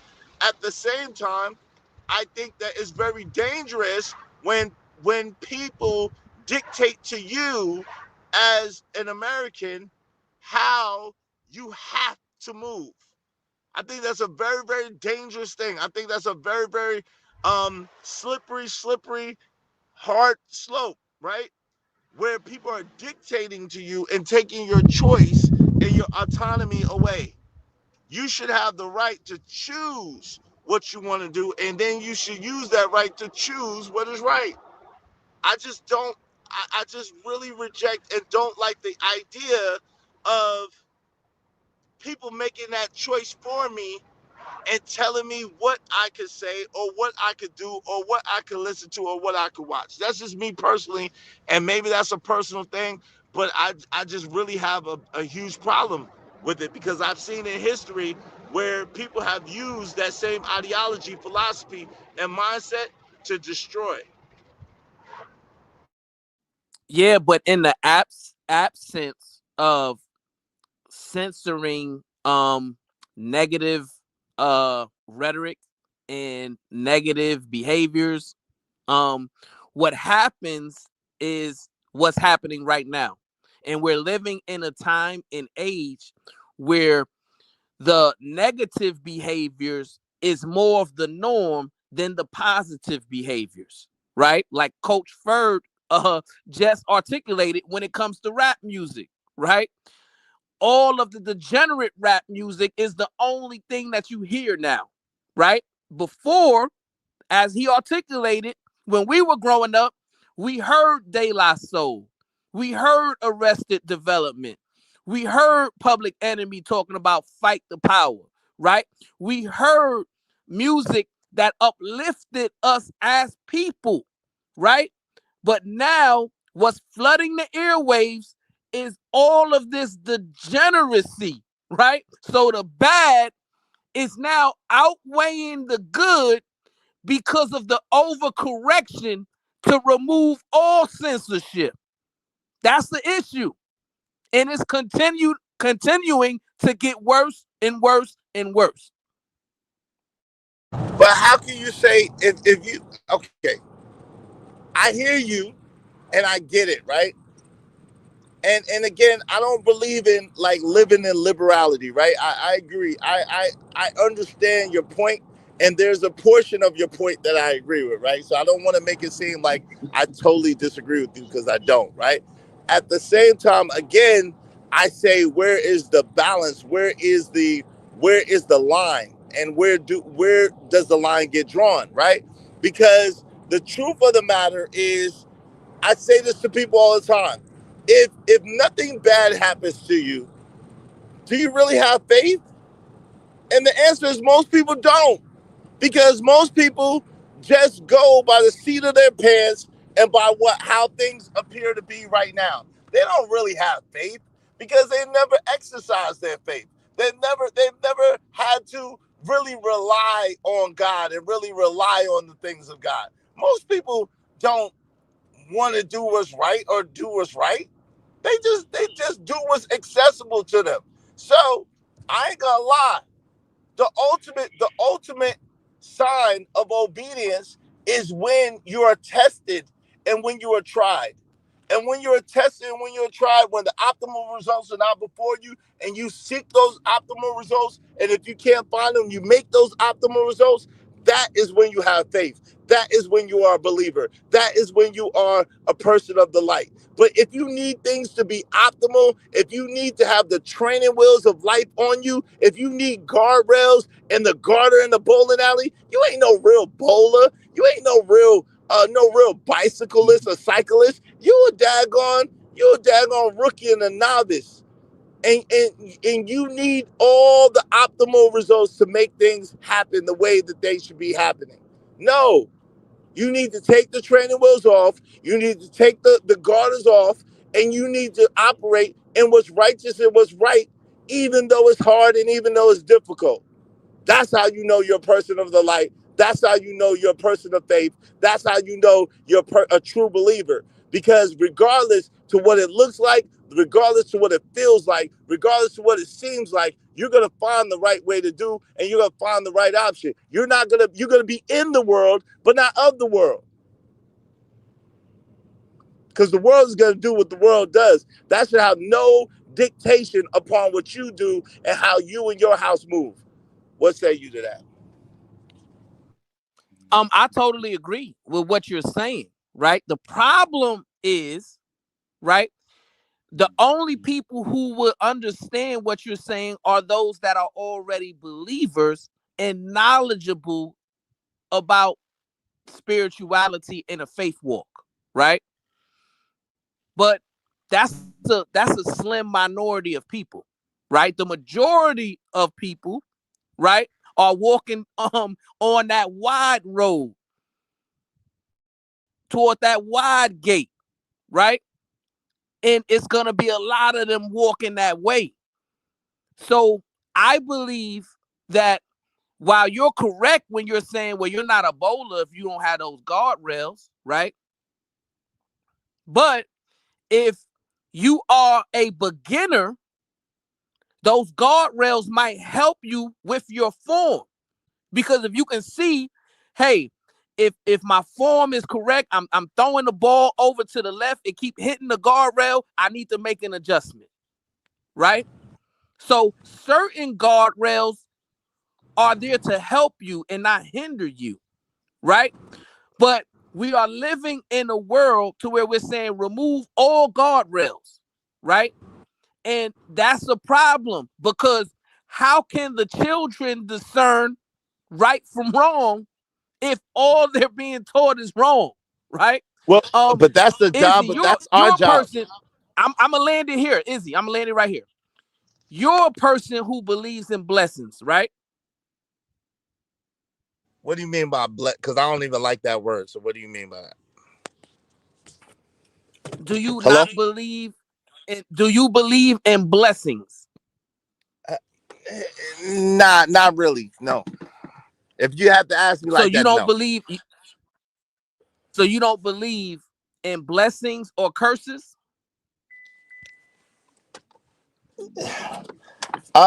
Both of those two things are diametrically opposed to one another. They're really not. Then that's the problem. But I understand what you're saying. So let's just say, for the sake of conversation, I understand what you're saying. It's just that word means be less, and really that's the same thing as a curse. But you know what I'm saying? If you really do the etymology of the wording, and you understand spelling, and you understand word power, sound, and vibration, that's the same thing. But that aside, just in the sake of regular conversation, I understand what you're saying. I get where you're going with that. So I won't stand in the way. Go ahead. Well, because you brought faith into it. So I'm talking about from a faith perspective, right? We know what blessings mean from a faith perspective, right? Right. So what I'm saying is, right, curses are also real. So when your children have too much access to negative things that they don't understand, they can be doing things and saying things that can produce curses in their life, right? Because the scripture tells us, Proverbs 18:21, life and death is in the power of the what? Of the tongue, yeah. Right. And you're going to eat the fruit thereof. So what I'm saying is, There has to be a balance. Right now, there's a large imbalance, right? And if, I don't know if you would disagree. I guess I have to ask you.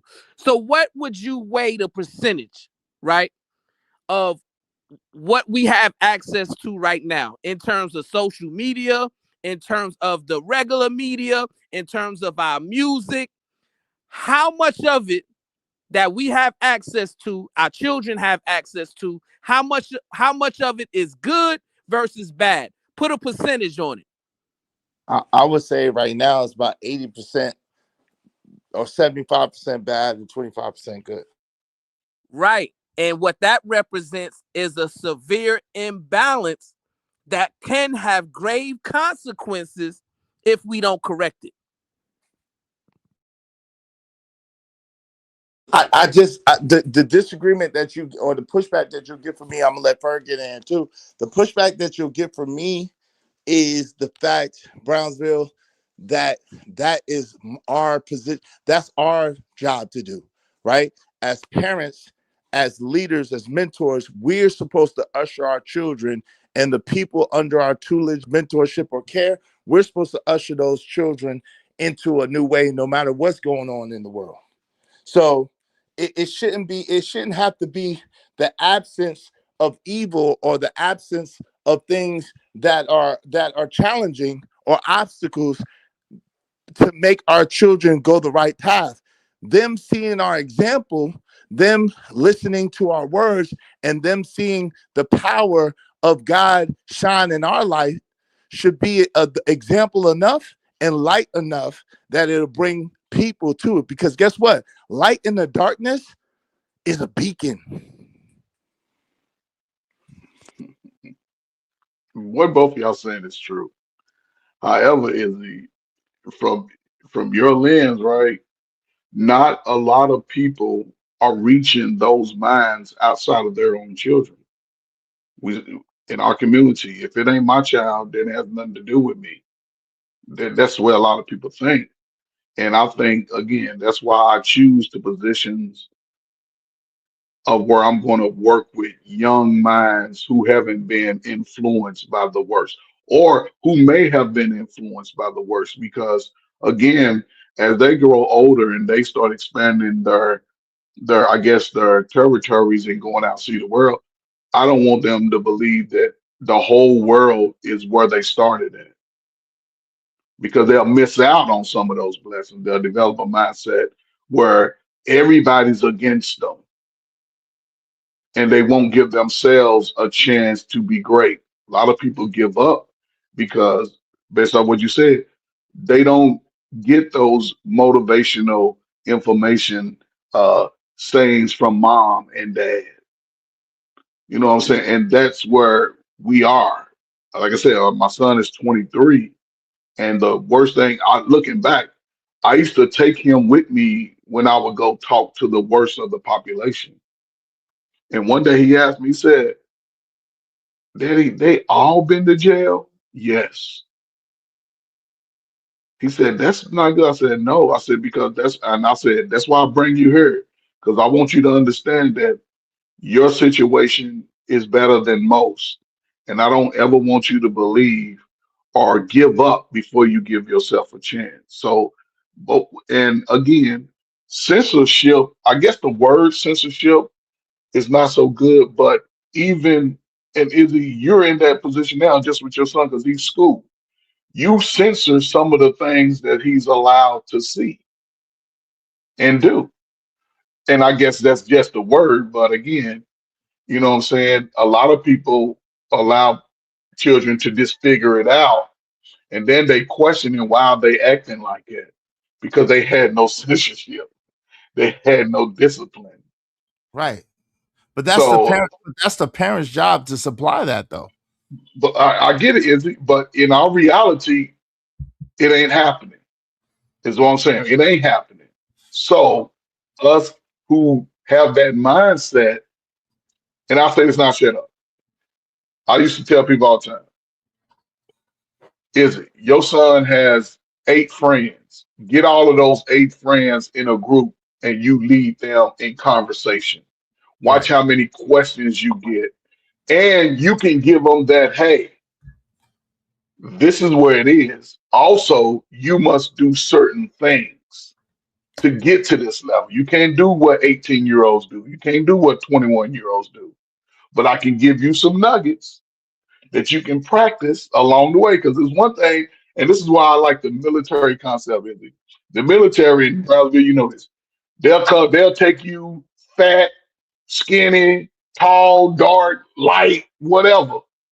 They already know you messed up. They will strip whatever you came to them. They'll say, everybody gonna be bald headed, everybody ain't gonna have no mustache. You came in here doing 15 push-ups.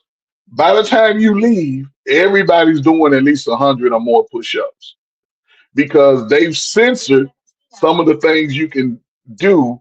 They're going to make sure you're going to get that same instruction, that same practice over time. So when you leave here, and this is why I heard from guys that have been to the military and guys that haven't, most guys in the military have a mindset that they can't quit, they can't lose.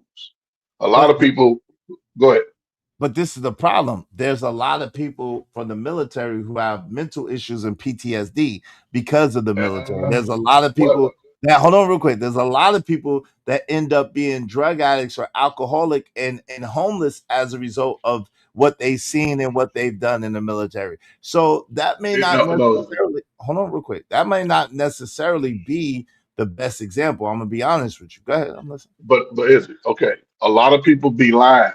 Most people ain't joining the military to be in infantry, to be in any type of combat.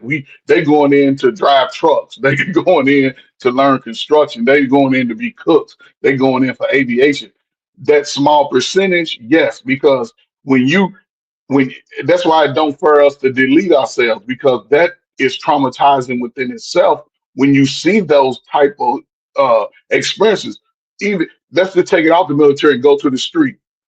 A lot of people talk about they was traumatized in their community when they seeing people that look like them laid out and stretched out. So I use that in a sense to say the training that it provides leading up to that, because the military don't teach you to shoot randomly. It teaches you to hit your target in less attempts as possible. So, but a lot of, and again, a lot of people choose that. Listen, man, I don't service so many veterans. A lot of these people they're in a position to lead, but when they get out, they have no leadership. They not leading anybody. So a lot of people get lost in it.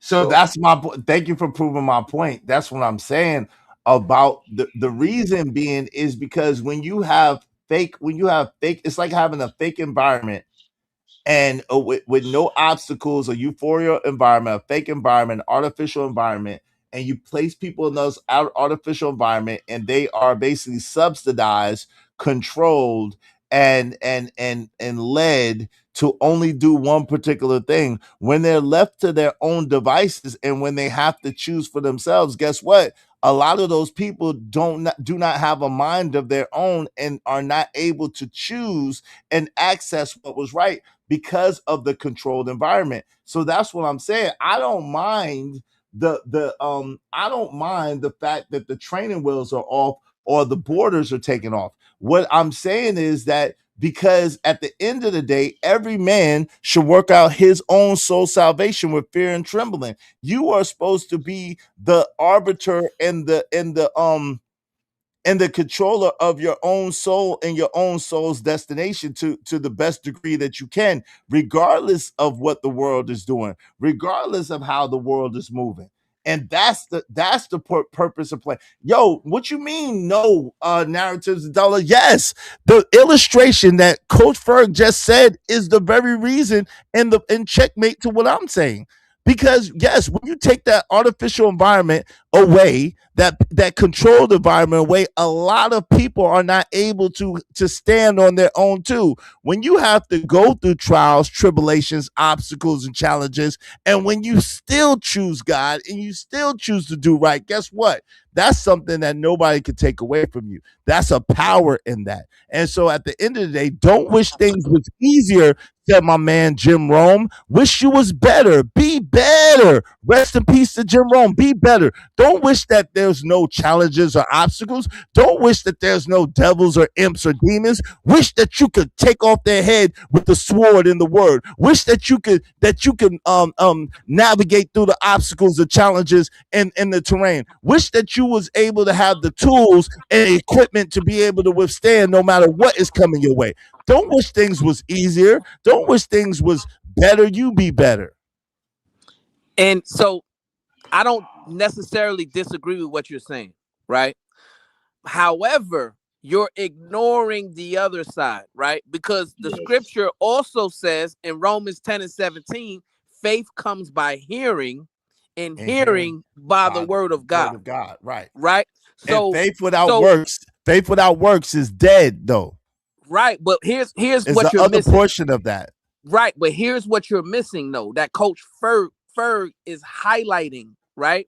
So, yes, your son is not going to need anybody else to institute guardrails. Why? Because he has you, and you have knowledge, wisdom, understanding, and experience, right? But what me and Coach Ferg both know, because we mentor kids actively, that's not our kids, right? The majority of kids don't have what your son has, right? So they're coming to us with a whole bunch of issues, a whole bunch of questions, right? And somebody has to be there to bring that guidance, bring that leadership, and bring that censorship so that they can learn and understand and go by the way of faith. It shouldn't have to come from a fall. It can also come by listening. Right. But and I agree with that portion, but that's what the lights in the darkness is about. That's what the candles on the dresser that should not be hid is about. Because if you're looking for the world to teach your kids righteousness, you are already mistaken, because that's not the world's job. The world's job is to kill, steal, and destroy. The world's job is to lead them astray. The world's job is to trick them with technology. The world's job is to make them believe that which is not to be believed, and to make them hate that which is in their best interest. So, as a parent, as a mentor, as a teacher, as a sage, as a guide, you are that light in the darkness, and it's okay. You are looking for the world to change its stripes, and the world will not change its stripes. The world is going to be what the world is, and the world is going to do more of what the world does. And as a matter of fact, y'all book that y'all say y'all subscribe to already tells you what's about to happen. So at the end of the day, you know that what desolation, right? Desolation is about to take over this land. And when desolation comes, and when the Holy Spirit is no longer amongst us, it ain't going to be none of that anyway. So I don't understand why y'all are looking for this to be any different than what it is. You can't look for it to be different. You have to be different. You have to be better. You have to shine a bigger light. You have to be a bigger spotlight. And that's it. And give the people the clean water. Stop looking for anybody to be any different than what they are. You just be the best that you can be the clean water, and people are going to gravitate towards the clean water. That's just what it is. That's just what it is. I don't disagree, but the problem listen, is, OG Sigma, I'm not, hold on real quick. OG Sigma, they're not right, and they're right in what they're saying to a certain degree, right? But I'm also right in what I'm saying to a certain degree too. I'm not missing anything. What I'm telling you is it's already written. What we're living in is already written. It's already been prophesied. So at the end of the day, it is a waste of time and an exercise of futility to try to make things different than what they are. The only thing you have control over is you, and the only thing that you can change is yourself. And when you have control over yourself and you change yourself and you work on the environment around you, that's all you can do. You can't look to anybody else or anything else to be a guide, to be a lead, to be a light. You have to be the light that you seek. That's it. Yeah, but you also have a calling to be a leader, right? Okay. And when you are a leader, you're going out into the world to try to influence and teach others to leave the world behind and follow God. Yes. Right? And the problem is we can't be double-minded in that regard. Right? Okay. So if we're going to be for God and we're going to be for convicting or trying to get others to be convicted by faith, right? We can't also say, well, it's okay that these other people who are moving in degeneracy and moving in a demonic way should also have the same platform that we have. No, but that's where you're wrong. Hold on. But that's where I adamantly disagree with you, and that's where you're wrong. Because again, Jesus didn't try to take the Pharisees and Sadducees platform away. Jesus didn't try to take the drunkard or the afflicted platform away. Jesus just did what Jesus does. Jesus just healed, Jesus just preached, Jesus just taught, Jesus just went amongst those people and shined his light. That's what Jesus did. He didn't try to change the Pharisees and Sadducees because he knew they wouldn't change. He didn't try to take their synagogues or their platforms away from them. He didn't do that. He just went about his mission and he just did what he was supposed to do. And those that were supposed to get it, got it. And those that were supposed to be in good works with him was in good works with him. Those that wasn't, didn't, and they didn't get it. It's just that simple. You cannot change a zebra's stripes nor change a cheetah's spots. All you can do is all you can do, and that's got to be good enough. If you are the change that you seek, if you are that light on the dresser that does not hide, that is good enough. Stop looking to make everybody else conform. You be not conformed. That's it. You can't make anybody else conform. You can't make anybody else do anything else. And if you look to seek to take their platform, guess what? Your platform can be taken away just as easily. But that's exactly what Christ did, right? You don't remember when Christ gave sermons saying that those people were wolves in sheep's clothing and that those people were hypocrites and those people were filthy vipers, right? You don't remember the time when Jesus went into the tabernacle and whipped those brothers, because they were utilizing the tabernacle for their greater good instead of the greater good of God. Right. But what I'm saying is you're correct when you say you can't change them, right? But you can change the people that are influenced by them. And that's what me and Coach Ferg are talking about. But you can't. And the way to do it, and I'm going to land it right here, Izzy. The way that we do it, right, is we clearly identify the degenerates to them and say, these are the people you need to stay away from. How? But these people that are doing this is what you got to follow. No, that's wrong. Shout out to Texas Caramel. I'm going to tell you why it's wrong. We have to stop trying to add increase. That's God's job. You plant or water, and that's a fact, and that's what I'm saying. At the end of the day, one man plants, one man waters, and God grants the increase. We got to stop trying to be God. We are not God. We have no right to play God. Let God be God, and let us be us. At the end of the day, you don't have the right nor the power to take anybody's position or anybody's platform. God made them the way that they are intentionally. You're not supposed to wish that the roadblock roadblocks don't exist. You're not supposed to wish that the obstacles don't exist. You're not supposed to wish or pray that you don't have any challenges. You are supposed to pray for the strength to endure, the strength to overcome, the strength to be able to withstand regardless. That's what you're supposed to do. So at the end of the day, it's like praying that the wind doesn't blow, or praying that the hurricanes don't come, or praying that the earthquakes don't. No, that's the seasons. That's life. So these people who are workers of iniquity, guess what? God will deal with them. It's not my job to try to deal with them or take them down or do this or do that. All I do is present the clean water. And if the people drink the clean water, they drink the clean water. If they don't, they don't. That's not on me. I am supposed to be a living sacrifice and supposed to present the light and supposed to present the clean water. The problem is we try to be judge and daggone jury, judge, executioner, and jury, and that's not our job nor our position. And while we're doing that, we are wasting time and we are out of order, period. Izzy, do you believe that who you are and who you are to your own son, you don't think that could influence young minds to be better beyond their situation? Yes, it does. Absolutely.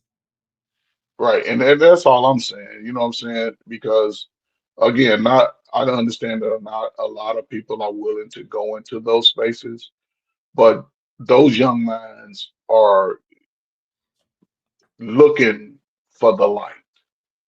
But they keep running in the dark. That's what I'm saying. Not a lot of people are willing to step into that ramp, and that's fine. But like you said, on YouTube, most people have already been kicked down the road of life. Everybody got a sad story, so I can understand that. No, I look for the future.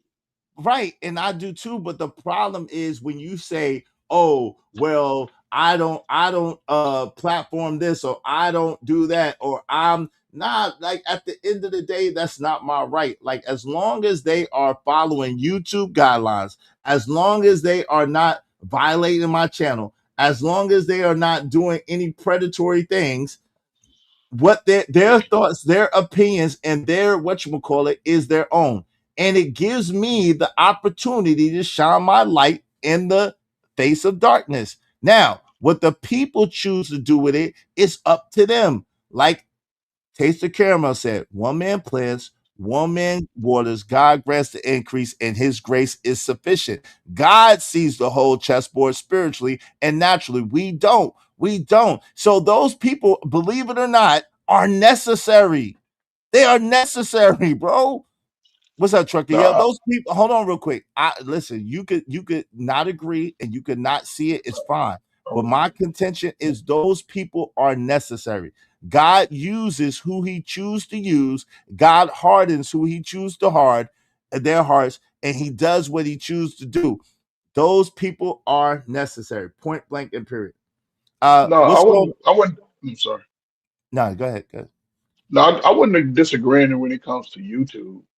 So YouTube is what it is, and I'm not, people are going to say what they say. They're going to feel the way they feel and, have their own beliefs. Because again, most of those people have already been kicked down the road of life. They've had bad experiences with the men's, with the women's.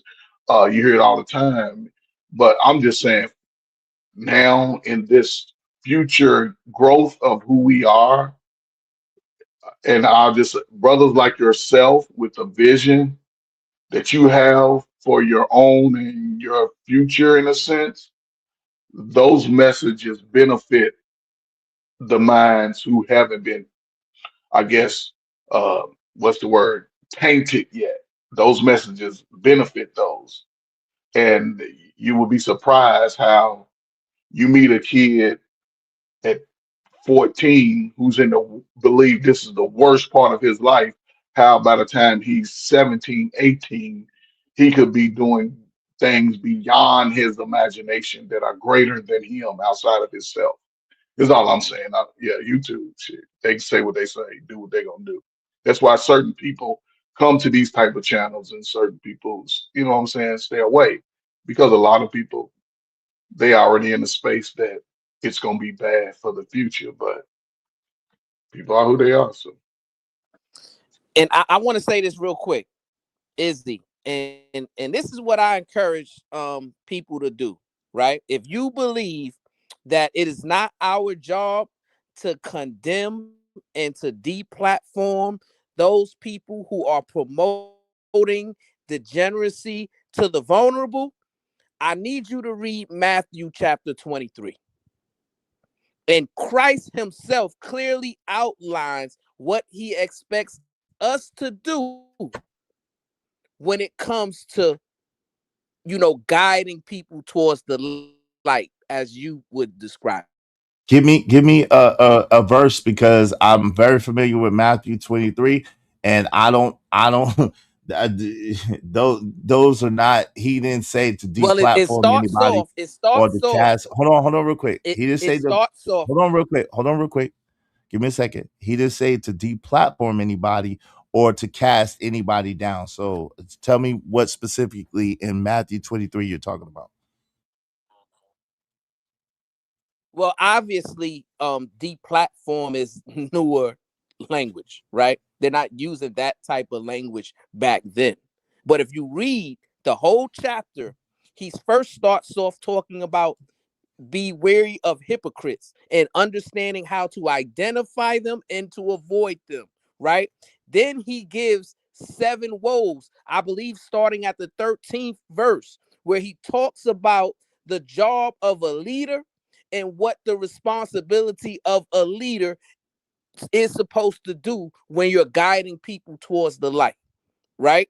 So that would be my encouragement for those people who may be confused as to, well, should I speak out against these people? Should I deplatform these people? Should I warn others about these people?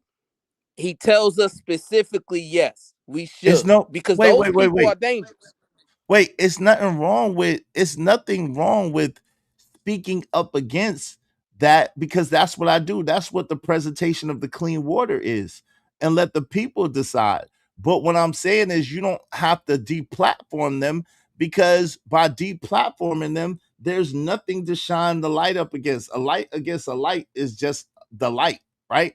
But the light against the darkness shines brighter, right? So at the end of the day, yeah, in Matthew 23, he's giving woe. He's telling them, the Pharisees and the Sadducees, woe unto them for the things that they're doing. And he's addressing them directly. At the end of the day, though, he didn't make them stop or cast them down. He let them decide whatever they wanted to do. He gave them the warning and then allowed them to do whatever they was doing.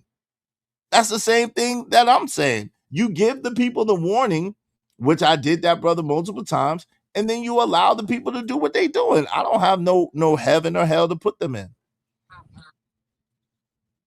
He didn't allow them. What you're missing is he didn't allow them to speak on his platform, right?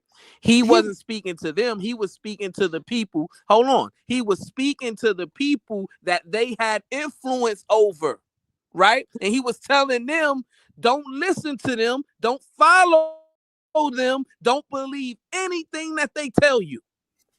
Right? Right, but they was there. That is essentially deplatforming them. No, it's not. No, it's not. Not at all. Not at all. He didn't deplatform them at all. He was right beside them. They were in the same marketplace. He didn't deplatform them. No, he didn't. He allowed them to keep saying what they were saying, keep doing what they was doing, and he pointed out their hypocrisy. He pointed out their deceit. He pointed out their lies, and he allowed them to continue to do what they was doing while he was simultaneously preaching to the people and giving the people a better option. That's it. Same thing I'm saying, but that's nothing not it. From what I'm saying. That's why after one sermon, they look for him to try to kill him. Scripture literally says that, because they didn't appreciate how he was attempting to deplatform them, right? What I mean by deplatforming them. So let me give you. So we got to get a baseline of what the definition is, right? When I'm talking about deplatforming them, right? I'm talking about exposing them and then not allowing them to have influence over your people.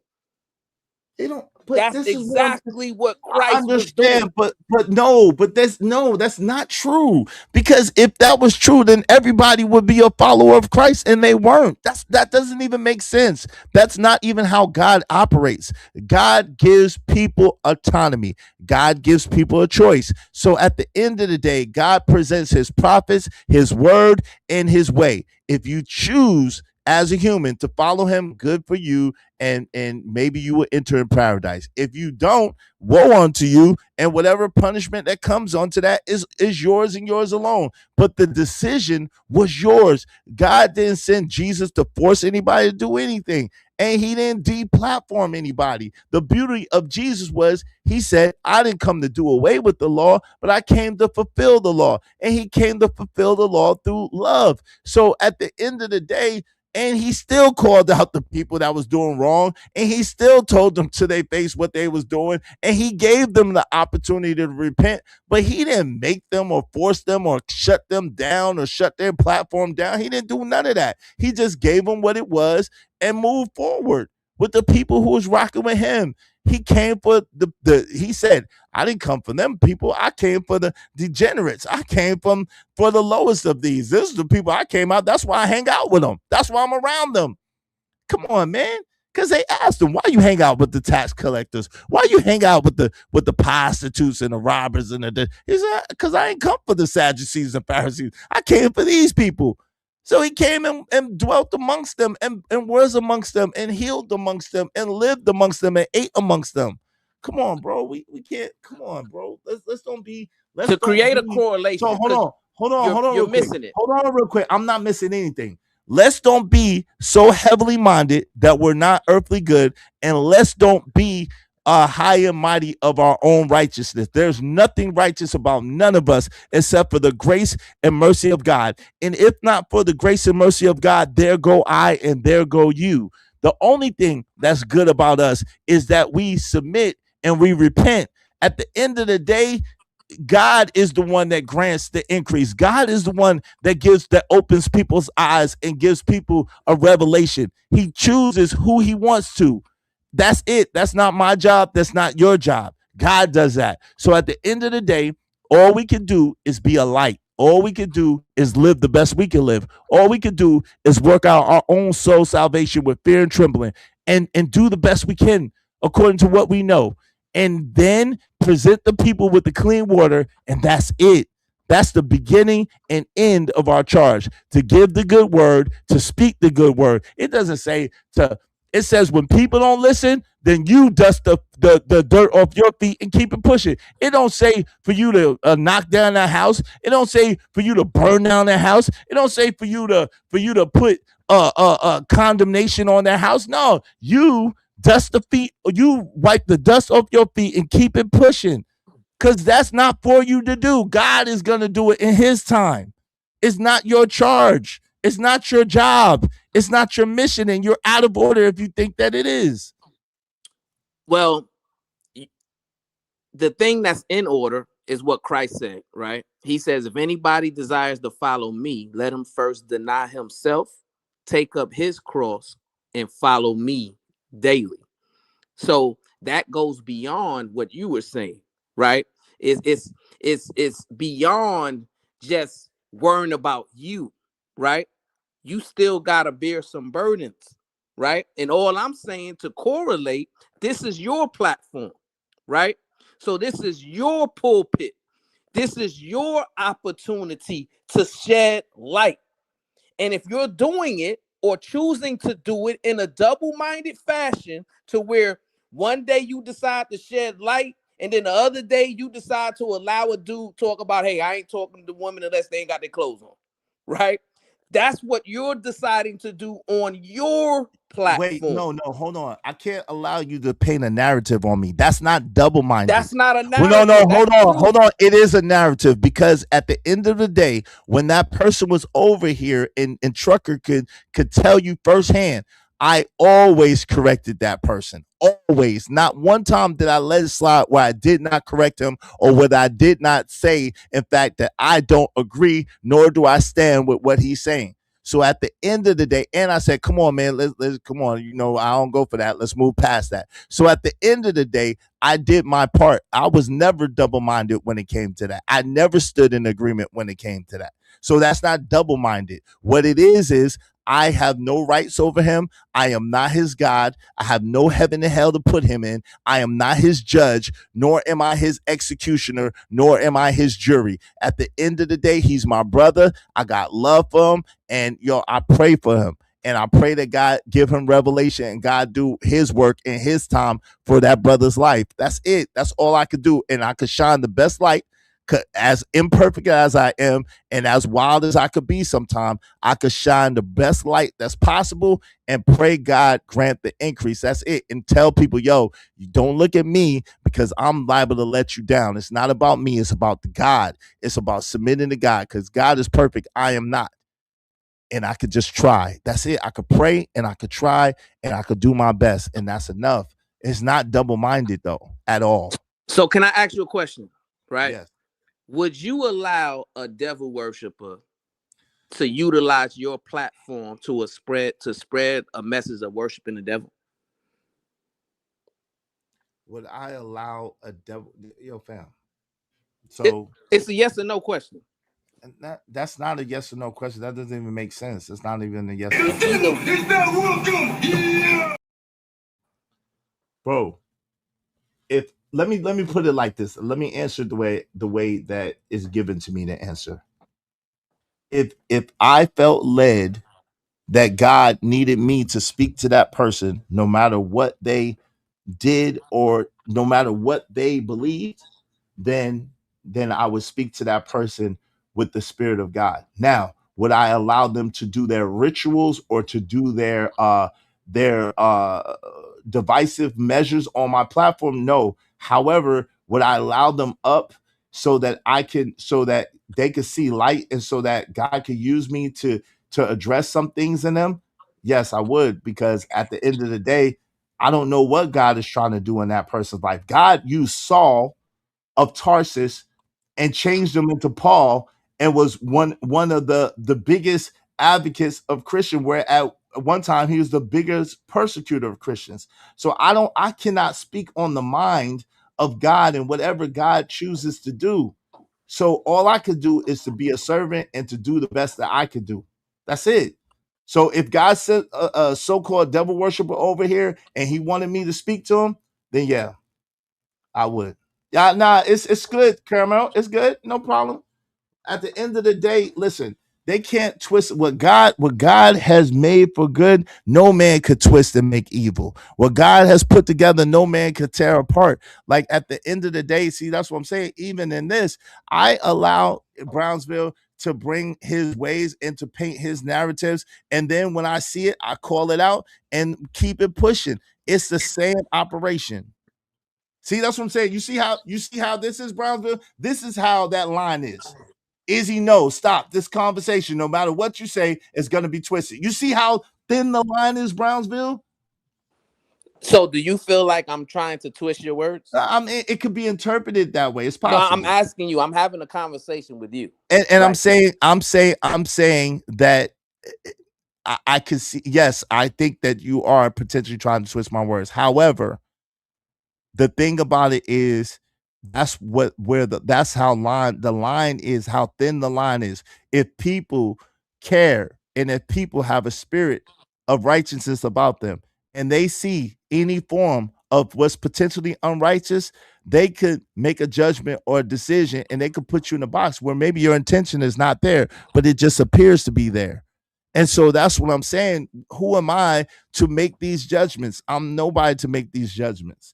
All I could do is do the best I could do, shine the best light I could do, and give what God told me to give. And that's it. At the end of the day, one man plants, one man waters, and God grants the increase. But that's how thin the line is. Right here. But because we're engaged in a conversation where we're agreeing on some things and disagreeing on other things, right? So I'm not going to accuse you or charge you of misinterpreting my words, trying to paint narrative just because you disagree with me, right? That's just an emotional response. I understand what you're trying to do is substantiate your argument, and that's the same thing I'm trying to do, right? I'm not trying to take no personal shots. No, I got you, and I'm not. But do you see what I'm saying? Is look at what Taste of Caramel apostolate, one who cries, "Lord, Lord," but spews the doctrine of demons. And I'm just telling you, and I'm not saying that I agree with her necessarily or that I disagree with her. What I am saying is, with what measure you judge, it shall be measured back to you again. At the end of the day, there is room in all of us that we can be looked at in this manner. There is room in all of us where people could point to us and say, "Hey, look at how Izzy moved. Izzy is really being of the devil." They said Jesus was of the devil, family. Like, right, but so hold on. I don't care about that. Hold on. That's the difference. No, I know, no, but the point that I'm making to you is, and this is the point that I'm making, you don't care about that. But that's the same operation. You think Taste of Caramel is someone who actually has a very big influence over me. I've known her since high school. It's my people. So I'm just saying, like, if I were to go by listening to you and Coach Ferg and say, "Oh, because this person said this, that I gotta kick them off my platform or I can't be around them," then it would stand to reason my family members or my very close friends or people who know me forever, if they say this and that, then by that same logic, I would have to listen to them and kick you off the platform. You don't get it? I know, no, I get it, Ferg. I got you, Ferg. I got you, Ferg. I don't want to lose the message that I'm trying to bring forth. I got you, Ferg. I got you. I'm just saying by Brownsville's logic. So I'm saying that line, Brownsville, is very, very thin, bro. It really is. And this is just one slight example of how thin that line is, and how if you don't see eye to eye with a person, no matter what their ideology or philosophy is, no matter what their religious or spiritual belief is or system is, if you don't see eye to eye with that person, or you sense a tinge of dishonesty or a tinge of usurping in their conversation, then it's this easy to say, "Yo, get rid of them." And I'm not that prone to do that for you, with you, or anybody else for that matter. You got the floor. Yeah, and I would just close, because I don't want to hurt your channel or hinder your channel or upset your audience, right? So cool. What I would say is, I believe that we shouldn't cast our pearls amongst swine, right? And if we choose to do that, that can potentially hinder our platform and hinder our overall message, right? And if you were out there and really doing the hands-on work, mentoring those kids, you will see how confused they are. You will see how weary they are, how impressionable they are, and how much they want to be led in the right direction. So that's where I'm coming from, a spirit of love, saying, hey, there was an overcorrection and removing all censorship. Now we have to correct that overcorrection to bring balance. And if anybody has an issue with that, then that can be their issue. We'll just have to agree to disagree. But I don't believe we should be casting our pearls amongst swine. Peace and love, though. But let me ask you a question before you dip out. Don't dip just yet. If you got time, don't dip. Let me ask you a question. If the so-called swine or the so-called dogs,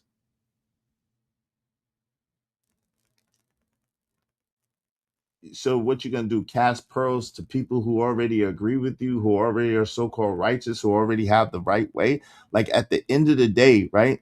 That was a specific thing that he was talking about. And guess who he was talking about? He was talking about the Pharisees and Sadducees, the people who were so-called righteous and thought they had it all together. He wasn't talking to the sinners, the tax collectors, and the people who knew they was wrong. He was talking to the people who thought they were right and thought they were doing it right. They were the sinners. That's the issue. They were the sinners. So right. But that's what I'm saying. But in that scenario, that would be people like you or me. That would be like the people who think they Right. know. Now you Right. getting it. Now Right. you're understanding what I'm Right. saying. So it wouldn't be these people that you're talking about. Right. It And wouldn't I'm be the not people talking, that you're that's talking about why. kicking out. Right. So that's why I'm talking to you and not them. Now do you understand? Nah, I don't get it. But Because no, you just substantiated my argument. I didn't. What are You you talking did. about? I You didn't. just If these said, right?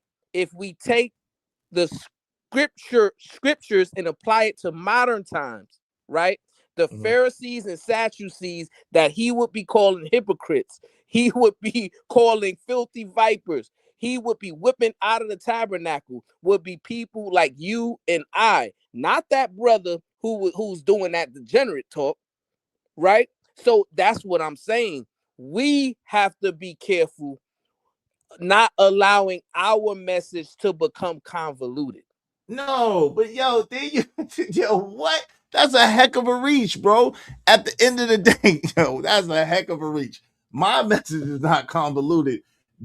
Again, you went from talking about people and you gave an example of a brother that said that he don't trust women with clothes on, and he don't talk to women that have clothes on, and you use that as the whole thesis and basis of your argument, and then you said, "Do not cast pearls to swine, or what is holy to dogs," was what the total scripture that you was quoting, right?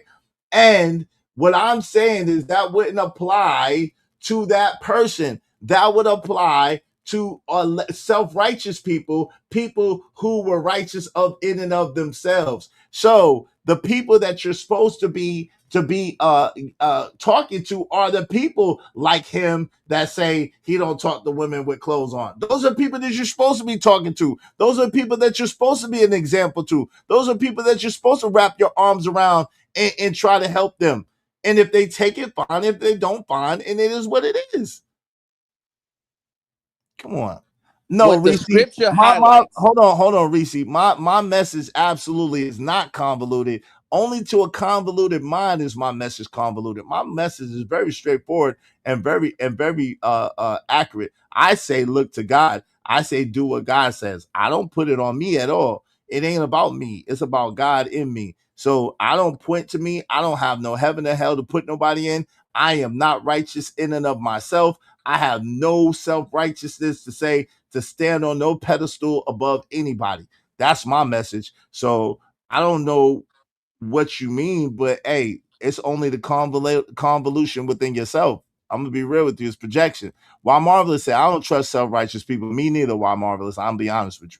Shout out to Rock Jet One said, does anyone ever notice that when Brownsville and Izzy are doing this back and forth, the super chats dry up quick? Yo, that's crazy. Takes a comment said, I wanted Brownsville to see that in hopes that he would stop and open his eyes. Well, some people. Go ahead, you got the floor. Yeah, I'm a male worshiper. Support the show. Support the show. This is a good back and forth. Support the stream, right? Support your content creator because he's doing the best that he can, actually. You know what I'm saying? And we don't always agree. We're not gonna always agree. People don't always agree, right? That doesn't mean that I'm perfect and he's imperfect, or he's perfect and I'm not perfect, right? We're both still in the eyesight of the Lord. We're looked at upon as filthy rags. That's the truth, right? However, we have to be careful who we allow to manipulate our message, right? And this is Israel Mills' platform, right? He controls who he allows to speak and who he says, nah, your speech isn't worthy. And I brought up that scripture, right? You don't cast pearls amongst swine, because what it really essentially means is you're not supposed to spread wisdom or give access to people who in return is looking to do something harmful with it. That's the key. And that's the discernment you have to have. And that's all I'm saying, right? And if you think I'm saying something to try to harm you, then I apologize for that, because that's not what I'm trying to do.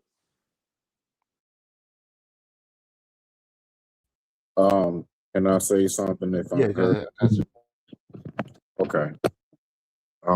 Down to the whole, just briefly, I don't know, it's just the part that caught my attention. We're not, I don't always agree. No human on planet Earth, not even identical twins, should always agree. The very moment that I find somebody that I all the way agree with is the day that I've lost myself. I no longer think for myself. I no longer have my own thoughts and ideologies. Just like how you and your cousin say on the show, don't come with other talking points, come with your own thoughts.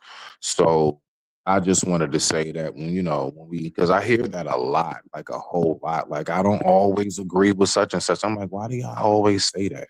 Like, who are you supposed to always agree with?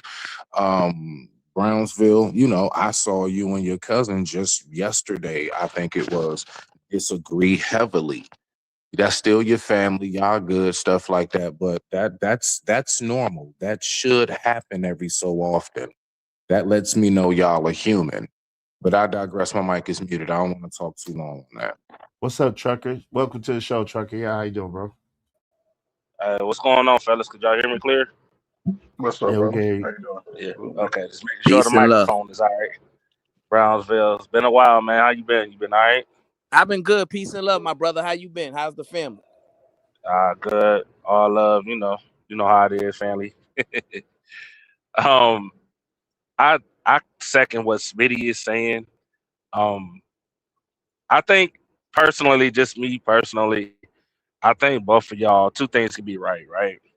I get what Brownsville saying. Some, remove a nigga out of, excommunicate, or move him out, usher him out. You know what I'm saying? But to Izzy's point, you only to get to that point, you have to put it in his ear, point him in the right direction, the same way God will point you in the right direction, right?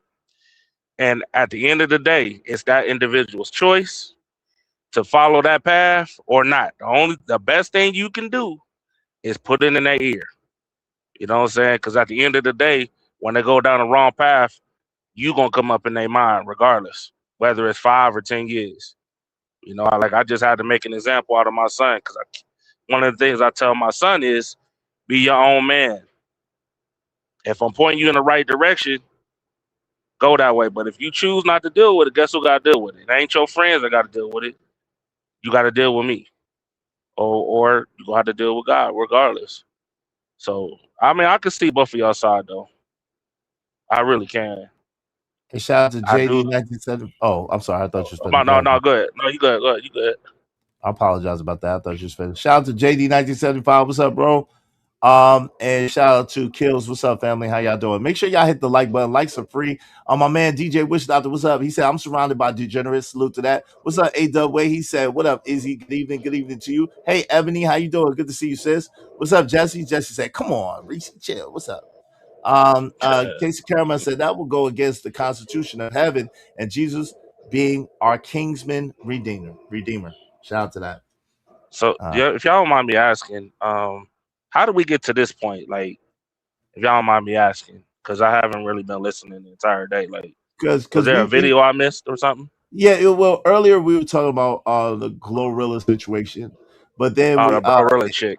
And the Brorilla, yeah, and we moved forward, and then we got on to kind of how they are making it seem like if you're lighter skinned, you're not really black, and all this idea of blackness and black is pure black and all of this. And then we were just kind of talking about how the children, the children of this generation, a lot of them about the mentorship and stuff like that, and so we just kind of disagree on the taking away of. I don't think that there's. I think the world is going to do what the world does, and I don't look to the world to teach my son or to try to put training wheels or guardrails on my son. I just look to myself to try to be better, and I look to teach my son the best way I can. So that's where we're kind of at the disagreement of, and they're saying like, well, there should be balance, and I'm saying you can't look to the world for balance because the world is not about balance. But no, it's that's not. Where we're at. I do, as an individual, a lot of us don't be realizing that we be setting our kids up for failure, right? Due to our actions, and like a lot of people just talk, don't do this, don't do that, but then the actions speak louder than words. Don't disrespect your wife. Meanwhile, you disrespecting your wife, or don't beat on a person just because, but then you beating on a person. Don't hang with deadbeats, but then you hanging and congregating with nothing but deadbeats. And believe it or not, man, these kids are seeing that on a regular basis, starting with y'all at home first. Don't date this type of woman, but your friends is this type of woman that you bringing into the crib. So that's where it starts at. I mean, the world really don't owe anybody anything at the end of the day, but it does. Society do have a big influence on everybody, not just children. So I guess. Hey, Izzy, can I ask Coach Ferg a question?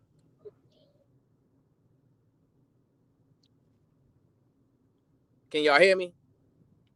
I can hear you. I can hear you. Where is he at? Izzy, where you at? You might as well go ahead and answer Coach the Ferg, question. are you there? I'm here, man. Can you hear me? Yeah, okay, I can hear you now. So my question to you, Coach Ferg, you're a coach and you're a mentor, correct? Yeah, pretty much. Yeah, all that mentor, life coach, I do it all. I retired, Right. but yeah.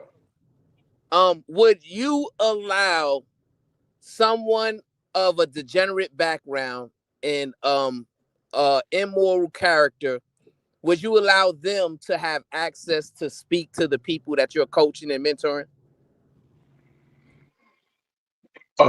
After they've gone through the process. Initially, no. But again, when I let's just say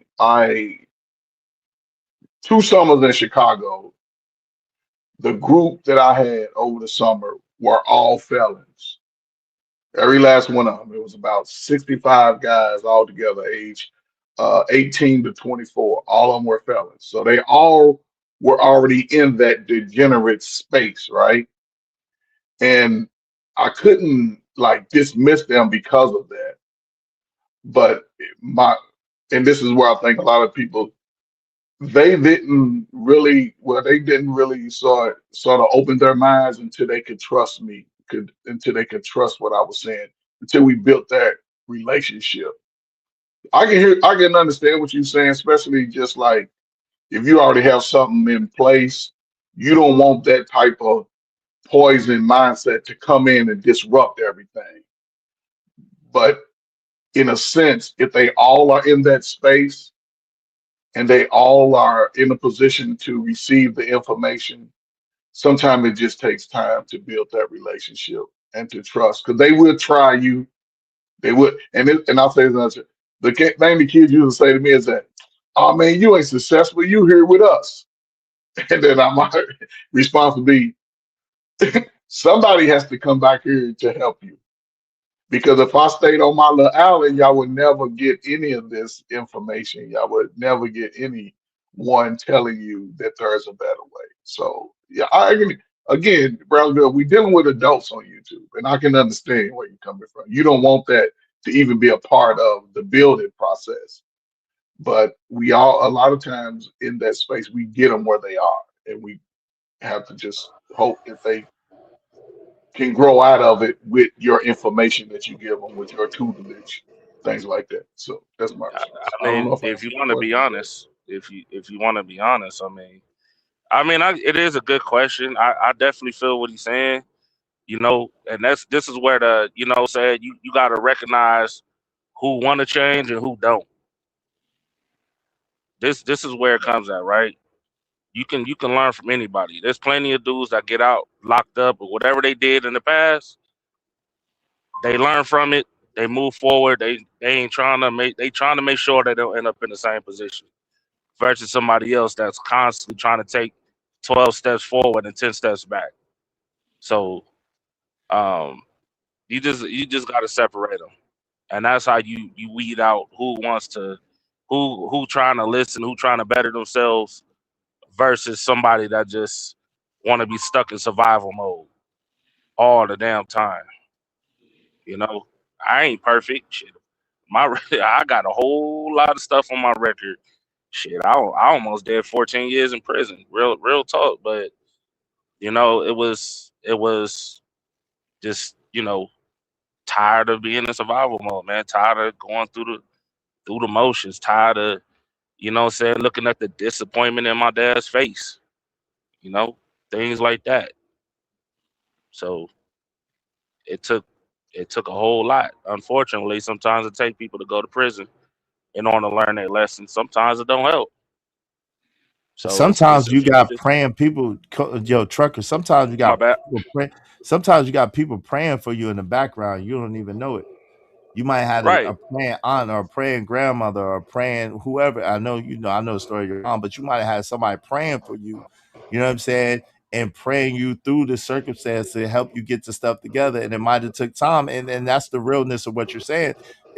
Everybody doesn't get their stuff together at the same rate or the same time. Some people it take hard knocks. Some people it take a little bit of talking to. Some people it take lots of prayer and baptism and fasting and all different types of stuff, right? So that's why the Bible says, Brownsville, one man plants, one man waters, and God grants the increase, because God is all knowing of all of us and how we are as individuals. And it just you shouldn't be so quick to write people off just because they make mistakes or just because they are not as to the place where you are. Some people mean well and some people want to do better, but they just don't know how. Yeah, but I'm not saying writing people off though. What I'm saying is limiting the access that they have to people you're trying to influence. That's not writing them off. Like Coach Ferg, he articulated it beautifully. He said in the beginning, right, when I'm trying to institute a process, I'm not going to give those guys access to somebody who is still in the degenerate lifestyle, right? I could see that point. So those two things aren't aren't equal, right? I'm not saying that you need to write people off and cast people away. I'm just talking about limiting their access to have influence if they're not of good moral standing. But this is the thing. You're mistaking an example. So again, sometimes you know what happens, right?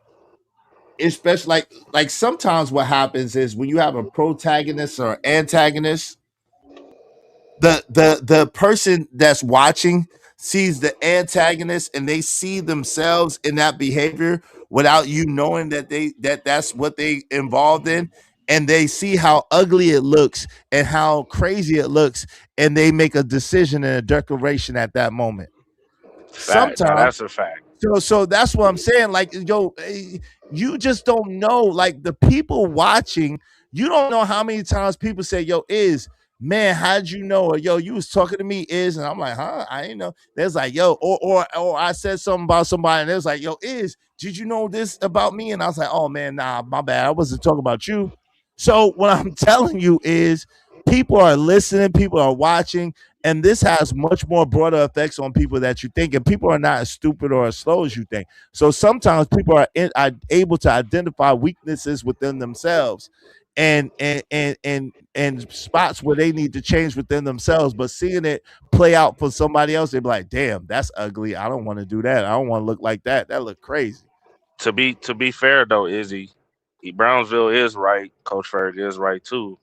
You know, at the beginning, you should be able. You're gonna have to show me that you trying to listen to suit or not, because I'm giving you the game to win. But if you choosing to lose, then I'm gonna X you out. But that's not my. So, that's not. But hold on. But that's not my. Hold on. But that's what Brownsville's saying. I understand, and I'm fighting back against that because that's not my job. I'm not the I mean, arbiter of right. that. I mean, I get you. So I'm not gonna make a judgment off of what somebody says unless it's a violation of YouTube policy or it's a violation of my particular code of conduct.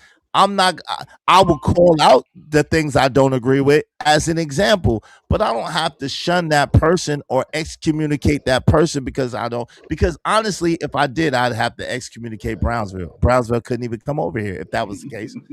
Think about it. And I'm not trying to throw no shot. Think about it for real. Trucker, right? I can't listen.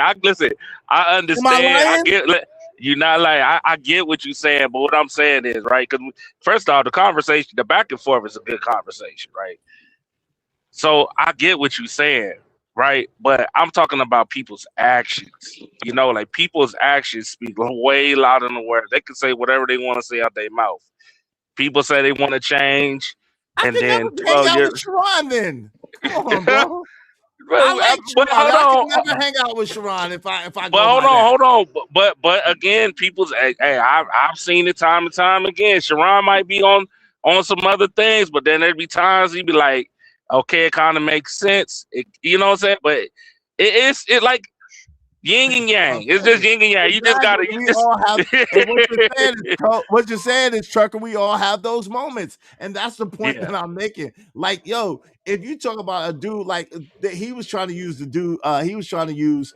I'm gonna say his name, Dirty Folks. Shout out. He was trying to use Dirty Folks' example about how he said that he can't talk to women with their clothes on. But Dirty Folks has a wealth of other information, and Dirty Folks has a lot of other points that's valuable and of note. Dirty Folks mentors boys and has mentorship programs and does all that stuff too.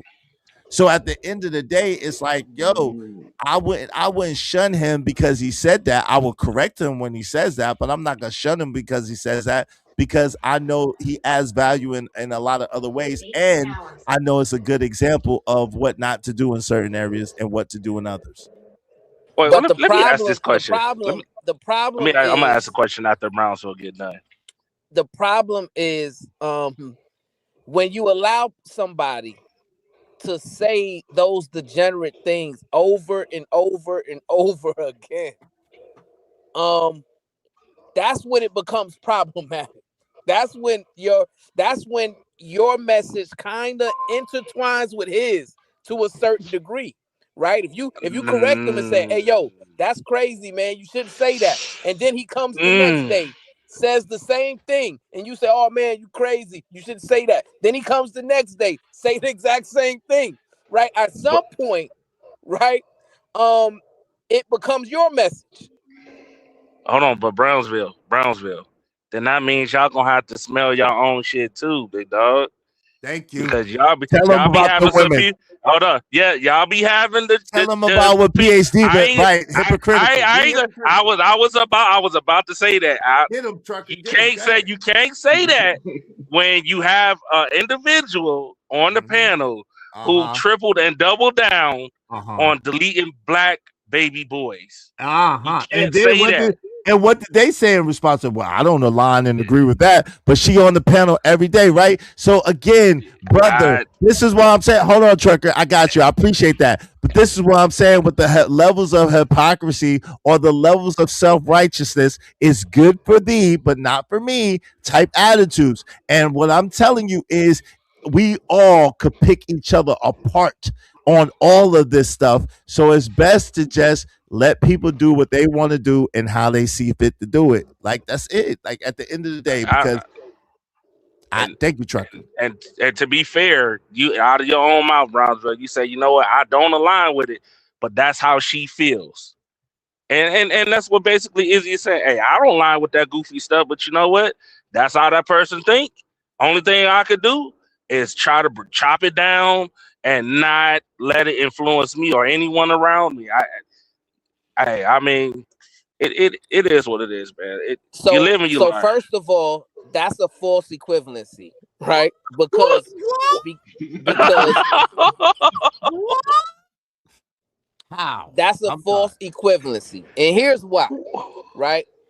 What you're referring to is what she said she's going to do with her own body in response to the men saying that men saying so many derogatory things about women.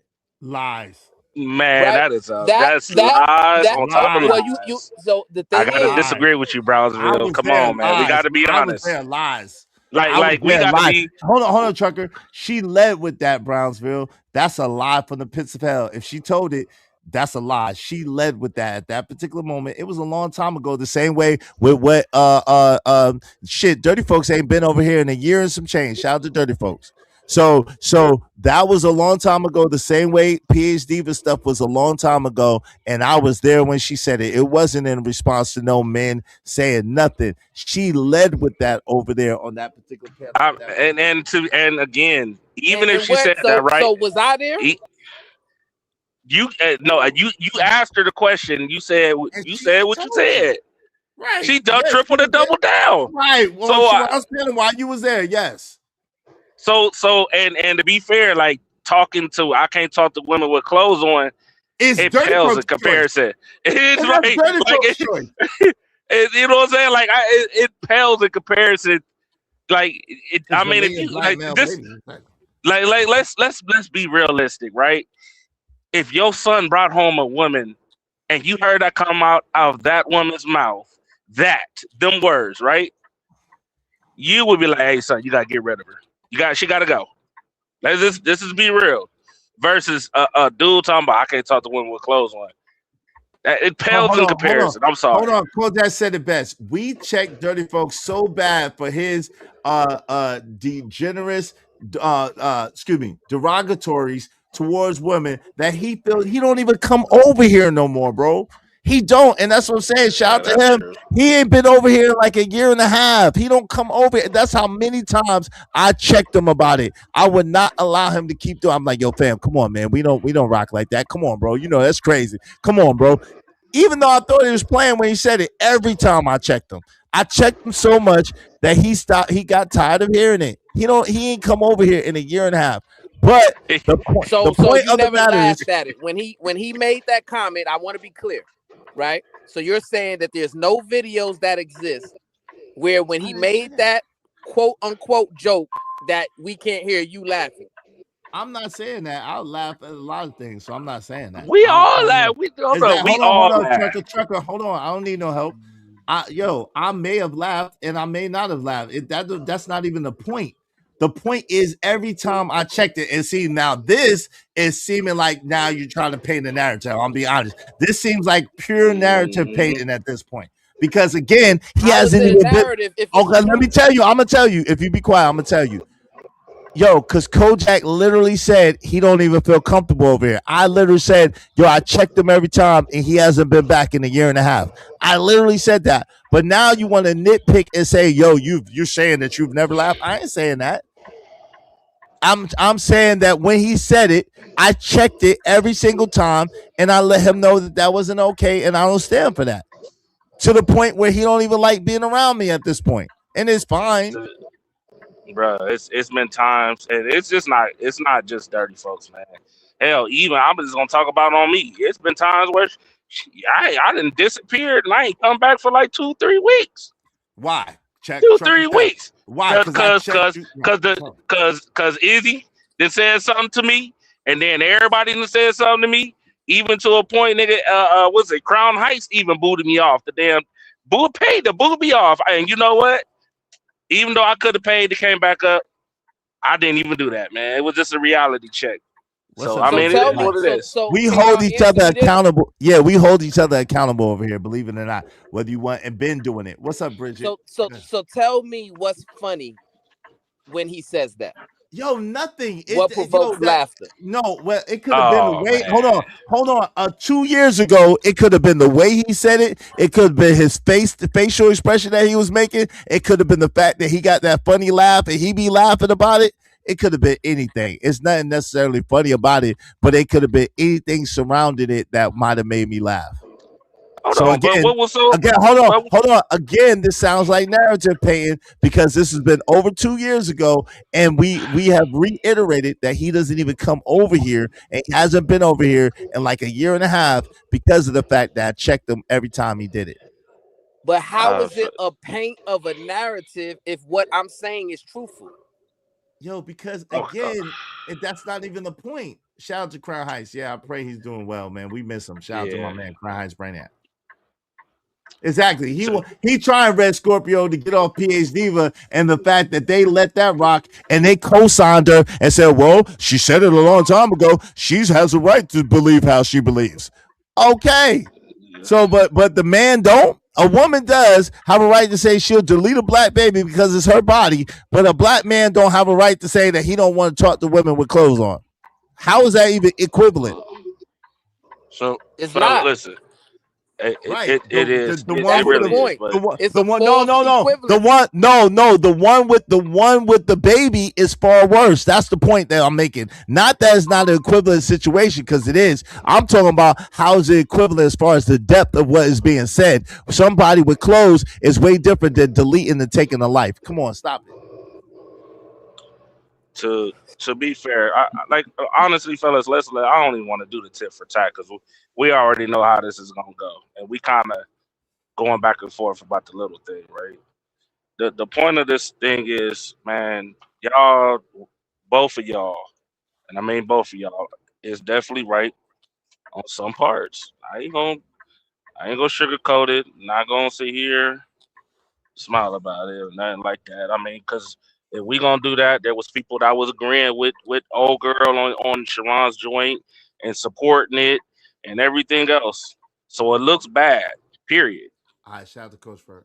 So let's not take it there. You feel me? Let's kind of stay on the straight and narrow. Yeah, we can change the topic if you want, Izzy. Hey, shout out to Vixen Forever. She said, what happened to my boo, Crown Heights? I think he's good. Shout out to Crown Heights. I'm praying all is well. We miss him. I ain't seen him in a minute, but I pray all is good with my brother. Hey, shout out to Byron Turner. Said, Brownsville do be correct, but this world belongs to the wicked. That's a fact. Why Marvin said, we are highly intelligent over here. We rock with Iz. Shout out to you. I appreciate you, Why Marvelous. Kojak through the grace said, Izzy, you just took the words right up out of my mouth. Shout out to that. What's up, Black Lord? Said, the woman paying Sharon, so they oblige to whatever they say. I don't know about that. I can't. That's not my thoughts or my sentiment.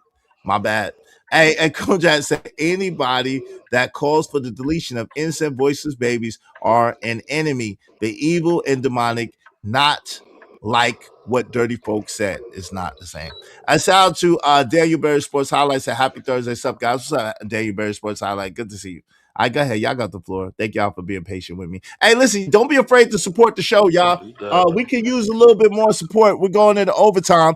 If we don't get no more support anytime soon, we'll probably close it down at the 6-hour mark, which is in about 26 minutes. All right. So, 36 minutes. Y'all support the show. Anton Chagrin said, there is enough sin evil to go around for everybody. Sure is. There sure is, family. And that's the problem. That's a fact.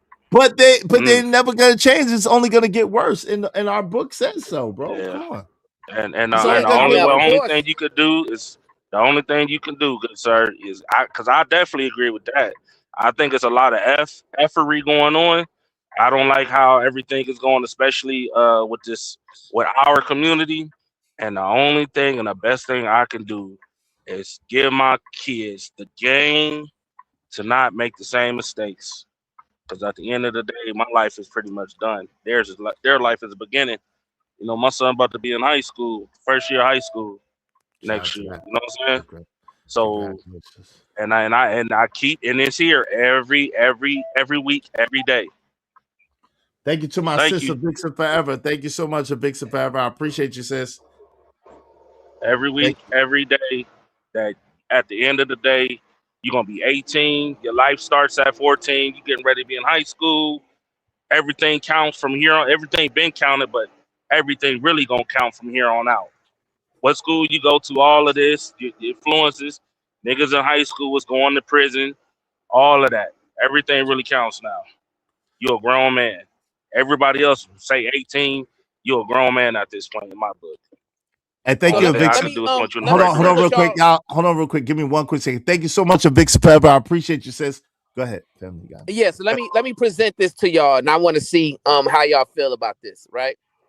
I brought up an issue that I see where we're living in a time where men are seeking validation from other men, right?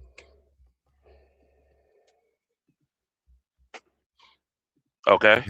Okay, what do you say? Are you finished? Seeking.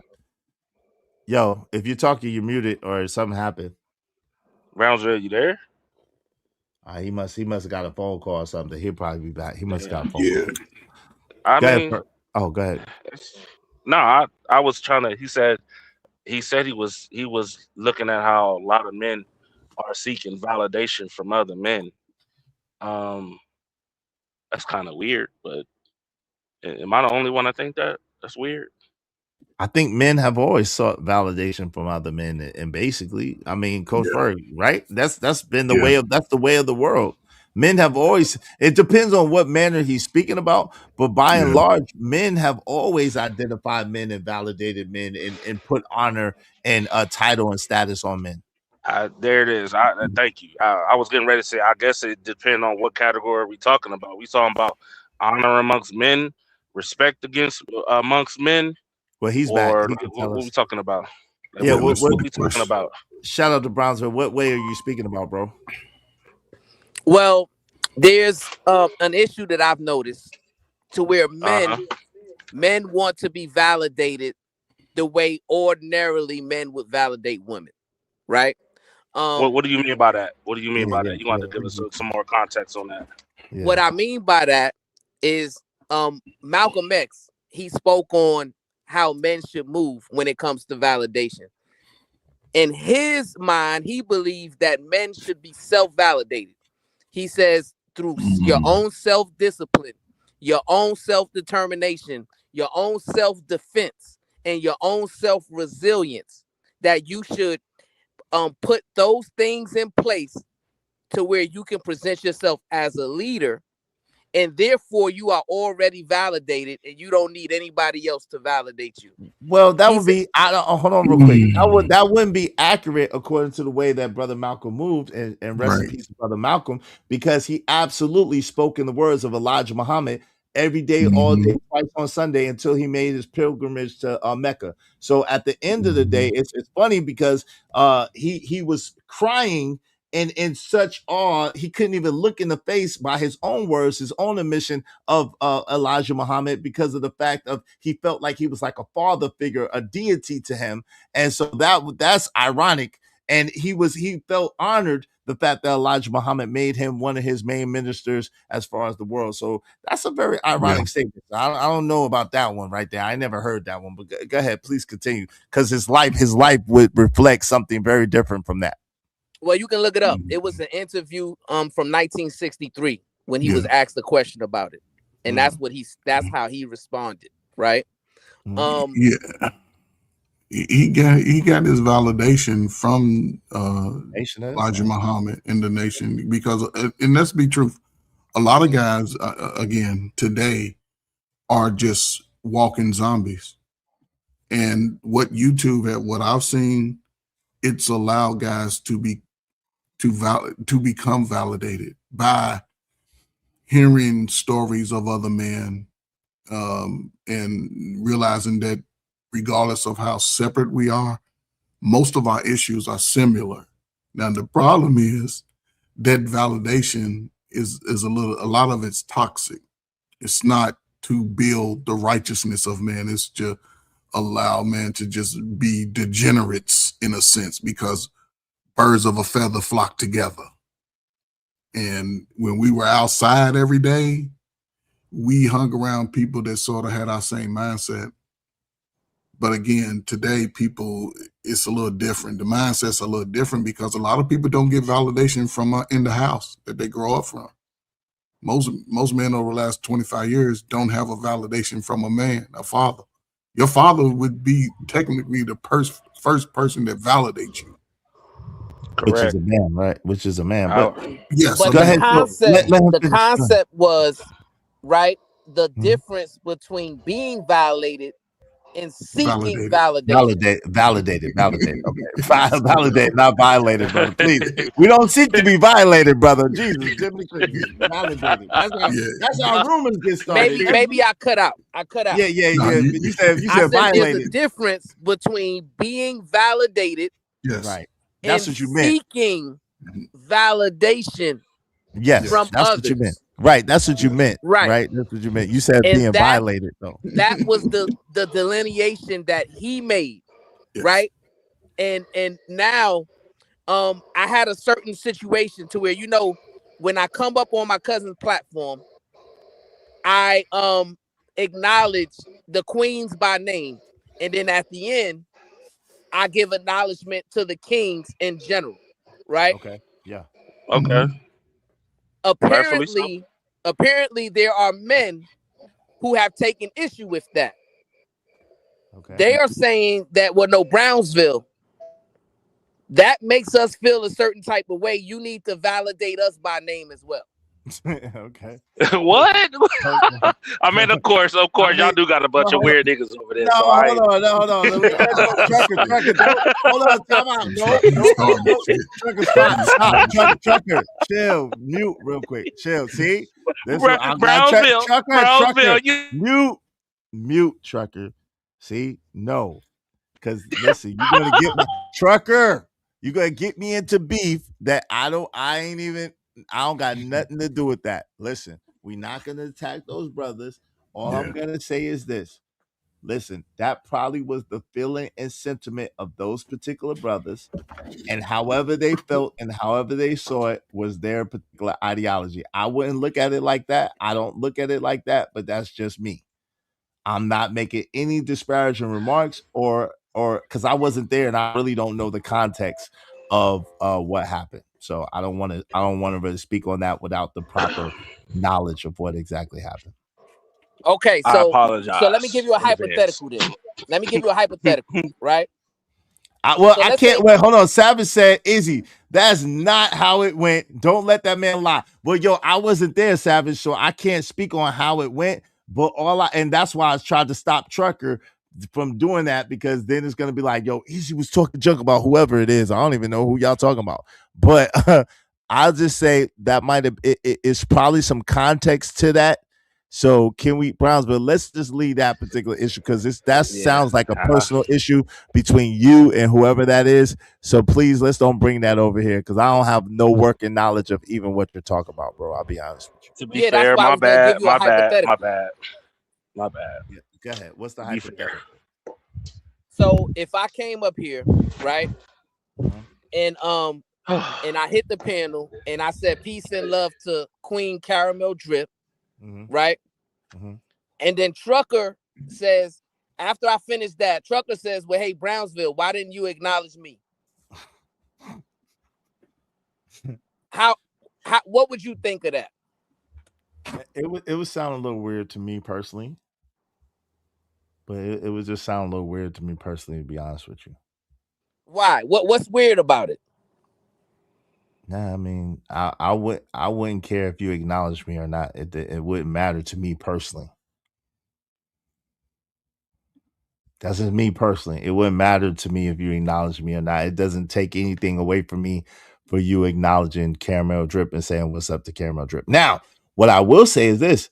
There's been times where my homies that come in here will speak to some women and don't speak to me. I'm like, Nigma, what's up? You ain't gonna speak to the host? Like, I've done that. So there's been times where I've done that in all fairness.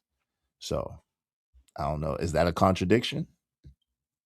What, when he was acknowledging everybody else, did you feel like you weren't validated? Nah, it wasn't a validation thing. It was just like, damn, like, how you not gonna speak to the host? I'm your man's. Like, you know, we got rapport. How you not speaking to me? Type thing. It wasn't really about validation, I don't think. Yeah, I'm just noticing that we're building a product of weaker men. And I'm not talking physically, I'm talking mentally and emotionally. It seems like the men of today are desperately seeking validation. They're also easily emotionally triggered. And they also have a lack of self-control and self-discipline that is displayed on these panels every day. Okay. Tell the truth. Let's Tell the hold on. truth. Let's unpack that line by line, really. My thing is this, right? Because I've been guilty of it, but again, and that's why I've said to you, I don't know where I'm from in Brownsville, men settle stuff right there on the spot. It ain't, and they've cursed, they've yelled, they screamed, they did whatever, but they handled their business right there, then and there. You know what I'm saying? Nothing really went unchecked too much. So this whole stoic idea is not an idea that I'm used to. I've never been used to this whole alleged stoic idea. That's not something I've seen. That's not something I've operated in. That's not something that the men around me have operated in ever. You know what I'm saying? I know one stoic guy, and it's Angry Man's father. That's the only stoic man I know. My dad is not stoic. Angry Man's father is stoic, but that's the only man that I know that is a stoic man.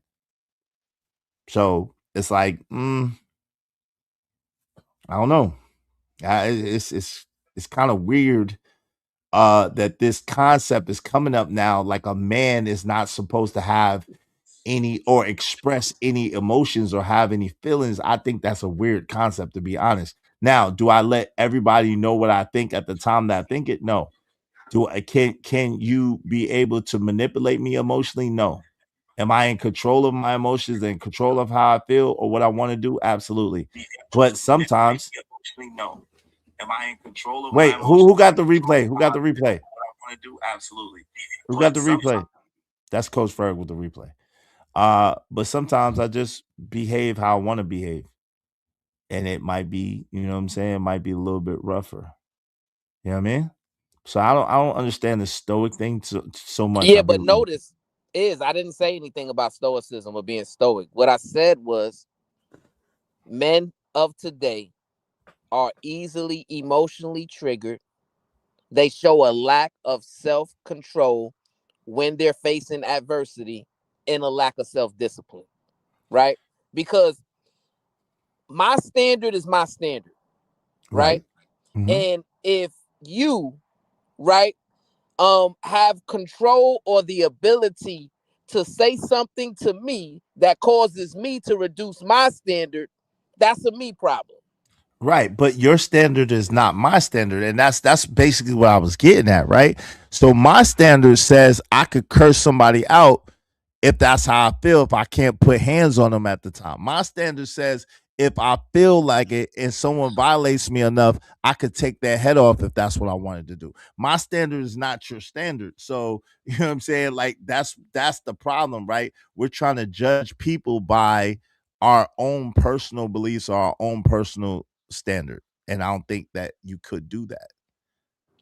But I think we need to get back to a time to where men was able to control their emotions and control their actions, and when was be that? able to conduct themselves in an upstanding way in the face of adversity, right? And I'm okay. seeing You gonna have a pattern. to give us an example of that. But he's talking about example we talking about.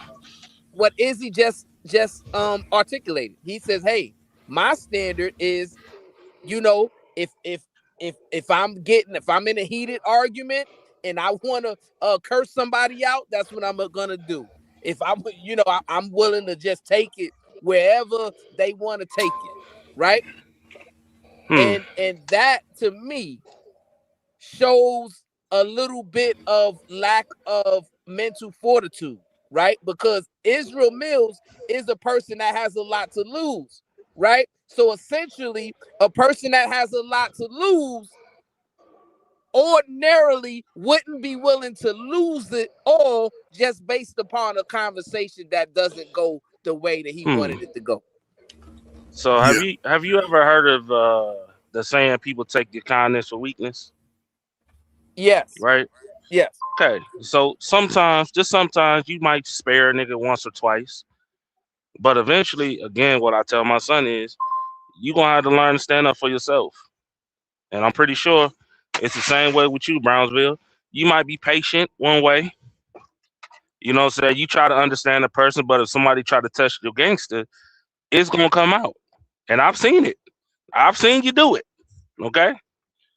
So we're gonna be honest, let's be honest. Now, if we're talking about, my guess is you're talking about men snapping on women or getting out of character with women. I'm guessing, I might be wrong.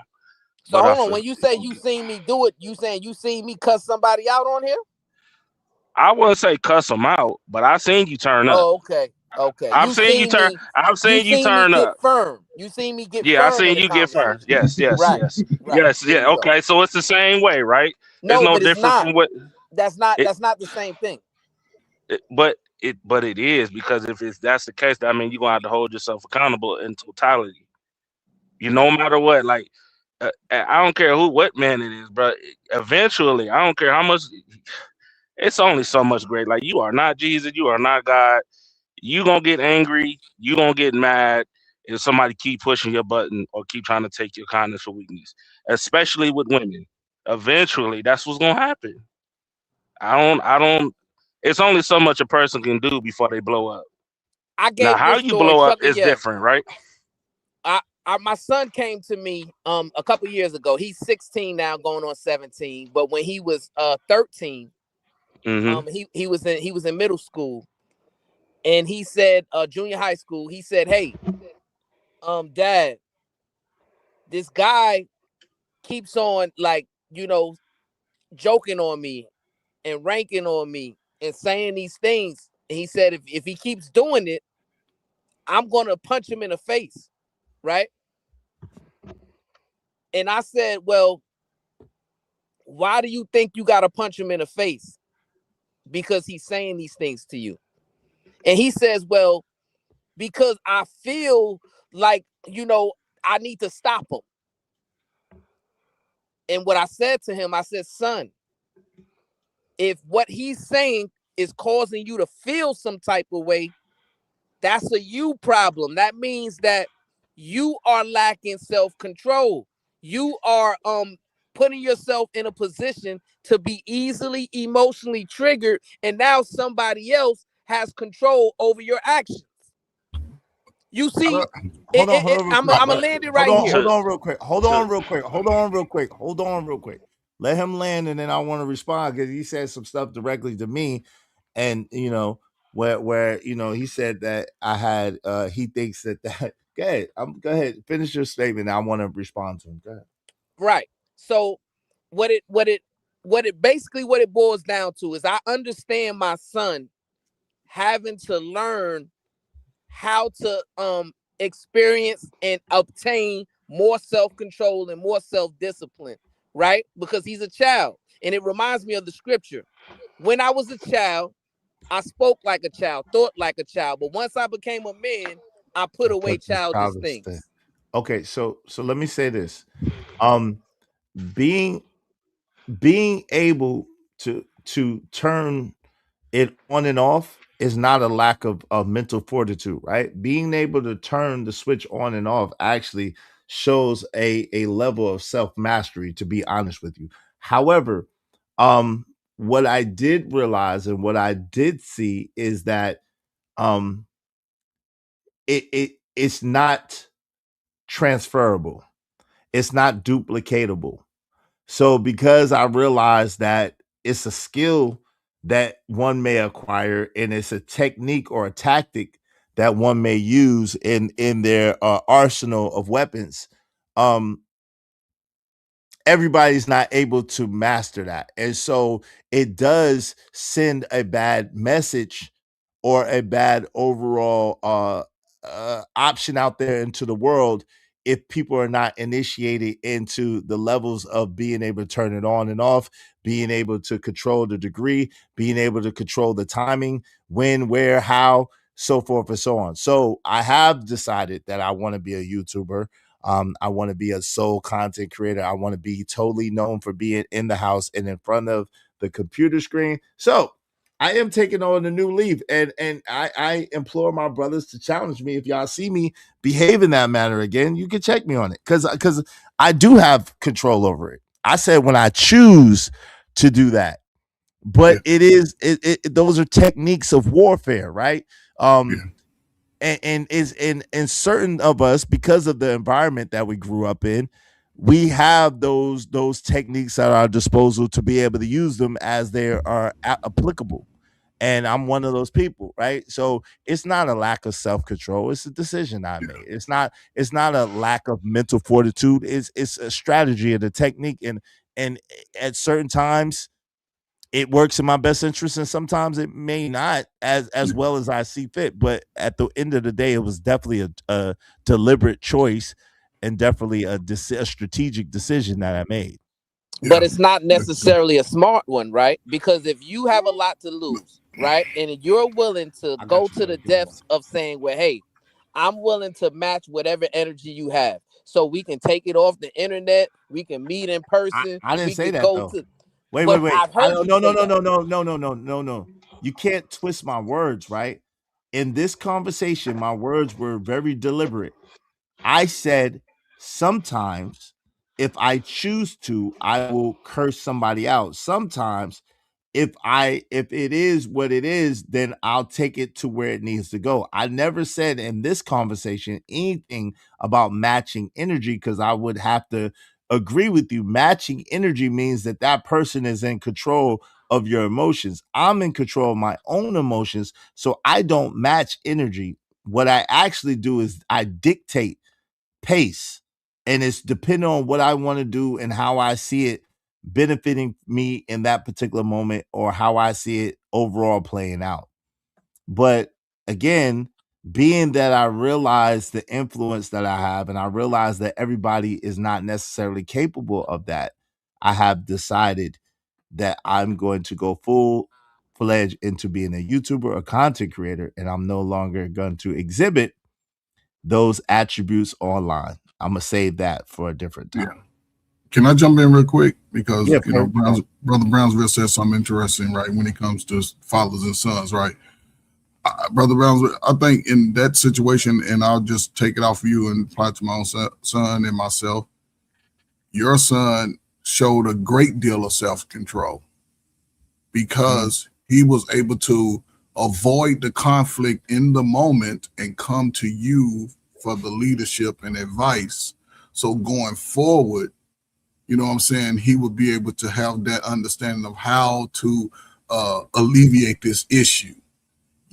Me, I would have told him, listen, well, but when it comes to just, you know, jonesing on somebody, you know, again, that goes back to the confidence and the self-esteem, you know what I'm saying? But I think that's a great thing, that if more men, young men, could have the opportunity to avoid the conflict in the moment, because we all ugly at points, we all gonna get talked about. That's what black folk do. But when they can avoid that conflict, avoid getting suspended, avoid getting in trouble in school, and come home and ask those questions, that's the greatest example of showing self-control. Wait, hold on real quick. Hold on real quick, Chuck. Give me a second. Hold on real quick. Give me a second. Hey, Justo Alvarez, I said nobody was talking about YouTube. Can y'all mute real quick when y'all not talking? Hey, Justo Alvarez said nobody was talking about YouTube and stuff like that. Can you please understand people more better? Well, Justo Alvarez, it's sad when you type and you're sadly mistaken and you can't read the room, nor do you have situational awareness. That's absolutely what Brownsville was talking about in the beginning before he gave the scenario of his son. He absolutely was talking about online, and he said a lot of these men exude. He literally said it. So, Justo, I'm gonna need you to pay a little more close attention.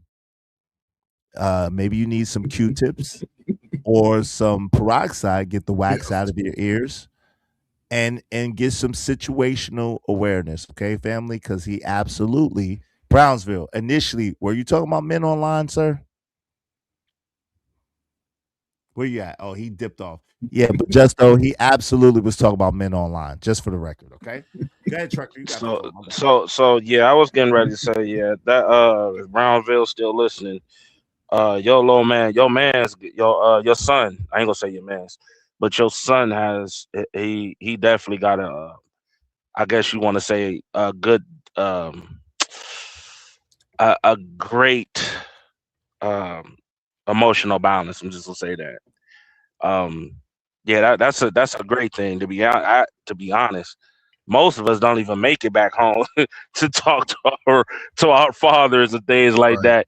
Normally the principal is calling, hey, your son then ran through a nigga and he crashed out. So the fact that he even made it home and was like and talked to you and said something to you, man, that means whatever you've been doing, whatever you've been showing, it has been working. So you get flowers for that. I and you know like and I have them same conversations with my son too.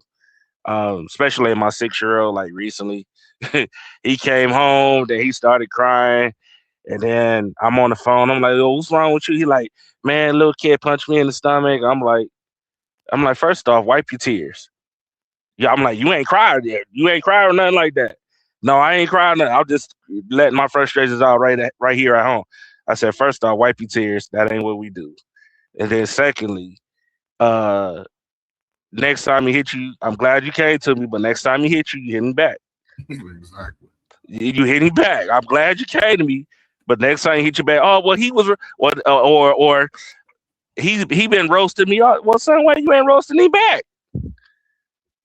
Just the fact that you even having these conversations with your son is a blessing in disguise. Because most people don't get that. No doubt. You know? Hey, yo, what say you, Wall Street Willie? What's going on, bro? How you doing, man? You there, Wall Street? Wall Street, you there? All right. When you get, you're muted if you're talking though, by the way. But if you want, hey, listen. In the meantime, between time, y'all support the show, Sports Stream. Now, shout out to Sigma Boy. What's up? He said they probably doing that because they never got validation from their fathers. That's a good point. Shout out to Taste of Caramel. Said, what's the issue that you see in that? Men and women need to measure up. Iron sharpens iron. She also said, I think there are things being conflated. There is confidence in self and moving confidently in calling. Then there is honor amongst men and brotherhood. Yo, said if I'm using the right words, Izzy, are those the right words? That sounds pretty decent. Sounds pretty decent to me. Kimberly said, "Gah!" What's up, Kimberly? What's up, Oak Street Bella? Good to see you. Howdy. Kojak 3 the Great said Jesus got mad. Remember in the tabernacle when he was flipping tables, cussing folks out, calling them out their names. Shout out to Byron Turner. Say is correct. Thank you, family. I appreciate that. My guy Savage. What's up, Savage? Izzy. That's what they do. They add words to what you say to try to control their narrative about you. Watch out. Hey, bro, you know I see what they, I'm very familiar with these people and what they be doing. It's okay. Let them wear our princely robes. Yo, Wall Street, you there, bro? All right. Who wants to go? Because Wall Street ain't there. I don't know where Wall Street is at. But here we are, though, Izzy, man. Here we are, man. Like I said, one side is trying to say, let's be better. The other side don't give a damn. And some people just in the middle. They're here for the ride. And again, everybody has their life paths. The information is here. We can't play on the buffoonery line and then say the white folks are holding us back. Because cultures move as the cultures move. And right now, we standing on two different sides of the fence. The women, as long as the women stand on their side, as a group, it's going to be difficult. But at some point, it has to give. And we'll see who's willing to stand on the righteous side in the next 5 to 10 years. So, Coach Ferry, we already know how this is going to go, man. We know how this is going to go. I don't know why people be trying to, we know how this is going to go. The women that want to be out here doing all this goofy stuff, aligning with all this goofy stuff, all of that, when they just trying to avoid reality, they're gonna be left alone. Same way with the new niggas too. Them new niggas gonna be right along over there on their own separate island. And everybody else, Nigmas, I'm sorry. The Nigmas is gonna be on their own little separate island. You know, the niggas are like that. Paint they fingernails right along with their sons, things like that.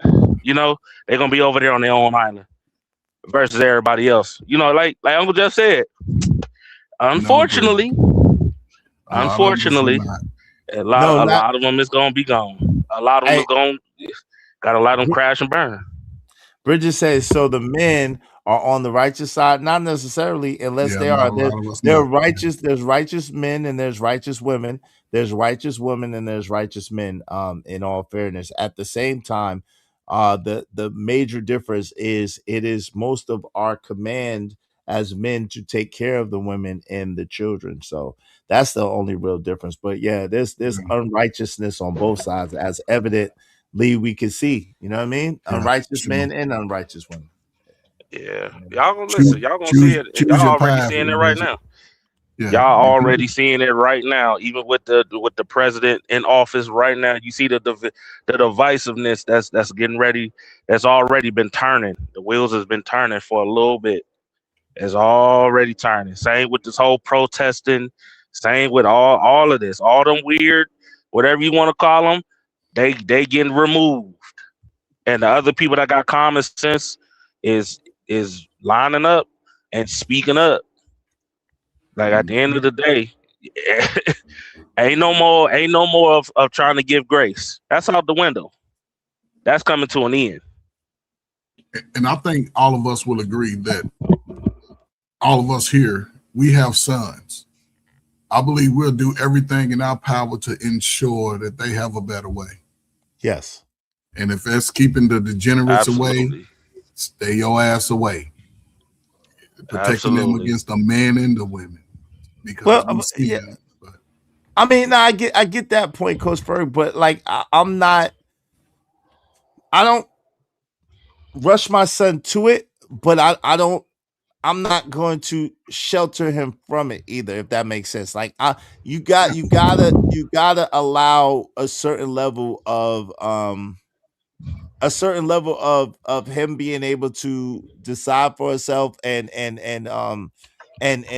navigate for himself, because you're not always going to be there and I'm not always going to be there. So our children have to learn how to be able to submit to God, resist the devil, and let the devil flee from them. Right? What's up, Savage? What's going on? How you doing, man? What's good with you? What's good? So I'm more of the thing of I try to equip my son. Like for example, right? I'm like Brownsville in a way that I try to teach my son conflict resolution and fighting to be the least thing that he does and the very last thing that he runs to. But I do show him and teach him how to fight. You see what I'm saying? So that's the same way. Like I believe in training my son. I want to keep him at the best I could away from this stuff, but I train him to be the best person he could be and to be able to face the challenges and obstacles. I don't want to remove the challenge and the obstacles from him. No, that's not what I'm saying. You don't want us to throw your kid out you don't want your kid to be blind like the rest of these goofy people that I'm not saying like to throw their kids out here to be wolves. Well, hold on, Trucker. Go ahead, I'm not saying isolate them. You know what I'm saying? Because they in school. They go get all kinds of mess in school because you teaching your son a certain discipline. Other kids ain't getting that. So he's going to have to face that adversity, right? Yes. But the information that we give, we hope that it stays with them throughout their life. There was some things my father used to say I never understood. And one day I asked, and this is when it came to women. I said, man, why you ain't never tell me about women? He said, boy, what was I supposed to tell your little, this is how my daddy talked to me. What was I supposed to tell you, little high yellow ass? You walk around here with your shirt off and your muscles and playing sports and all the girls out here wanting you. And soon as you get some, you ain't gonna think about nothing I said. And I had to think about it. I'm like, I ain't never thought about my parents when I was getting some cakes. So, I mean, I understood from that point. I was like, point noted. And then I just sort of applied what my mom and dad was telling me. And when I was focused on myself, the results may not always been the best. But when I got to a place of understanding that the power higher than me, if I just align with that a little bit more, despite, you know what I'm saying, people being wild and doing their thing, let me stay in my own lane. It allowed me to make better decisions as I became a grown man. And it put me in a position to be 10, 15 years ahead of my peers. But So, Coach and I try to Bird, give myself the same thing. So, but that's what we was talking about. That's what Izzy was talking about, right? You can only give somebody so many. Like you can give the game all you want to whoever, whether it's your kid, whether it's not whoever. But at the end of the day, when you in that situation, or either right before or right after, it always the person always tend to come right back in your mind. Dang, Kojak did say, man, Kojak said this is gonna happen. Damn, said this is gonna happen. Or Coach First said this is gonna happen. Ooh, thank God he said something to me, because boy, I would have been lost and I would have never, you know what I'm saying? It's just a warning, bro. That's that's where the wisdom come in. You feel me? That's the point. Now, whatever they do is whatever they do. But at least you have somebody in your ear to tell you, all right, you'll see. You ain't gonna understand now, but you'll see. Same way my dad told me, you ain't gonna understand till you have children. And everything he said, guess what? I understand now. So, Yo, Savage, what say you? Let me let my man Savage get in here. Savage, what say you, bro? I was trying to come up earlier while he was up there because I don't know. It's just it seems like over in that corner that anything you do that's not on the level of that guy that just said what he said, it's all sensitive and everybody's weak and everybody's like, you know, acts like a female and stuff like that. It's just gets annoying that these guys who speak under women think that we're supposed to be just like straight bulls. And if everybody wants us to be bulls, that's a dangerous world. You know what I'm saying? Every man should have the opportunity to express himself, or even if he wanted to talk back to a female that's getting on his nerves, that happens. You know what I'm saying? It's like we're not robots. Exactly. You know, and people say certain things, and it could get under your skin. A lot of people, like with me, I treat it as comedy. Back in the day, I used to just knock you out. But I've been through so much. I've been through so much where I have to show decorum. I have to, you know, think about it first, because my life would be, you know, endangered or their life would be endangered if I act out. You know what I'm saying? So you see me, Izzy, when people try to get at me, I smile and, you know, assess the situation and say what I have to say. But even the guy said that even if a female is being ratchet and talking to you any type of way, you're supposed to stay there and talk to that female with some type of decorum and try to calm that female down right at that time. Another person said the best way is for a man, so he won't get triggered and things won't happen, is to walk away. He said that's being a coward, being weak, walking away from the situation. What do y'all do? That's part of being emotionally. Hold on, that's part of being emotionally intelligent and using your common sense to walk away when you realize that you're upset. Because this is the thing. They try to make it seem like men don't have emotions, and we know as men we absolutely have emotions. It's about being in control of your emotions. It's not about not having them. You just have to be in control of them and be able to navigate and maneuver. Bro, it's a feminist tactic. Come on, bro. You know that's the new feminine. That's the new thing they trying to instill in these little boys that's growing into men. Is that, you know, we should be able to, you know, the women should be able to hit you with a baseball bat in your nuts, and you should be able to take it and not put your hands on her. She should be able to spit in your face or spit in your children's face or your wife's face, and nothing you should do. You shouldn't react to it. That's how, like, no, that's impossible. That ain't never gonna happen. You get what I'm saying? Like, especially a dude that know his worth and understand the game. They don't like niggas like that. So what do? They try to put a name on him. You know, well, he don't like women, or he don't know how to talk to women. It's like, nah, bro. I get that label all the time. He hate women. I'm like, no. I love women. I just don't like strags, and I'm gonna treat you accordingly. Like if you show me respect, if you show me respect, I'm gonna show you respect. If we having a conversation, I'm gonna have a conversation with you. But if you try to do that little passive aggressive sneak this and shit that y'all like to do up under your tongue and to your friends and things like that, I'm not gonna do what other men do and be quiet and tuck their tail. No, I'm gonna cook you right in front of everybody. The same way you trying to cook me, because that shit got to stop. Right. And And let me just say this I'm a real quick. clown. I apologize. Give me one quick second. Yes. Hey y'all, we got 8 minutes, y'all. 8 minutes to the top of the hour. We need 10 people if y'all want to keep the show going past the top of the hour. I've already been up here over 6 hours. We need 10 people, at least $5 a piece if y'all want to keep the show going. All right, go ahead, Savage. You got the floor. All right, so yeah, you know I get wild with Izzy, you know what I'm saying? But it's all comedy and it's all entertainment to me. So the thing about that gets me is like the oxymoronic way where when they push out their energy of disrespect, you know what I mean? And then you give it right back to them, they all of a sudden want to call you sassy and this and that. You wouldn't be emotional or argue. And all it is a match of your energy. So obviously whatever you're calling me is what you're doing right now because I'm matching your energy.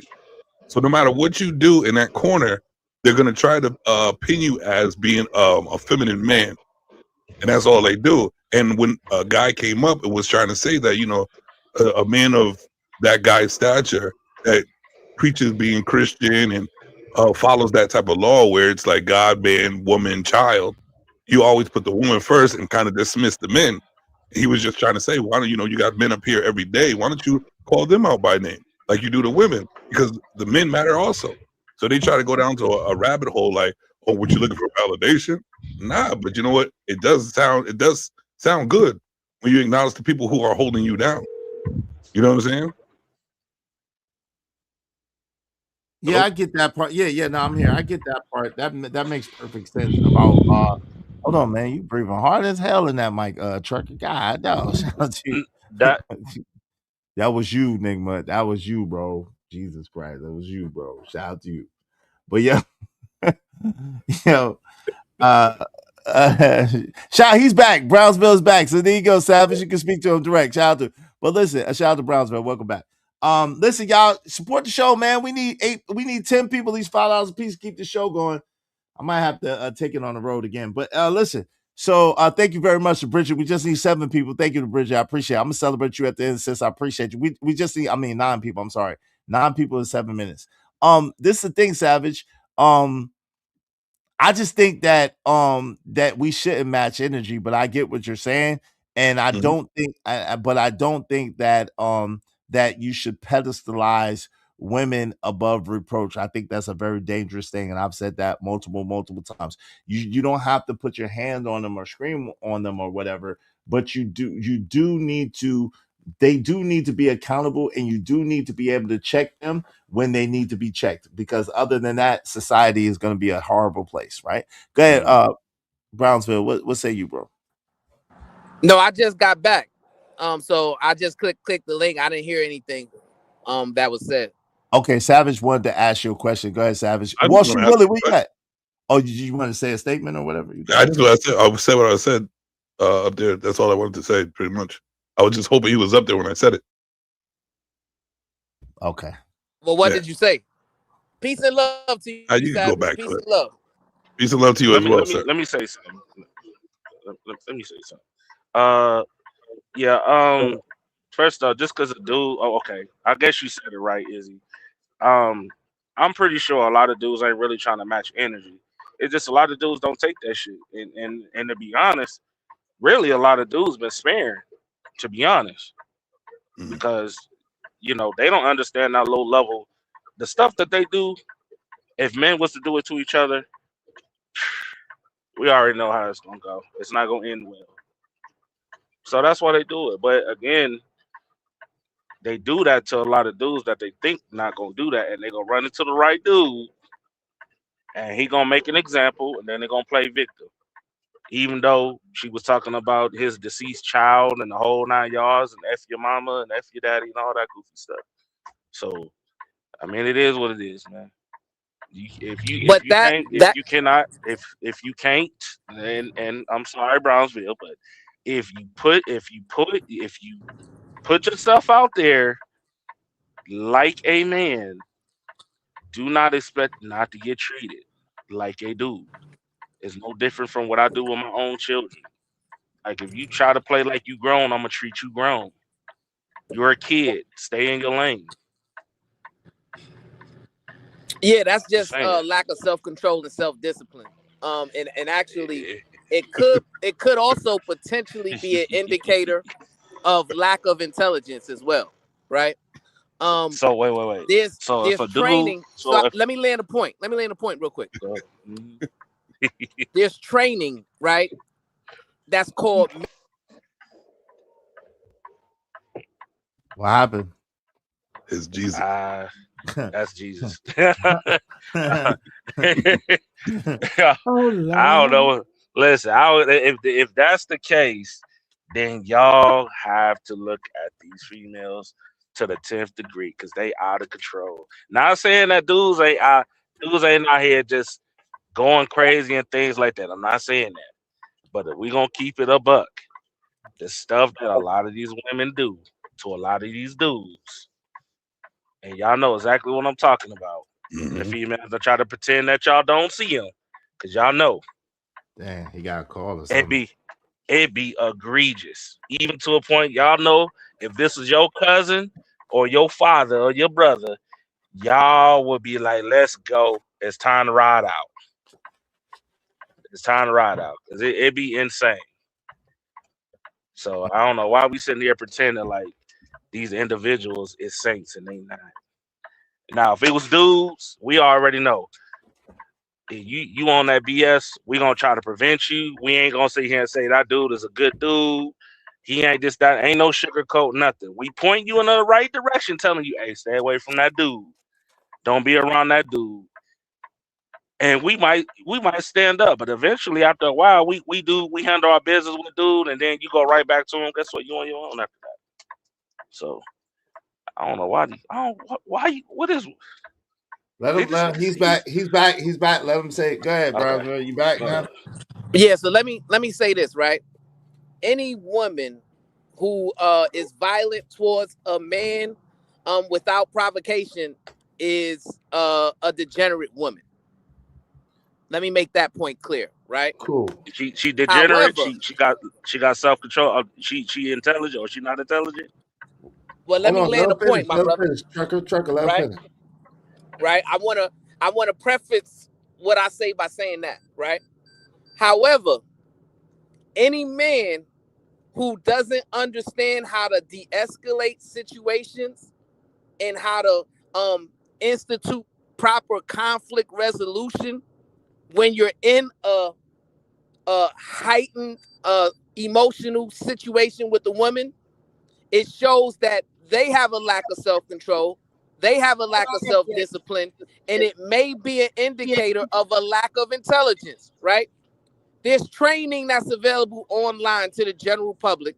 First, it was only for the law enforcement community. Now it's for everyone. And it's called Management of Aggressive Behaviors, MOAB, right? And this training is designed to help people de-escalate situations without using force, right? So for men to feel like their only go-to to de-escalate a conflict or a situation with a woman is by utilizing force, even though their life may not be in danger, that is an untrained man, an uncivilized man, and a man who really needs to hold himself to some type of self-control or self-discipline practices. What's up, American Tradesman? Okay. Well, I mean, listen, I agree with that. If his go-to is that, I agree with that, right? At the same time, like we can't just put that jacket on somebody, and just try to call them unintelligent if they, like, online, if they're, decide to curse a person out. I mean, that might be what they deem is appropriate at that time. That might be what they want to do.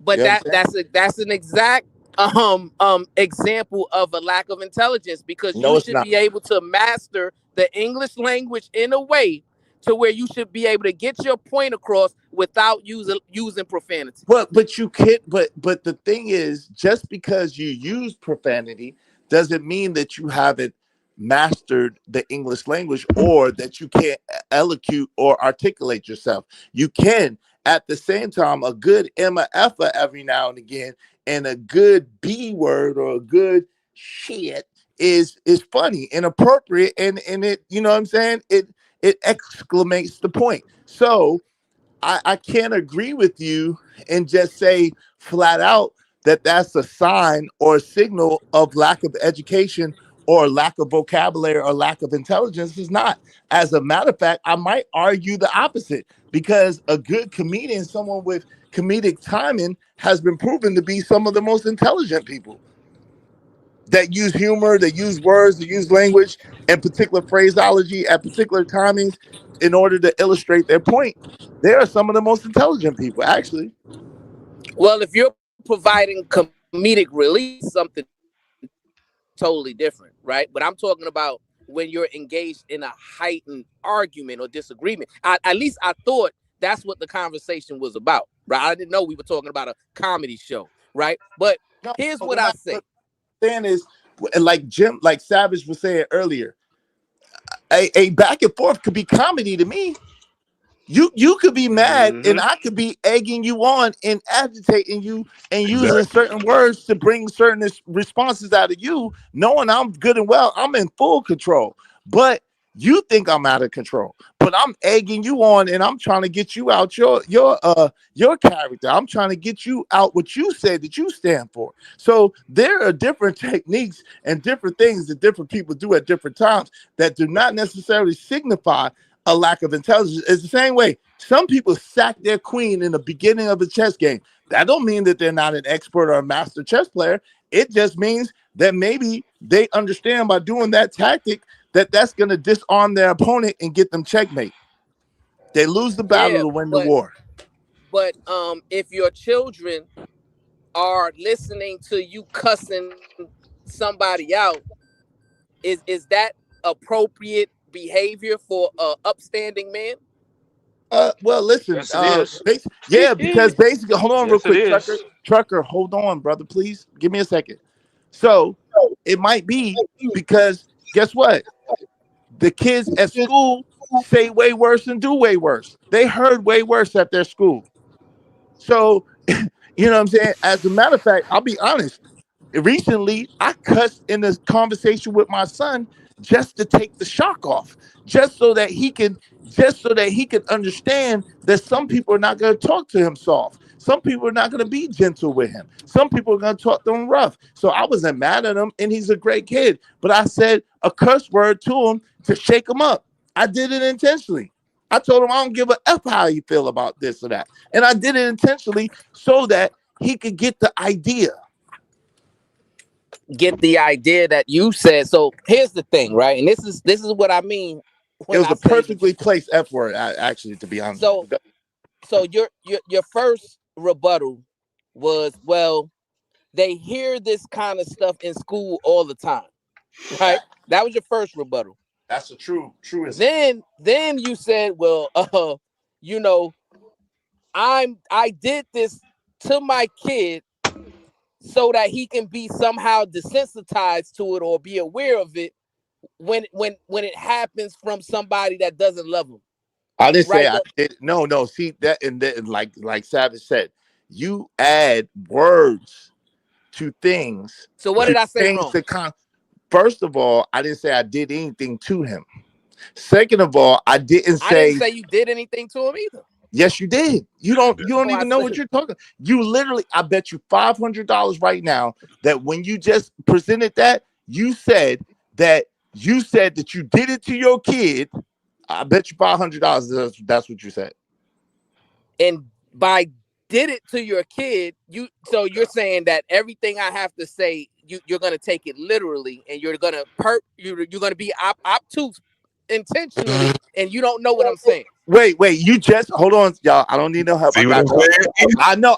I got you, Savage. I don't need no help. I love y'all. I appreciate y'all. I don't need no help. I got it. So, yo, at the end of the day, that wasn't even the point. The point was what you said that you said versus what I said that you said. And I said exactly what you said. So now you can't turn it and make it into being obtuse or make it into being an argument over semantics, because I literally just said what you said. And I said that you're changing the complexion of what I said by changing my words. Okay. All right. So I apologize. Nice try. So I'm gonna concede that, right? Right. Nice try, though. Here's what I heard. What That's I heard. fair. I like that. What I heard is you said that the kids already hear these things when they're in school. Then you said, I recently had a conversation with my son where I said that whatever words you said, profanity, right? In order to shake him up, right? That's the double-mindedness I'm talking about. If he's already hearing this in school, why does he also have to hear it from his father? Because it's not double-minded, because he needs to understand. Listen, the Bible says to be wise as a serpent, but gentle as a dove. Is God double-minded? Of course not. Okay. So again, what does be wise as a serpent, but gentle as a dove mean? It's to understand and have the knowledge thereof of the potential danger, right? But be able to express it in a loving way. Okay. So how can you teach? Like you guys use the example. My man Coach Ferg used the example of the military earlier, and you agreed with the military example, correct? In what particular setting? Because he used the military example in several different things. Well, in the example of how in boot camp, and I think you use this, how they tear you down and build you back up, and in the military setting, is that correct? And how it's a uniform situation because they're building up men and women. Is that accurate? Well, yeah, Well, they're not tear you down. they're instilling discipline. Right, but they're still do they curse you out in the military? In your face? Absolutely. Absolutely. Yeah. Oh, okay. No, Come on, Coach. But not now, though. They didn't cuss you out. They may call you slow. Come on, Coach. Okay, so what? Semantics, they call you names, but I'm talking to Brownsville, brother. Please, come on, brother. Come on, brother. Don't give this man no bail. No bail. No bail. The basic point is he's being obtuse. So he knows good, and this is what I'm talking about, the Savage point about the narrative painting. You know good and God doggone well, sometimes you teach in teaching your son how to fight, sometimes you got to hit him. Now, you're not going to hit him to hurt him, but you're going to hit him to let him feel what it feels like to be hit. So if he gets hit, he's not in shock. And that's for the love. You're not trying to abuse him or beat him down. You're trying to let him feel as best you could what a real life combat situation might be like, so that he is he can adapt and be aware of it, and he knows how it gets. So you know good and God doggone well, I didn't call my son out his name and I didn't disrespect him. I said what I said to let him understand that in this world, the people are not going to care how he feels. So he can't operate based on his feelings, and which would be a sentiment by your logic that you would absolutely agree with. And I was trying to teach him that it's not about how you feel. It's about what's right and what's not right and doing the right thing. And so that's the lesson that we were learning. That's why I was teaching him, and there was nothing double-minded about it. Yeah, but the it's double-minded and it's flawed logic, right? Both at the same time. And the reason why that is because by your own admission, you said the kids already hear those words when they're in school, right? So it's not like you're teaching him that people are going to utilize those words. You're just utilizing those words the same way that they did, right? So he's getting it at school, and then he's also getting it at home. To me, that's very problematic. That's number one to the first point, right? So the first point, what I was saying is in the military also, let me land it, and I'm passing right back to you real quick. You brought up the military, you brought up basic training, right? Children are not allowed to go to basic training, right? We're dealing with adults, right? So How you figure that? Censoring language. Hold on. Where you can't be 18 and go to the military? Yes, but you are So if considered my an son adult. is 13, that's 5 years. Come on, man, stop it, bro. Bro, I'm confused. There's a big. So I got a 16-year-old son right now, and when he was 13, his mental capacity was way different than it is now, right? Because he had 3 more years of solid teaching, solid experience, right? Solid obtaining wisdom, etc., etc. We know kids can absorb information and they can grow up really, really fast and learn things really, really quick. And in 1 year, they can be a totally different kid in terms of how they communicate, how they present themselves, and how they behave. You know what's crazy about this, Brownsville? Is that I remember out of your own mouth. It's crazy, bro. Like, I remember you said to try to prove a point. I mean, I ain't gonna hold you, Brownsville. What you saying is kind of double-minded. I'm only going off of what you say, right? Because you at one point even said, when it comes to discipline or anything like that, right? Yelling or whatever it is, right? You was running with your 6-year-old, teaching them a lesson. It's no different from military. It's no different from when your kid is going to boxing. It's no different from basketball, whatever sport. Even at the family barbecue, there is always going to be some type of cussing. Ain't nobody eating, man. Like, come on, let's just be realistic about this. It's nothing wrong.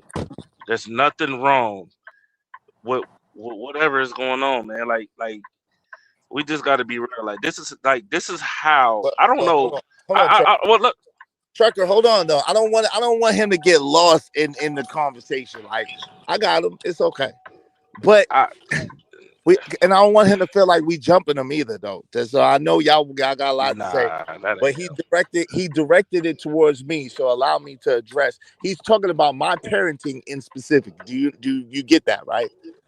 Okay, all right. I'm gonna shut down there. I thought he was talking in general, but go ahead. No. He said me, and he's talking about my parenting. He said I was double-minded. Because you chose to cuss.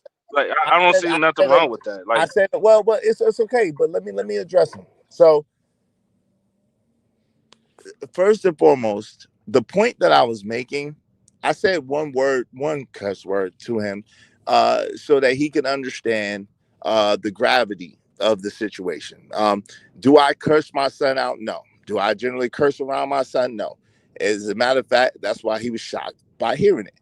At the same time, I did want to illustrate a point and emphasize a point. And in my illustrating and emphasization, I made that up, then emphasizing, that particular point, I use that particular thing to illustrate it. What I'm saying is a tool, right, can either be used to delete or to build.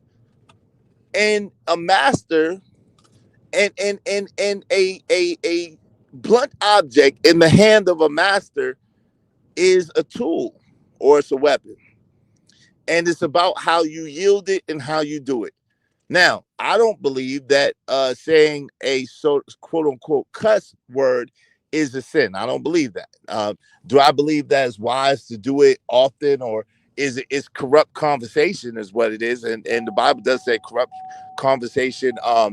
Bad conversation corrupts evil good manners, right? So at the end of the day, I try my best not to do it as much, and that's why I have an F-bomb bounty, right? I try not to do it as much, and I try to encourage those around me to not do it as much. But as everybody knows, I'd be lying to say that I'm above cussing somebody out, because I've done it before multiple times.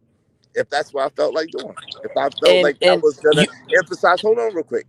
But that's a mastery situation. That's not a lack of knowledge, or a lack of mental fortitude, or a lack of discipline. No, is I do it, and I'm strategic about when and where and how I do it.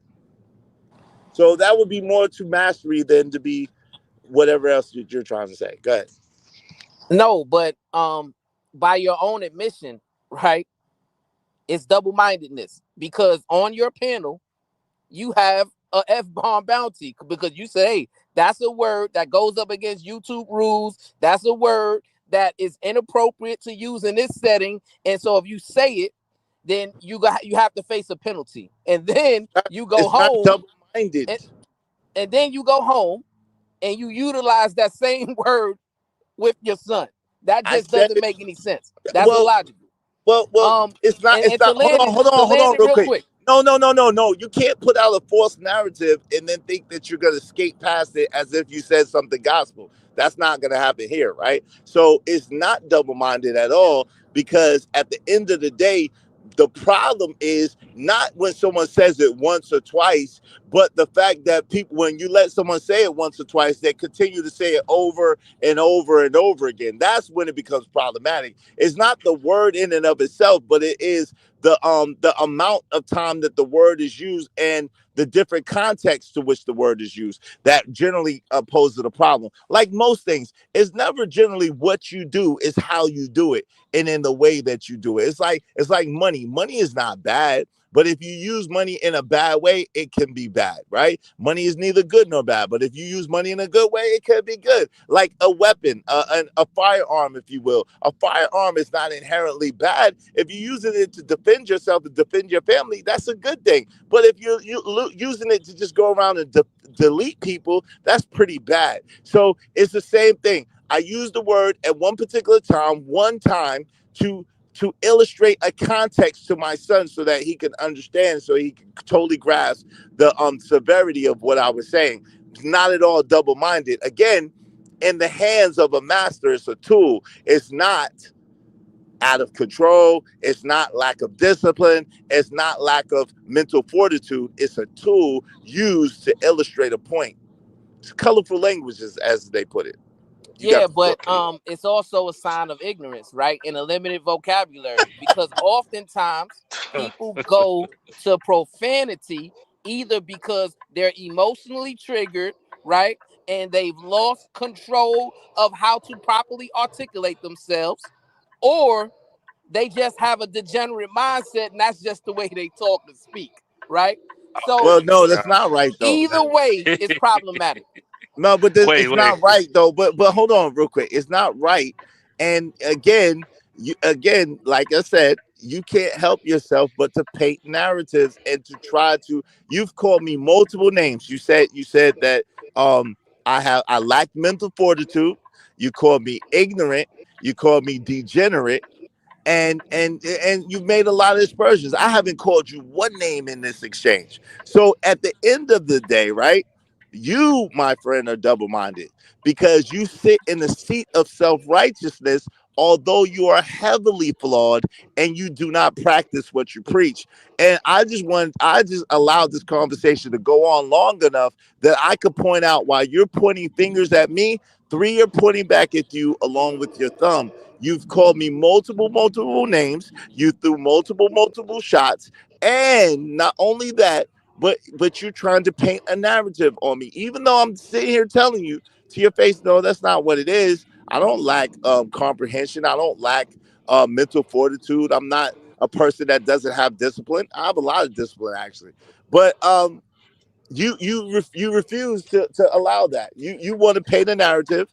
You want to call me names. You want to be very disrespectful, but then you say that men operate with character and integrity. None of that says character. None of that says integrity. None of that says godly at all. To be quite frank with you, you're judging but I didn't and call sitting in a place of condemnation. You're condemning me, my brother. I didn't say what I did. Brother, you say I you're described ignorant. Behavior. So that's what I did. You're ignorant, brother. You didn't say. No, I did not. I said that is an indication of ignorance. No, that's not what you said. Maybe that's what okay, let me hold on real quick. Brownsville, hold on real quick. Let me, Trucker, is that what he just said? That's an indication of ignorance? He did say it's an indication of ignorance, but to be fair, I don't think he was pointing that at you. I think he was pointing that at in general. Just to be fair, describing the behavior. Hold on, he said that means you're ignorant. But okay, let me ask somebody else.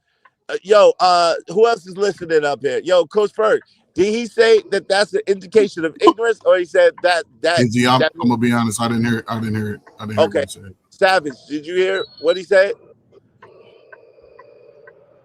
Savage. You there, Savage? Okay, that's cool. No problem. But but I'm sorry. I don't mean to interrupt. Go ahead, I think you definitely got it wrong, bro. Because I think, like I said, personally, it's some very wise, intelligent men who cuss a lot. Hell, you got Samuel Jackson for one. Shit. So I'm just saying. Cussing or whatever you want to call it, if you want to use cuss words, it doesn't really do anything or has a lack of vocabulary words. That's just people like to cuss. Hell, I love to cuss. I ain't gonna hold you, and I know I need to calm it down. But at the end of the day, that does not make you ignorant. Now, sometimes hold on. To be fair, though, certain conversations can be intellectual. Get what I'm saying? Like, all conversations should be intellectual, but when it comes to cussing, if you're not like kind of, I guess, on your A game or can put it in a better way, then you shouldn't be in that conversation. yes, Roger. Of course, Sharon cusses all the time and says GD and all that. But hey, it is what it is. We're gonna allow him to cast all the aspersions that he likes. And to say, because he's telling us how he feels about his own cousin, and it's cool. But people use that though so much, Izzy. And you got millionaires, you got billionaires that cuss all day long. But again, this guy Brownsville said that means that the person lacks intellectual fortitude, or you know what I'm saying? That's what he said. Yeah. I didn't say that. I can substantiate it. How? So let me substantiate it real quick. Please get out the middle, please, Trucker. Please, bro. Real quick. I'm not trying to be right? You know what I'm saying? You're in the way.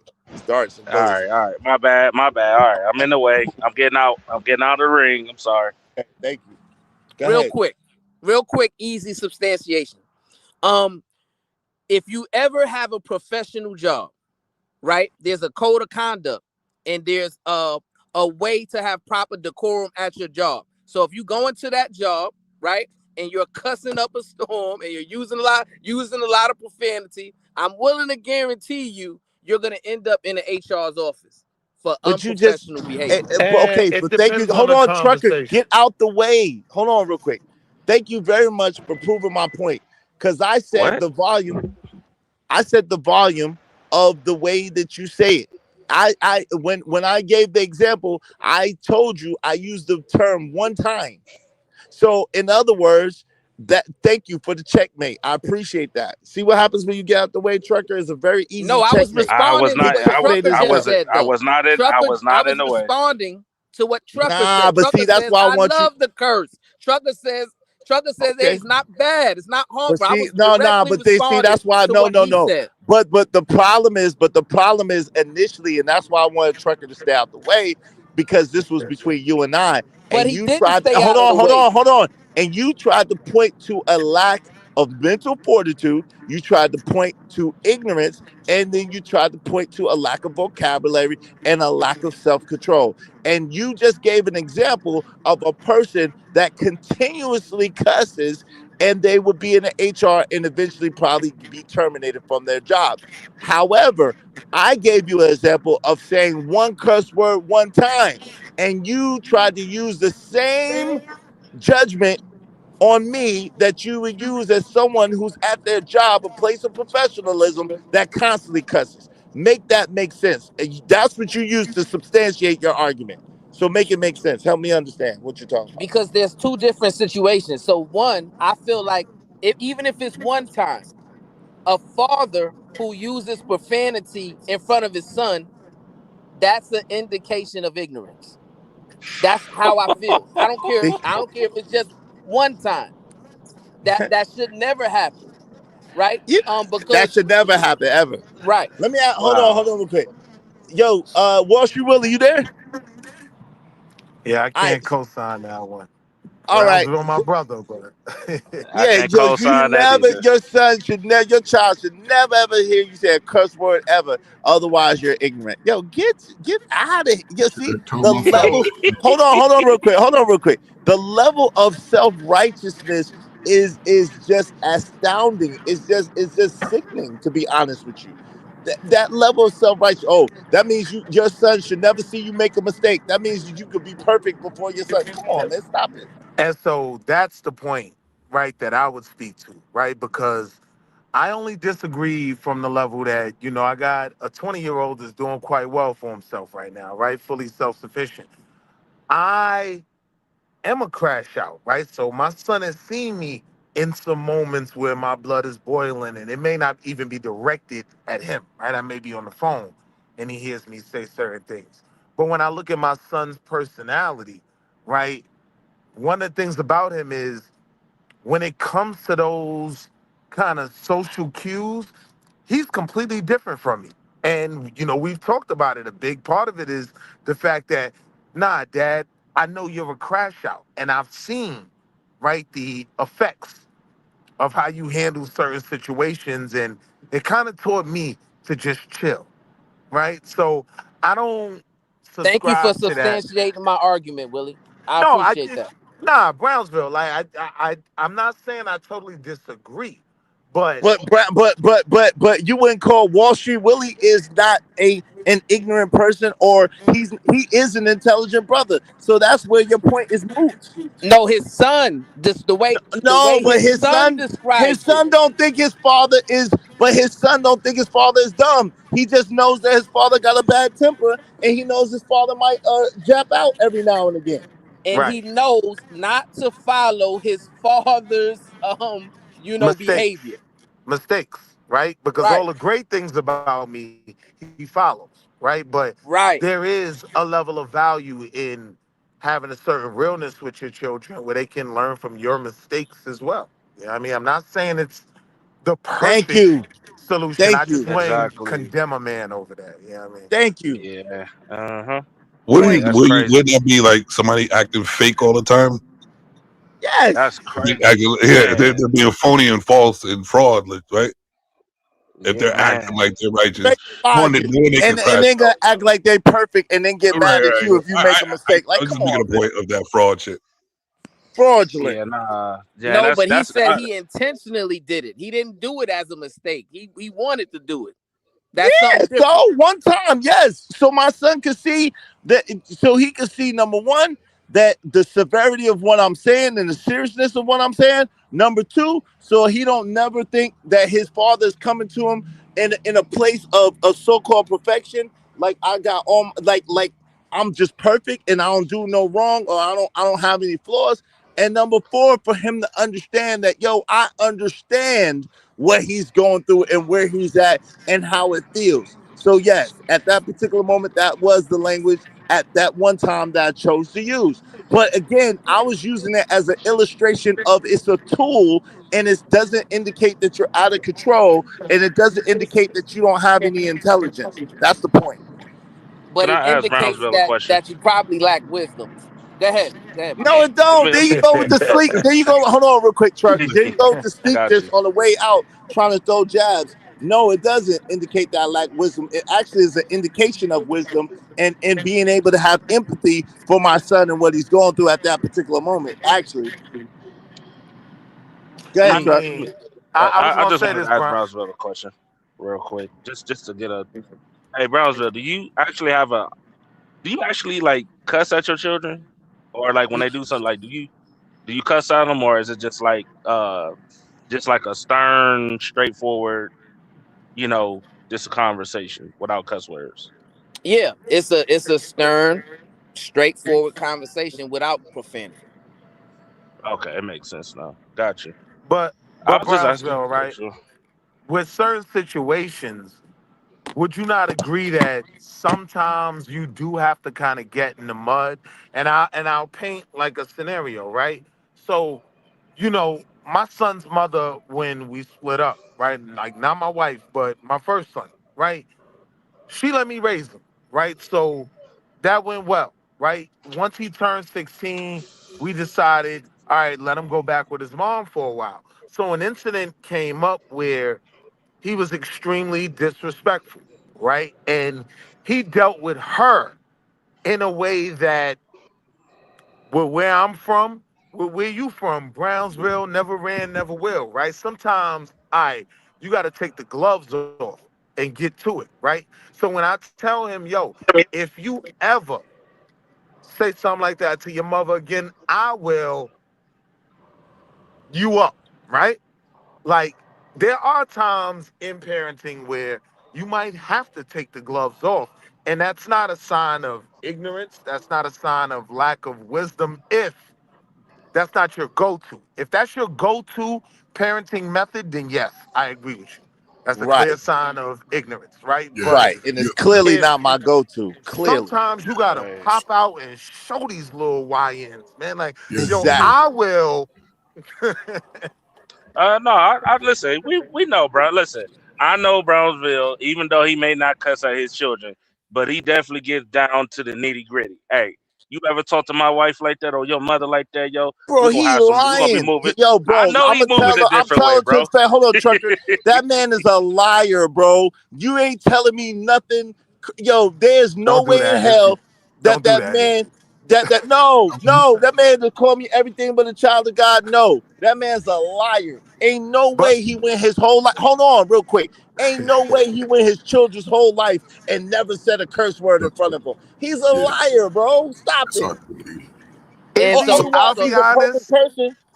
so If can I I could respond to believe that? one dude did it, Hold I on, would Willie. believe He Brownsville. Yo, just come on. he just Where he is he? just Ned responded, Flanders? man.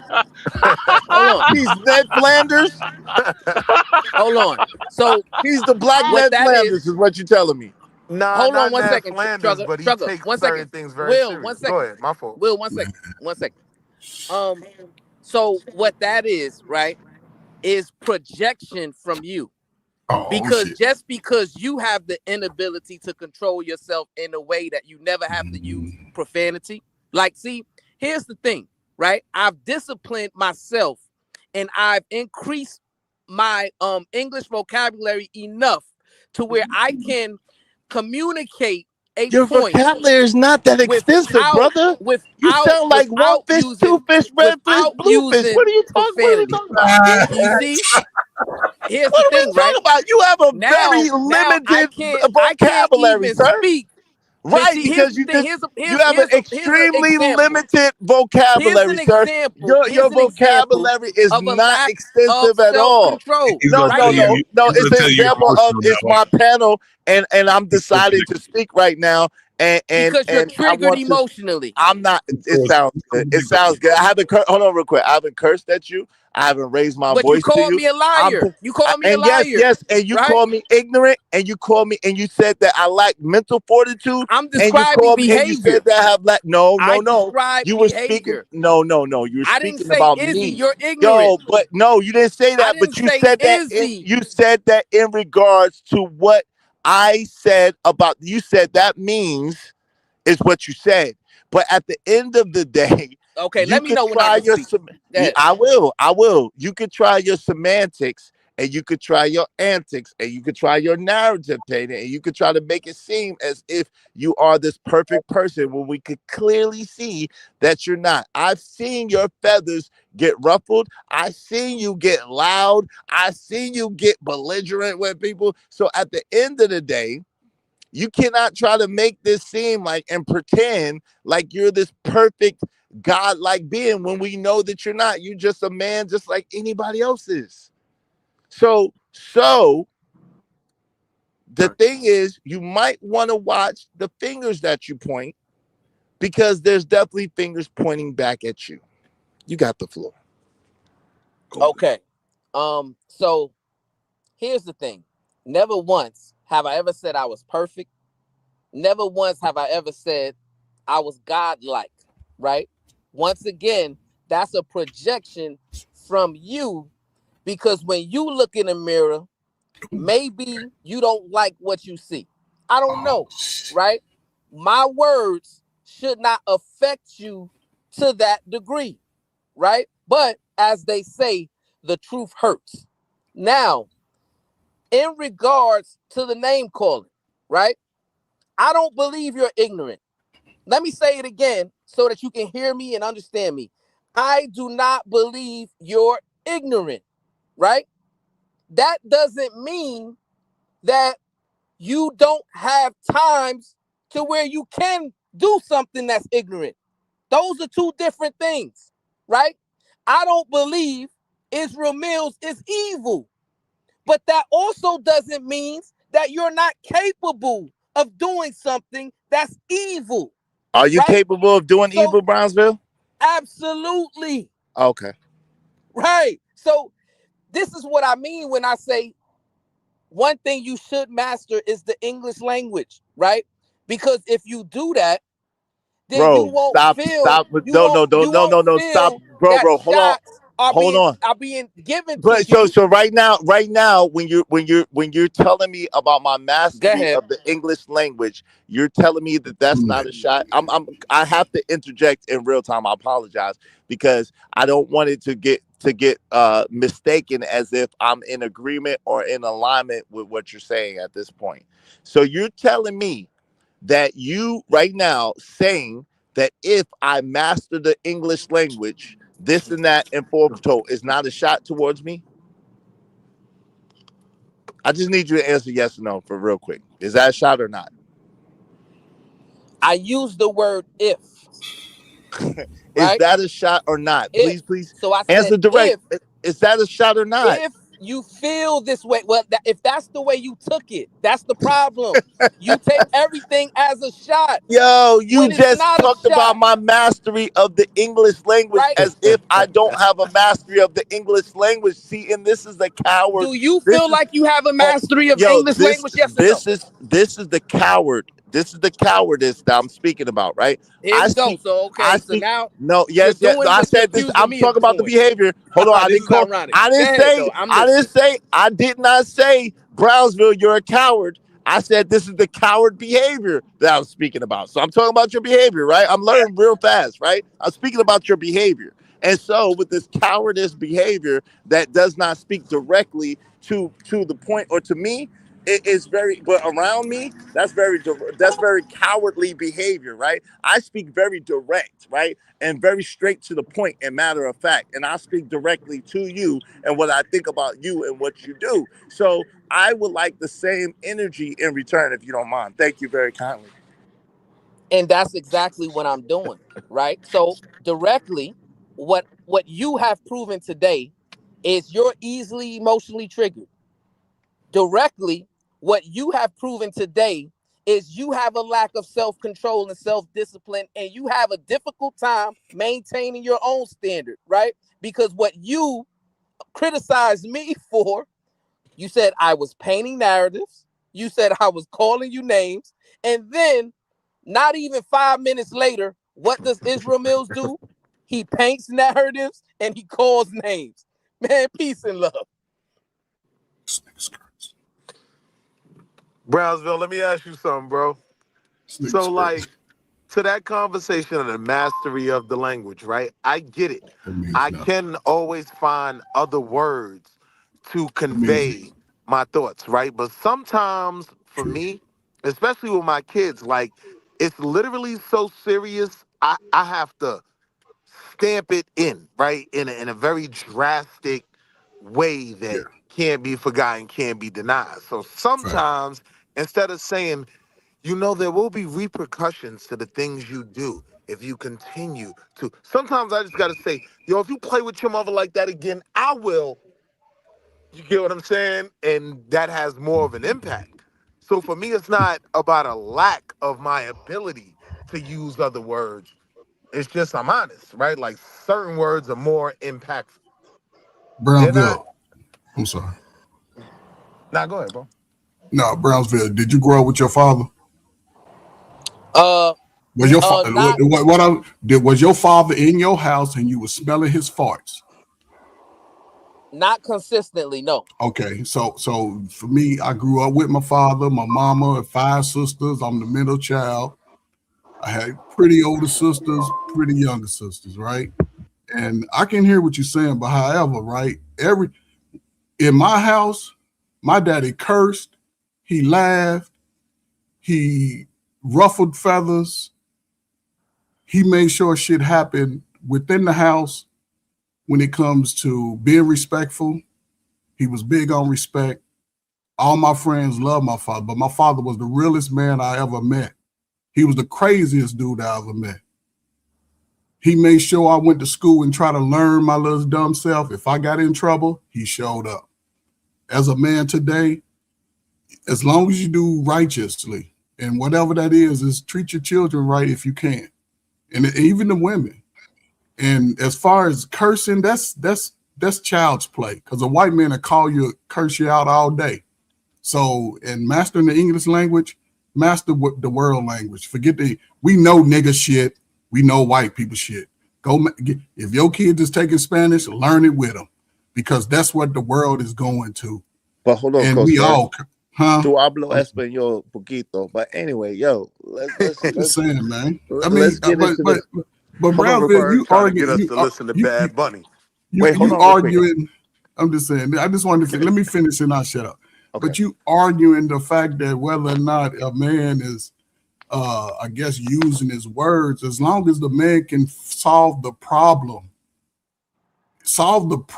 fellas, whatever it is, and no man is better than another as far as how to do it. You just do it a way that, because everybody's now, the Band-Aid is stripped off, and now is the black man's opportunity to go opposite of the stuff that you feel, because a lot of y'all niggas moving y'all feelings.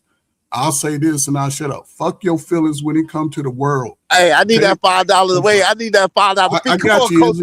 No, I got you, man. I'm gone. I'm gonna send it to you. But right now is the best opportunity. Stop talking about this. How you are on a panel is just when you go outside, do what you got to do. So when you come to the panel, you can sit back and relax and know your life is moving forward, because the world is going to be different in about 5 years. And black men, if you want to get in that spot, now is your time. Now is your time. Whatever skill, go learn it. I got you. Salute to y'all, man. Salute to you, Coach Bird. But listen, so that was funny, but that was funny. That was a good one, Coach Bird. Let me just say this, man. See, it's amazing, right? You just can't help yourself but to try to spin narratives.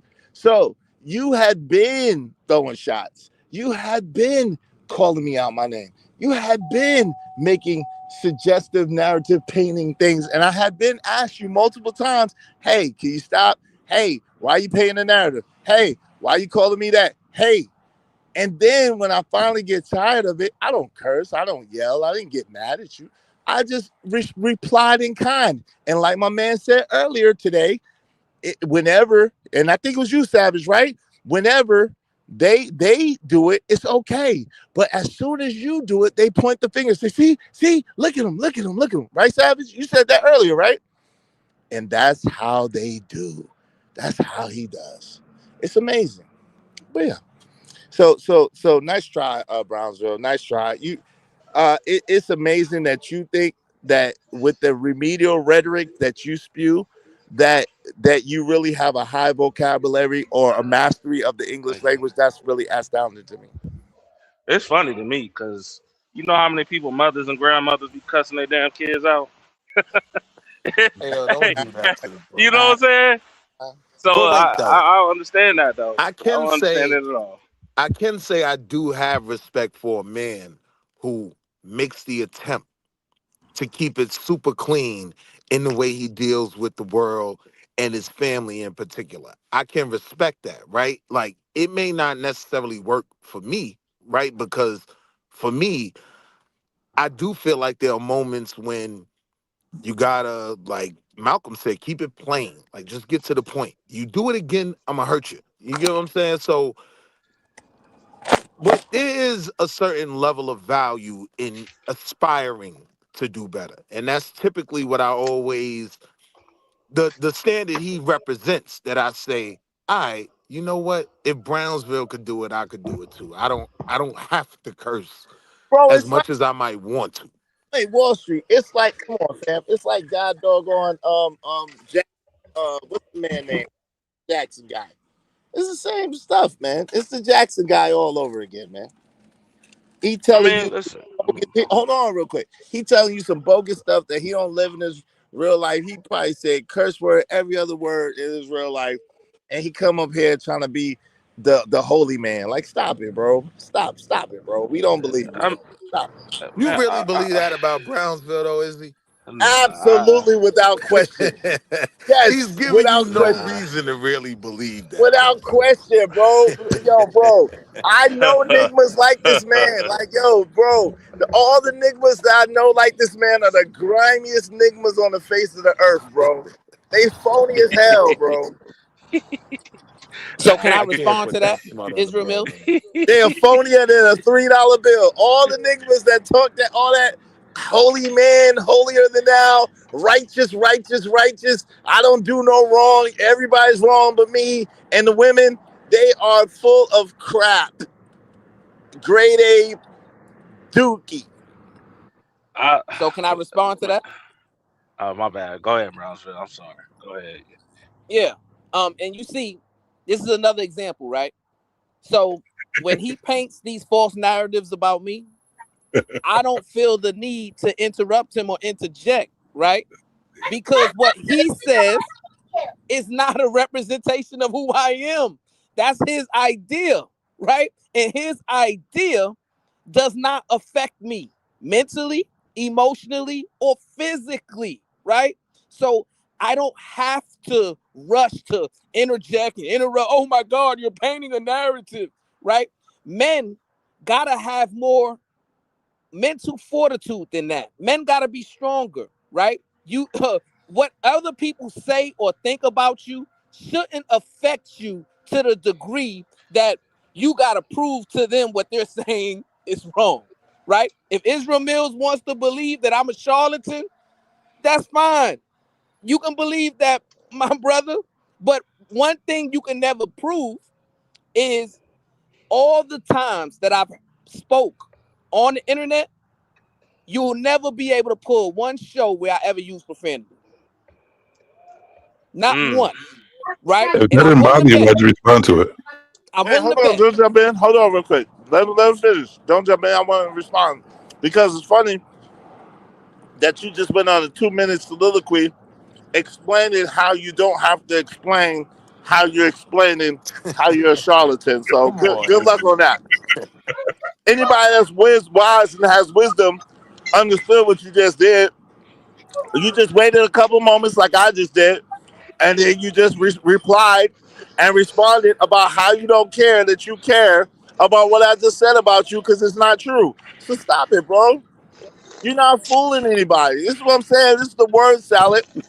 The one fish, two fish, red fish, blue fish, tactics and things I be speaking of. It's just But ridiculous. Go ahead, Izzy, go I'm ahead. gonna play the God's advocate, right? Not devil's advocate, right? The God's advocate, right?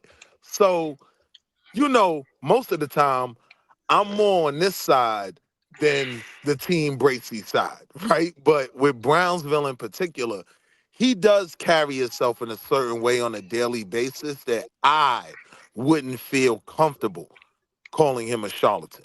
If he says that he moves the way he moves on YouTube in real life, I would probably be easier to call a charlatan because everybody know I crash out on you. Like I crash out in a heartbeat, but I deal with those that I love differently, right? So I could see somebody saying, nah, I don't believe that, right? When it comes to Brownsville, with the way I've seen him carry himself, you know what I mean? I have no reason to believe he's a charlatan when it comes to how he deals with his people in real life. You know what I mean? It's hard not to crash out on YouTube. You know what I mean? It's probably a little bit easier to be gentle He's with the crashed ones you out care before. about and you love. So He's I don't crashed have no out reason to times believe on he's a YouTube. I've charlatan. seen him crash out a couple times on YouTube. I can't say that I heard him necessarily say a curse word, but I have seen him crash out a couple times. But the thing of it is, but he claims to always be stoic, and I've seen him not be stoic like twice, two major times on YouTube, right? Um, beside that, he claims this self-righteous position that it absolutely cannot give him. Now, Brownsville, that is somewhat of a fair critique, right? Like, even if we're dealing with stoicism, it doesn't deal with setting a standard for other men, right? It doesn't deal with, kind of trying to dictate how others move. It's more about how you move in certain scenarios. You'd agree with that, right? Not necessarily, because I feel like, and I think that leaders should inspire others to add more tools in their toolbox, right? That's what Malcolm I X can did. agree with that. That's I can what agree with that. But you that's got to what be a leader. He's not a leader. That's what other leaders do, right? They set the standard and they encourage everyone else to maintain that standard, right? Here's the thing, right? Here's the bottom line for me, right? I don't have to wear a mask and put a mask on and pull it off and code switch and none of that stuff that a lot of people believe in, right? I believe it's value in be the representation that you want to see, right? If I want my son Agree with that. not to use profanity, then I wouldn't dare use profanity around him, because now I'm looking like a hypocrite to him, because if I tell him to do something that he sees me doing, that's problematic, right? Valid. Wait, hold on. Valid. No. What's not valid? Hold on. That's only valid if he has proof that I told my son that when he gets older, he can't use profanity. I say to my son, when he gets older, he can say whatever he want to say. I say that there's some good things to say and there's some not good things to say. But I think that profanity is an adult language. So if you choose to use that in your arsenal as an adult who can fully realize whatever consequences to your action happen, then that's fine.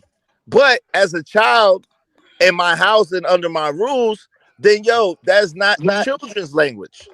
Hold on, but to be fair, as an adult, hold on, no. As an adult, you earn the right. You can't vote as a child. You can't legally drink alcohol as a child. You can't legally smoke cigarettes as a child. So at the end of the day, there's some things that adults in America are able to do, and then children in America aren't able to do. When you become an adult in America and you decide for yourself and you're responsible for yourself, you can decide that if you want to use that language, you can. It's your right. No, we not disagreeing with that, but I gotta 100% agree with Brownsville on that. Like, I can't tell, and y'all heard me say it time and time again. I can't tell my son not to be a deadbeat like the rest of these goofy ass dudes, and then I'm bringing the deadbeat to the family barbecue, bro. That's not but the it same is thing, in a different way, bro. It is. Yes, it is. It's not. Hold on, Trucker. Trucker. That is not nowhere near the same thing. That doesn't even make sense. As an adult, the example that I gave is the perfect scenario. If you it's like, if you do I tell my son he can never drink? No. When he becomes 21, if he wants to take an occasional drink, that's his choice. Do I ever say that my son should be an alcoholic? No. And am I alcoholic? No. Have I taken an occasional drink? Yes. But have he ever seen me drunk, or will he ever see me get drunk? No. But that's one of those things that if you decide to do it, it's your right as an adult to do it. But one thing about these I blacks, get. Hold on, Wall Street. The blacks. Now, hold on before you start trolling. I'm about to set this down. I'm chilling. And there ain't no money coming in either. Y'all got me, baby. Bro, it's been a dope conversation, man. Support the show. Support Dope Conversations. And listen, me and Israel Mills don't have no personal problems. I don't. I don't have no issues with this brother. I don't, the stuff that he said about me, it doesn't bother me, right? Because in the conversation, right, I understand I'm a chess player, he's a chess player, right? So I understand that he's saying certain things to try to get a reaction from me so that I can look hypocritical during the conversation. I get it, so, you know, Man, it's not Brownsville. personal. It's not personal. Y'all having a regular man-to-man conversation like exactly how it should be, and it's just a good conversation. This is what we normally do, so it's not no hatred. It ain't none of that, man. It's just if the ladies understand, this is how men congregating, how we talk, man to man, cuss word or not cuss word. And that's a valid point. And to that point, there is value in you brothers hashing it out and figuring it out. Because for me, right, Wall Street Willie on both sides, I see brothers I respect. So, you know, we're better together than being opponents. So. Oh yeah, it's no beef at all. We just have, but you know, Brownsville just took one too many jabs. So we gotta hash it out sometimes. Man, hold on, real quick, Trucker. He took one too many jabs, and so I just got to shoot a couple of jabs back. It ain't no love lost, but I'm like, you ain't gonna keep jabbing at me. Like, come on, brother. Yeah, bro, rightfully so. Rightfully so, bro. Yeah, that's what again. Cuss word or not a cuss word. That's what men do. So Brownsville, were you always an A student, or was you a C student that grew to an A student? That's a great question, Coach Ferg, and I'm glad you asked it. So obviously, yeah, I was probably an F. I was the F student. Okay, Coach. So stop right there. That's it. That's all I need to know, right? Because again, this is an opportunity, and both of y'all sides was valid, but Brownsville, you do be throwing them little underhanded little shots, though, you know, because. But this is the thing. This is a time for everybody in here in this space. Out, if you got children, to grow. You know what I'm saying? We all gonna have a man path different, as long as we trying to do it the righteous way as possible. Cursing, you know, you can pray and curse, and as long as you treating people right, working hard, and respecting yourself, respecting those around you. Man, and work out. It's just a whole bunch of things that's really simple that can fix anybody and everybody. And you're right, Coach Ferg. So here's let me say this, right? Because a lot of people get this misconstrued. I understand that nobody's perfect, right? And people are gonna communicate the way they communicate normally. I get it, right? But I look at this YouTube situation not with nearsightedness or short-sightedness, but with foresight, right? So I'm looking 50, 60 years down the line when your grandkids or great-grandkids listen to this content, because this internet is forever. You can't erase it. Somebody done clipped it up, somebody done recorded it. Yeah. Like, this is your digital footprint. Right? Yeah. So I'm conscious of how I represent myself and how I communicate because of that. I don't want my great grandkids to pick up a video and say, hey, that's your great grandfather, and listen to how he was communicating. To that point, in 30 years, some of these conversations will be what our kids point at as us dropping the ball. Yeah. So I get what you're saying. But I understand that in one context, but also people are in real time around their family. Trucker Yell going home to his family, his sons, his daughters. This is where it all comes to fruition, because YouTube could be a huddle. Some of y'all ain't never played team sports, ain't never been on.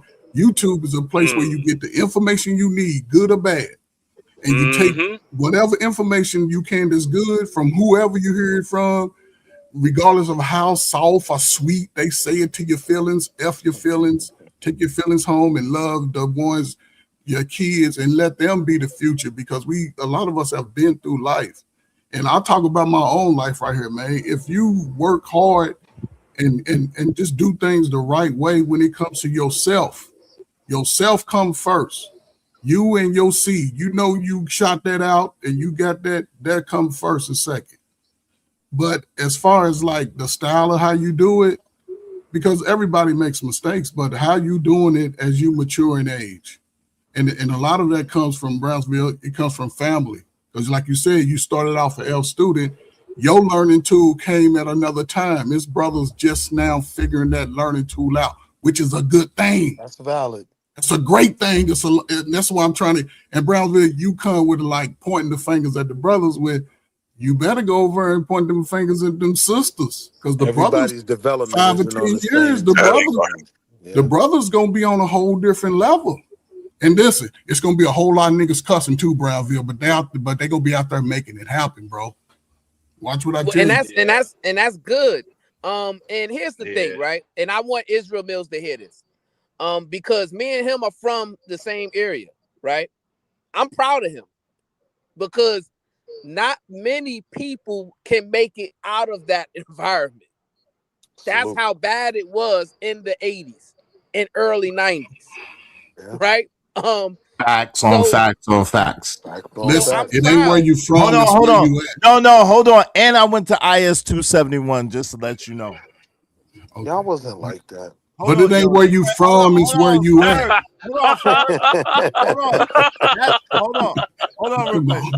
Hold on. That's true. But again, to survive what we survived, it does say in a time. Hold on, real quick. In the time that we was there, and to survive what we survived, there is something to be said about that. It just is. I'm just trying to tell you, it's something to be said. Man, salute to all hold on, brother. Hold on, but there's a lot of people. There's a lot of our friends and a lot of people that we know that didn't make it. Yes, brother. That never seen the light of day. That never seen 30 or never seen 40 or never seen close to where we're at right now. Yes. That didn't curse. Nah, they all curse. They all curse. That's tough right there. That's the point I'm trying to make, Izzy. We all come from some form of trauma. When we started. Hold on. What I'm saying. Listen, but I'm just trying to say this. Let me just say why this. would you cut him out when he finally say something good? He said he proud of me, and y'all won't even let him. I'm sorry. You cut him out. Salute to Brownsville. No, I did. Coach Furman cut him out. Coach Furman cut him out and tried to negate the fact that Brownsville is rough. It ain't where you at. It's where you at. Because we sick and tired of hearing you Brownsville folks. You and Brownsville from the same. How y'all from the same place and y'all going back and forth like that, man? Come on, man. Hold on. Well, here's the thing. I was about to explain it. Exactly. Right? I don't know what you're talking about. So, I'm proud of Israel Mills. We're from the same neighborhood. Right, so I understand what he had to overcome and get through to get where he's at today. Right, hold on, let's finish. I'm harsh with my criticism of him because I want him to be better. I genuinely do. I want him to be better. I root for him. Yeah, you're right, Coach Bird. He tried it. That boy. I don't know why you let that happen. You already know what happened. I just wanted to hold on, so Jim Savage.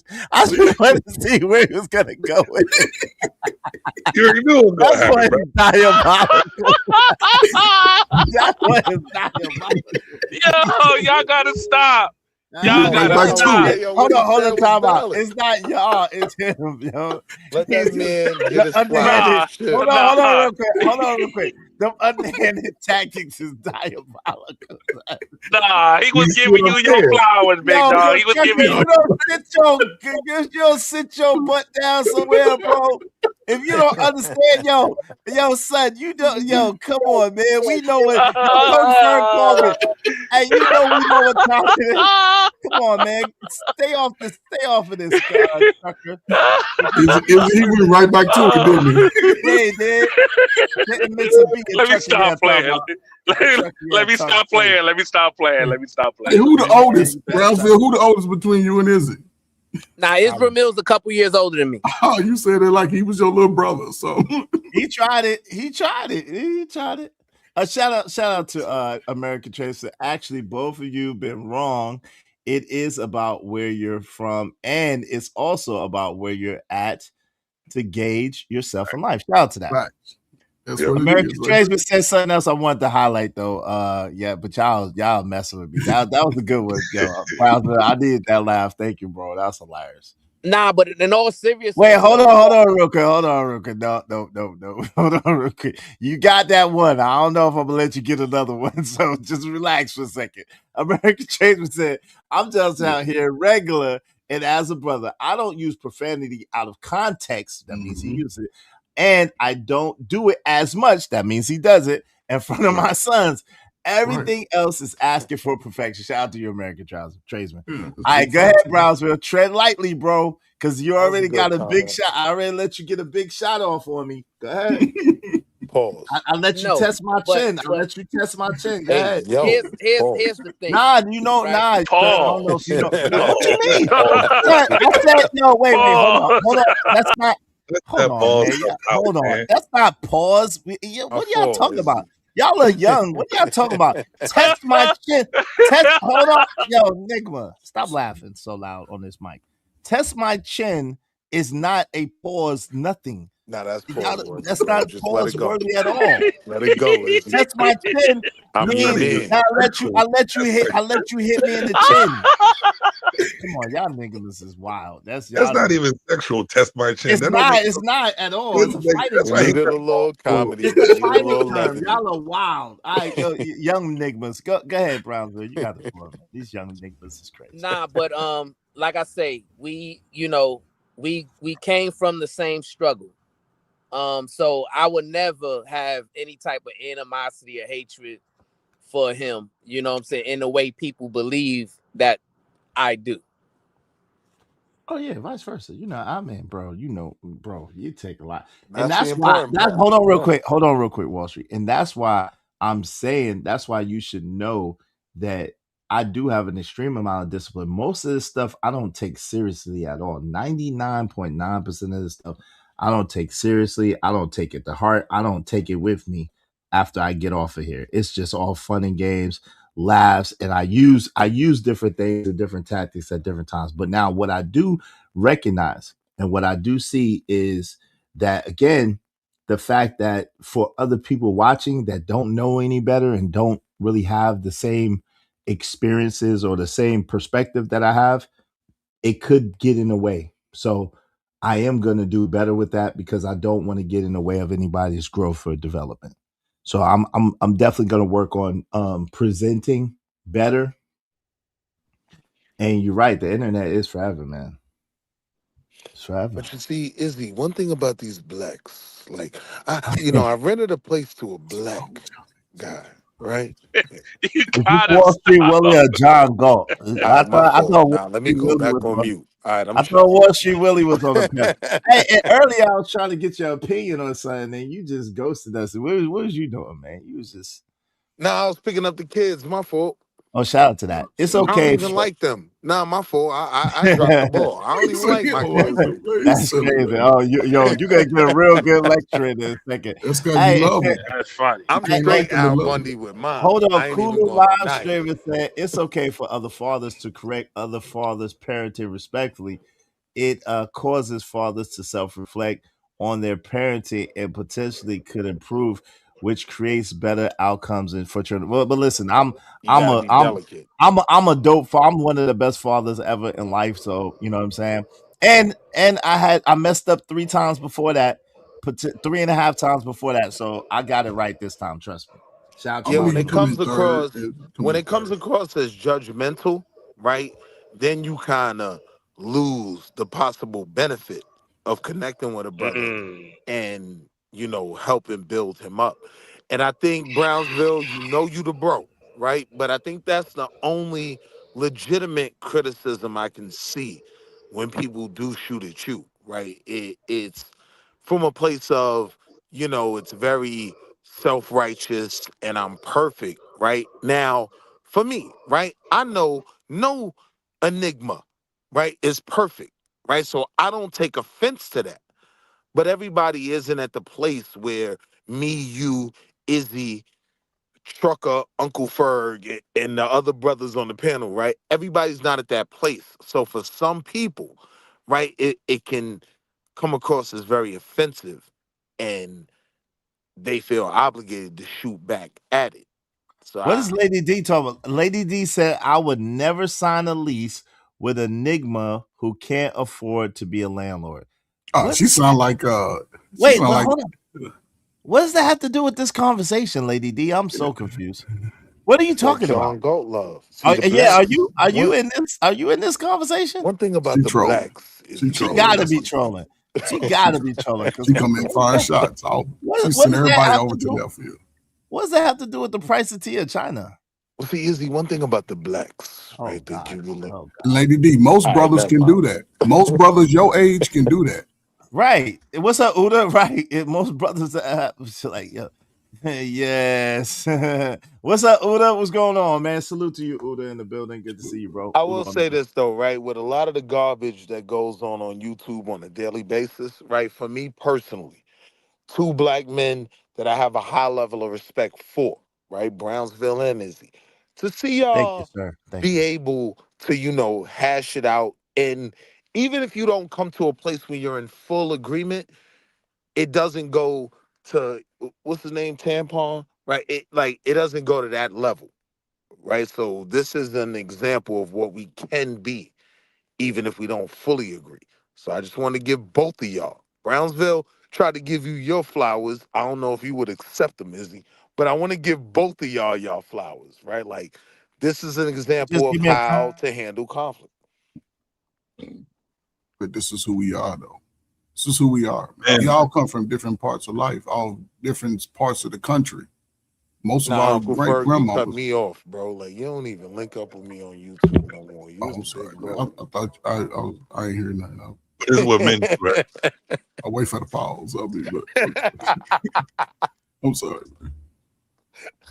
Go ahead. Listen, I get game and I give game. You know what I'm saying? Like, to what Coach Ferg was talking about, there's some things that I've taken from a few people on here, and I have applied it in my life, even my wife. You know what I'm saying?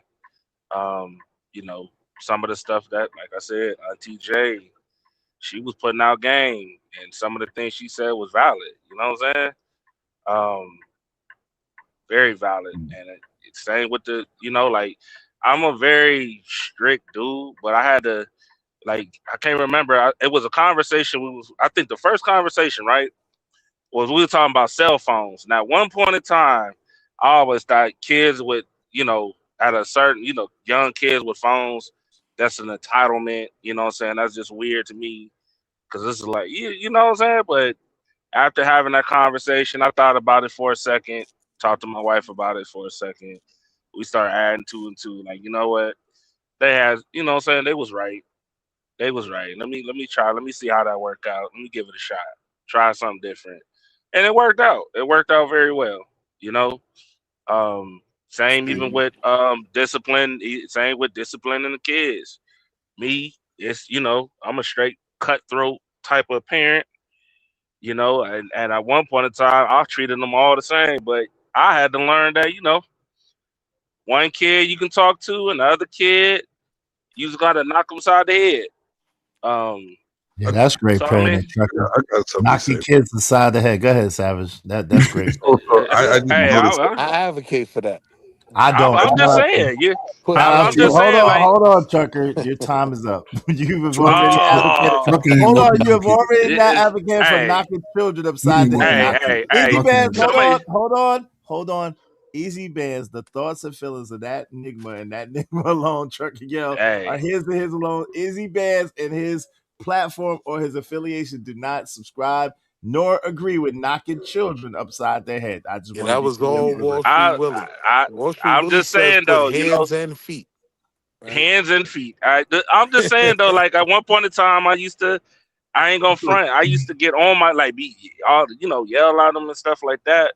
But then I realized that some kids take advice better when you talk to them a certain way. Truck. And then, hold on, real quick. My man Savage turn, and then y'all after Savage. Go ahead, Savage, and Coach Ferg after Savage. So what I noticed is, Brownsville gave you your flowers, right? Give you a shout out, acknowledged you, right? And you told us earlier you don't care, you're not looking for that. Right. All of a sudden you did stop them so Brownsville could finish giving you the flowers, right? Even though he hit the jabs. Mm-hmm. So Brownsville, do you think that Iz was looking for validation from you? No, I don't think that. All right. So do you think that a man, I know a man coming up saying, "Oh, I see you acknowledging the queens like personally. Why can't you do the same for the kings?" Why would you say that that man is looking for validation from other men when you just said Izzy wasn't looking for validation from another man? I got you, Brownsville. Right? Wait, hold on. No, Wall Street Willie. Let All right, Brownsville all right, I'm answer, gonna fall back. Savage brother, and then Coach Fergus next. Go ahead, Brownsville. You can answer, brother. Because you know, I think that particular person, right? He in that moment, he's kind of like wanting what the women are getting, essentially, right? So in some strange way, it's almost like he's competing with the woman for my validation. That's weird. I was gonna say it better, Brian. What I was gonna say is this: that I understand how y'all feel after he kept going for about 3 hours trying to talk about it. I would see the same way because y'all just the way it went was y'all just kept hackling him about it. So obviously it made, with all the aunties around, it made it seem like he was looking for that. But I think he was just trying to say it and let it go. But y'all kept like kind of harassing him about it, which made him continue talking about trying to get his point across by saying that, why can't you just do that? So now you know what I mean? Since you spend every morning doing that for the females, I don't think he was looking for your validation. He was saying, why can't we acknowledge men more? You know what I mean? So that means because men are men looking don't for get acknowledged validation, like that. right? That means men are looking for validation, right? Like I literally mock, right, my brother's well-crafted intro, right? Like, Izzy Bands, I'd like to thank you for letting me into your room with my shoes on because I'm not wearing socks and my feet stink, right? Like, I understand his motive in doing what he does. And to be honest, Black women in particular deserve that, the way they've been attacked online, right? One thing about Izzy, he's never been that manispherian, right? To just attack Black women. If he was, I wouldn't even be locked in and hit the subscribe, the bell, But I and don't the know what alerts. I attacking hit Black the women got alerts. to do with it. If you hit the alerts, you get all the alerts, right? What does attacking Black women have to do with it? So when we're having this conversation, a big part of it, like, I watched a dude display all his angst, right, into what the way Brownsville does his introduction, right? And I could understand a portion of it from the aspect of a weak man, right? For me, I'm not looking for personal validation. So if he comes on the panel and he shouts out Bomb Cherry and PH Diva, as long as he says salute to the brothers, I don't need him to say salute to Wall Street Willie, right? Now, I'm gonna be real. The only criticism I would have is if you're gonna get the knuckleheads right, you got to get these 304s right too, right? But that's neither here nor there, right? What I'm saying is there is a level of a need for validation from men, from other men, and yeah, I'm gonna be real. That's weird. I don't need that. I don't need Brownsville to say my name individually and show me love, and you know what I mean? Like, I Yeah, but no. understand. My whole thing is he wasn't doing it. He wasn't doing that either. It wasn't. Nobody's looking for validation from nobody. No man, especially. It was just a question, right? Nah, and bro. my whole thing But I'm trying to was put this. you on. Well, I don't Right? know. Yeah, I'm just talking about me, sir. I'm just talking trying about to me. put you on. Where I know, people but have let the me finish what I'm angst. saying. What I'm saying is this. What I'm saying is this. Good. What I'm saying is this. The way he was treated for asking that question is my problem. You know what I'm saying? Like, for him to even just ask for acknowledgement from men, which who gives a damn? You know what I'm saying? And then y'all like, oh, you're looking for women, you're being feminine. You know what I mean? Like, the quickness to just call a man feminine when you don't know nobody on this panel, you don't know even what they're capable of doing. The quickness over in that corner, how they're quick to have the aunties talk and have the narrative of this guy's weak, this guy's this. Speaking about Black men, you know what I'm saying? And that's my whole thing. You're speaking about Black men. I don't care what anybody else is speaking. Speaking about Black men, and it's always a narrative to try to belittle a black man when you're trying to say that you're trying to praise black men and get black men on a chord when you always calling them feminine, and y'all allow that shit to happen. But You know what see, I'm saying? here's the thing, though, That's right? the thing I was Like, getting. nothing about, like, because what triggers a lot of dudes, and I know Brownsville knows this, right, is the way he's crafted his intro, right? Now, for me, right, I don't need to be called out individually. I can recognize what he's focused on and what he's trying to, you know what I mean, like, empower, right? Yeah. So I salute that, right? And he says, and I can't leave out the brothers, salute to the brothers, but it's time for me to get these knuckleheads right? Now, I don't even have an issue with that because there's a lot of knuckleheads out here, right? But I can understand the argument from the other side where the knuckleheads aren't the only problem. So then the question becomes, why aren't you getting the knuckleheads and the 304s right? You get what I'm saying? But from what I've seen on YouTube, let me answer that real quick. I know the answer, So, Brownsville. You my guy. People With the ask attack that all on the black time. women, go ahead. People ask that all the time, right? Here's the thing. I mentor young black men, right? I don't mentor young black women, right? When I go to the Boys and Girls Club, it's the young black men who I'm talking to. Right. When it comes to my individual household, my wife and my 2 kids, right? If my daughter is typically having a issue, a woman issue, my wife handles that, right? I'm there to give love, support, advice, different things like that. But when it comes to like woman things, that's my wife's job, right? When you say women things, you mean personal hygiene things and like that? Getting women right. When it comes to personal hygiene or emotional. What if she came and told you that a girl was beating her up in school? What would you do? Oh yeah, well that's my lane. That's protection, right? So you gonna beat the little girl up for beating your daughter?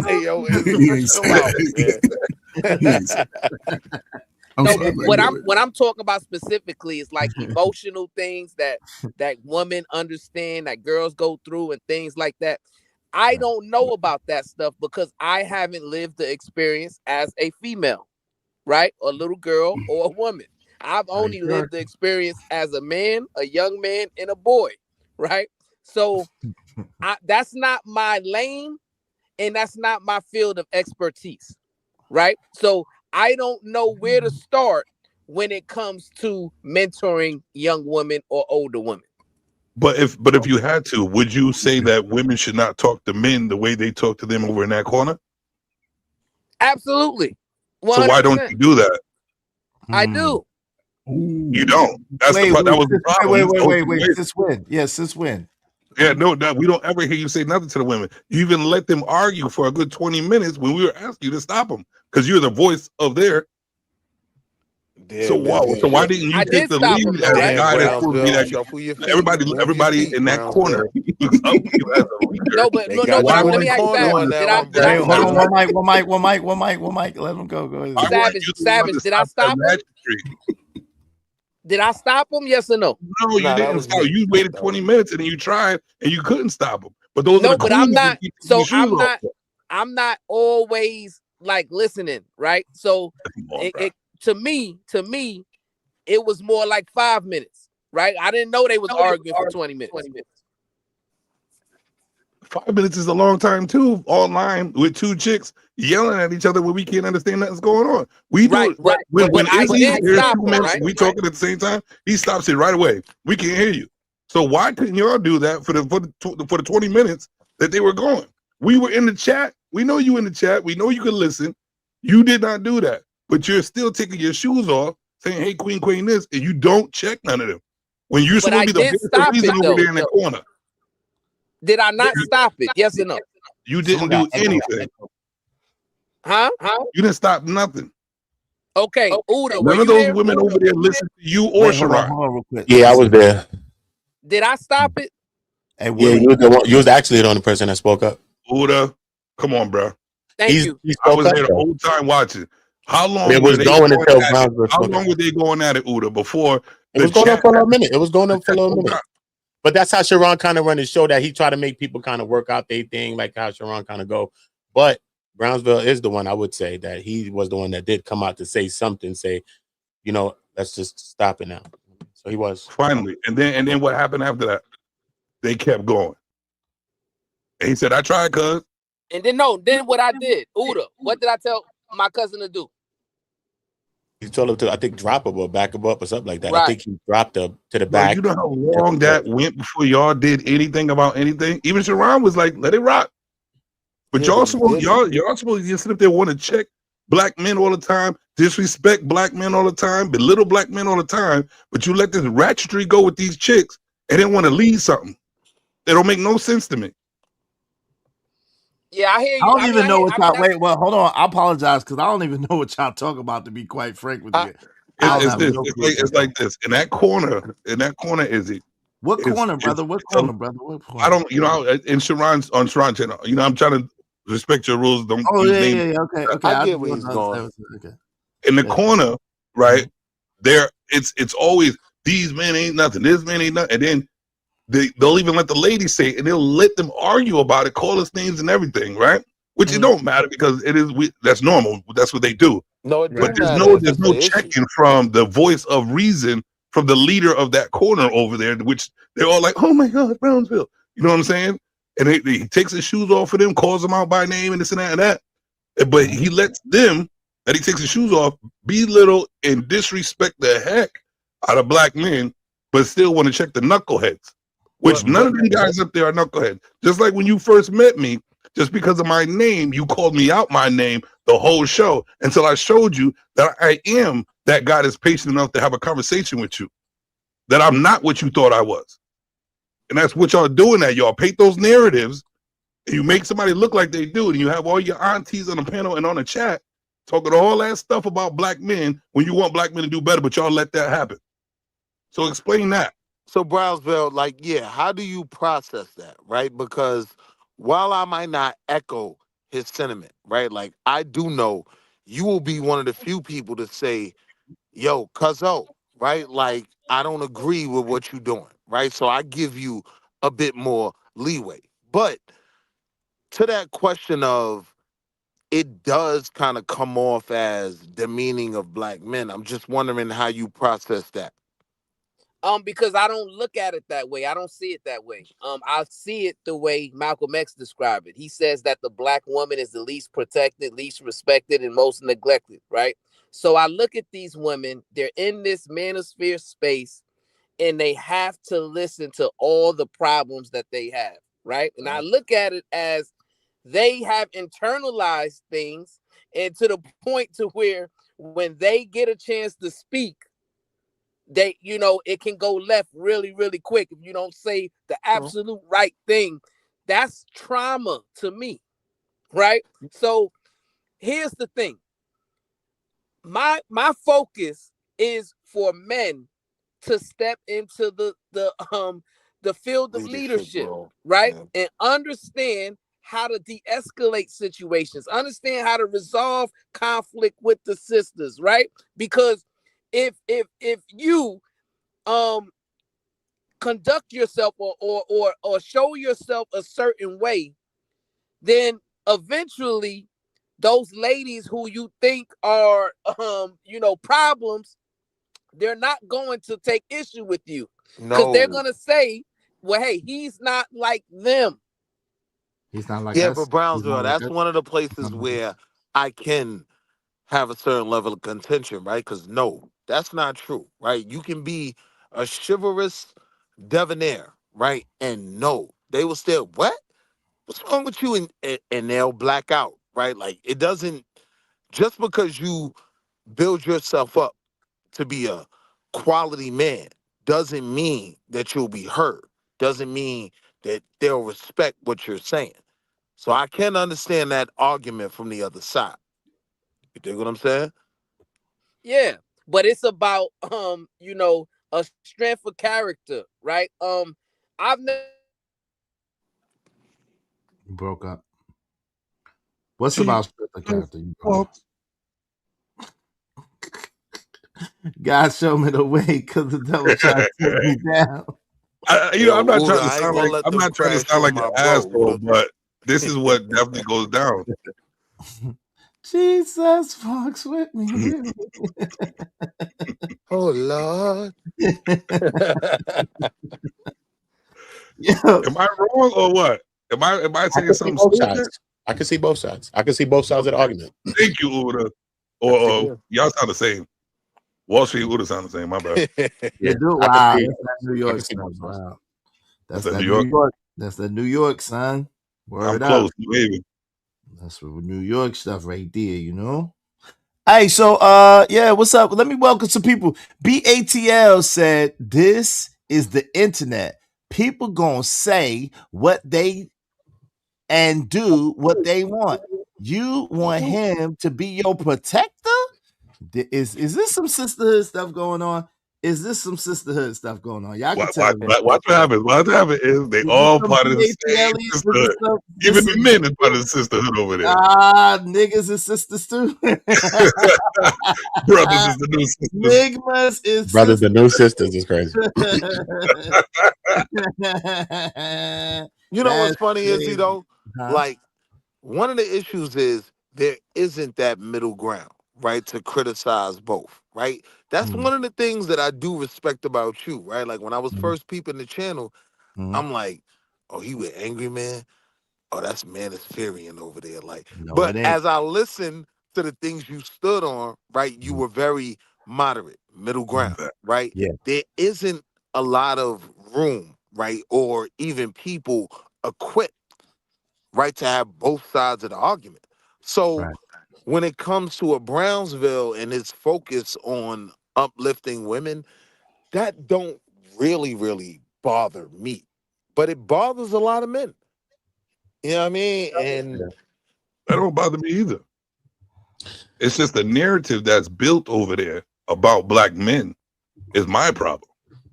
Yeah. Yeah.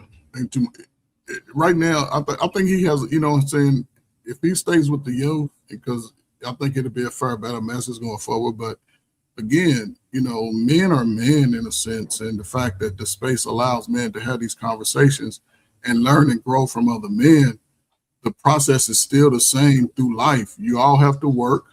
You all have to make sure you have a place to stay. You have to eat. You know what I'm saying? You don't have to buy your luxuries like going to the movie. You don't have to do that stuff. That's stuff we want to do, but certain things you have to be in position.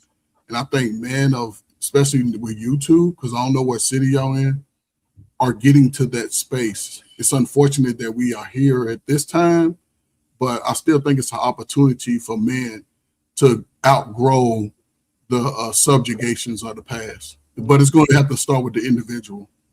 It's going to have to start with the individual, man. I've seen, you know, the best of the world and the worst of the world. Some of my closest friends, you know what I'm saying, seen them turn it around. I'm 58 as of Sunday, Super Bowl Sunday. Happy belated birthday. I've been retired since I was 54. I started working at 18. They said go to the army or go to college. I went to college. Didn't want to pay for that shit. Found myself working. Let me join the military. Boom. 7 years, got hurt, got out, let them pay for me to go to school. Salute to Mississippi State, class 2001. I've been getting flued out since I was 25. And all that game is over. All that game is over. I've been married for the last 13 years this year. Congratulations. I've been a playboy. Some of y'all aunties, they might know me, but they don't know me. Life But is Uncle here for Ferg, y'all. when you got your first pack, right? My Shout out to the question Aquarius. is, all right, never mind. Say it again, my first what? I said, when you got your first pack, right? My question was, after that investment. All right, good. I'm lost. He trying to say that you got. He messing trying with to you, say bro. that you hustling. You hustling No. drugs, man. That's what he trying No, man, I ain't selling no drugs. I had good friends. Listen, man, I was an athlete, man. My dad, like I said, he taught me to respect people, respect men. Right. That's the thing. You respect men, regardless of what your Yeah, ideologies. Your 10 more ideologies minutes, are Carmen. different. I'm out of it. It's like here we are right now.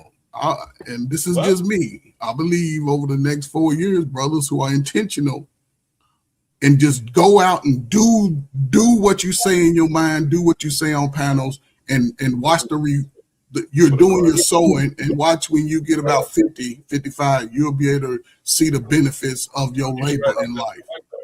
So I'm gonna shut up. So many people you got to talk to.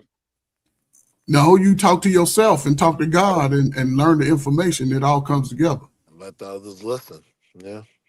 You know what I'm saying? Talk to the people that are having the same mindset, and they on the path that they on, you on the path that you're on, but the encouragement in the battle is where y'all cuddle up and get. So salute to y'all, man. No doubt. Hey, yo, we got 10 more minutes, 9 minutes. Everybody get a minute and a half a piece to say their last words. I appreciate y'all hanging out with me. Y'all could have been anywhere in the world, but y'all chose to be here with me, and it really means the world to me. Shout out to my brothers. Salute. Salute. What's your last words, good brothers? Izzy, one thing about these blacks that I wanted to get back. That's what you want to use your time to talk about. Salute Izzy, salute the panel, salute to the chat. Salute. Hey, anybody want any last words? I appreciate y'all hanging out, man. Salute. You know me, man. It was a textbook example of how men should handle, contention.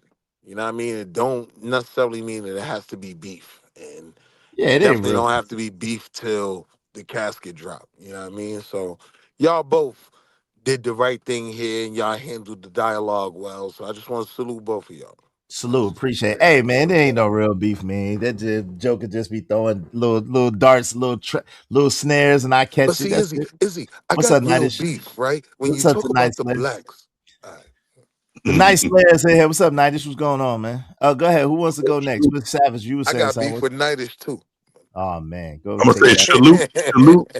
I'm gonna say salute to you, like Nightish said, salute. And I'm always gonna say keep it golden, my boy. And this was a great conversation. I'm glad Brownsville came back up because I really got to say my piece without the aunties interrupting. You know what I'm saying? And all I'm about is the black men holding each other accountable, but sticking together, not belittling each other and putting each other down, because we need more of power amongst each other. Thank y'all, fellas, for having me up here. And no doubt, salute to you, man. Salute. Hey, what's up, Empress Carmen? Yeah, it's still going. We're about to shut it down. What's up, Ferg? What's up, you good brother? Hey, man, good show, man. I'm glad the dialogue was there, man. And you know what I'm saying? Hopefully, you know what I'm saying? I know you're going to do what you got to do to make sure your life is intact, man. Any brother, man, just choose your path, man, and go for it. Salute to y'all, man. Salute to you, good brother. Yo, Smitty, you there, bro? Smitty, you there? Going once, going twice, going 3 times. Smitty's not there. All right. Yo, thank you very much to everybody that came through and kicked it with me, man. Y'all could have been anywhere in the world. I appreciate y'all being here with me, though. Thank you very much. Hey, the mad grind don't stop till the cell door gets locked. Shout out to that. It sounds like a song. Hey, thank you very much to Bridget M, to Jay Jermaine, to Raj Will, to Ogun, to Black Man Unfiltered, to the plug. That's Drip.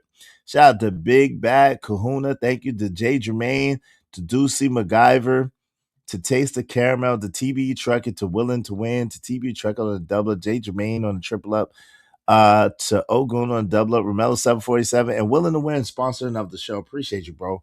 Willing to Win sponsoring the show. Thank you. Thank you to Coach Ferg, to Down Long, to Mr. Low Key, to Treese, and to Jade Lewis, and to A Vixen Forever. Thank y'all so much for supporting the show. I did my whole shopping and everything today to this chat. Y'all rock. Shout out to my guy, Izzy Bands Gang. Shout out to that. Good to see you. I had to curse out a panel of racist white men trying to dog out LeBron James, gave them people the business. Shout out to you, Lady D. I pray all is well with you. Hey, listen, make sure y'all like, y'all share, y'all subscribe. If you have a membership, make sure you keep the membership because that's where the exclusives happen. And also thank Willing to Win, who's gifted 20 memberships today. I really appreciate them. All right. So thank y'all so much for tuning in. Tune in tomorrow. We're going to have an even better show, God willing. Tell a friend to tell a friend to tell a friend about us. And listen, we don't have no beef with anybody. It's all love over here. You know what I'm saying? We don't take this stuff too seriously. I did well. I don't curse anybody. Did y'all notice 2 days in a row and I ain't cursing nobody out? 2 days in a row and I ain't cursing nobody out. We getting better and better and better and gooder and gooder and gooder. Glory be to the Most High God. Give 5 more folks likes. Yeah. Let's get 5 more likes real quick, y'all. 5 more likes.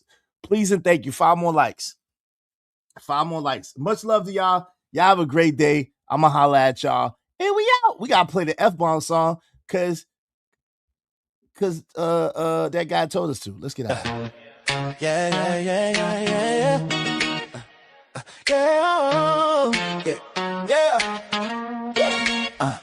Struggling to keep my channel alive. Every little comment is hard to survive. They clown my presentation, they throw shade, but I'm grinding every day. Got dreams to invade. I say no F-bombs, that's the code I keep.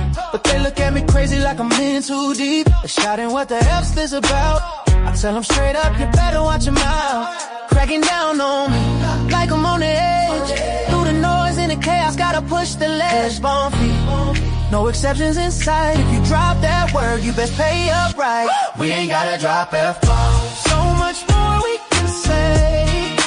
You ain't gotta drop F-bombs. If you do, then F you pay me, or stay the F away. We ain't gotta drop F-bombs. It's against the rules, you see. You ain't gotta drop F-bombs. But if you do, it's get the F out of here. Pay me my 5 F-bomb fee. Immediately. Yeah. Late night grinding, views going up. Trying to keep it clean while they're pouring from that cup. Every time they test me, I just smile and nod. But deep inside, I'm fighting like a soldier for the squad. F you pay me, become a daily mantra. You don't respect the grind, man, I gotta go like mantra. Stop playing games with my hustle, don't you see? I'm just trying to build a future, that's the real G. Throwing shade at my style, but I won't back down. With my vision and focus, gotta claim my crown. Keep it on the real, I'll take your payment, but I won't take the deal. We ain't gotta drop F-bombs. So much more we can say. We ain't gotta drop F-bombs. If you do, then F you pay me, or stay the F away. We ain't gotta drop F-bombs. It's against the rules, you see. We ain't gotta drop F-bombs. But if you do, is get the F out of here, pay me my 5 F-bomb fee. My 5 F-bomb fee.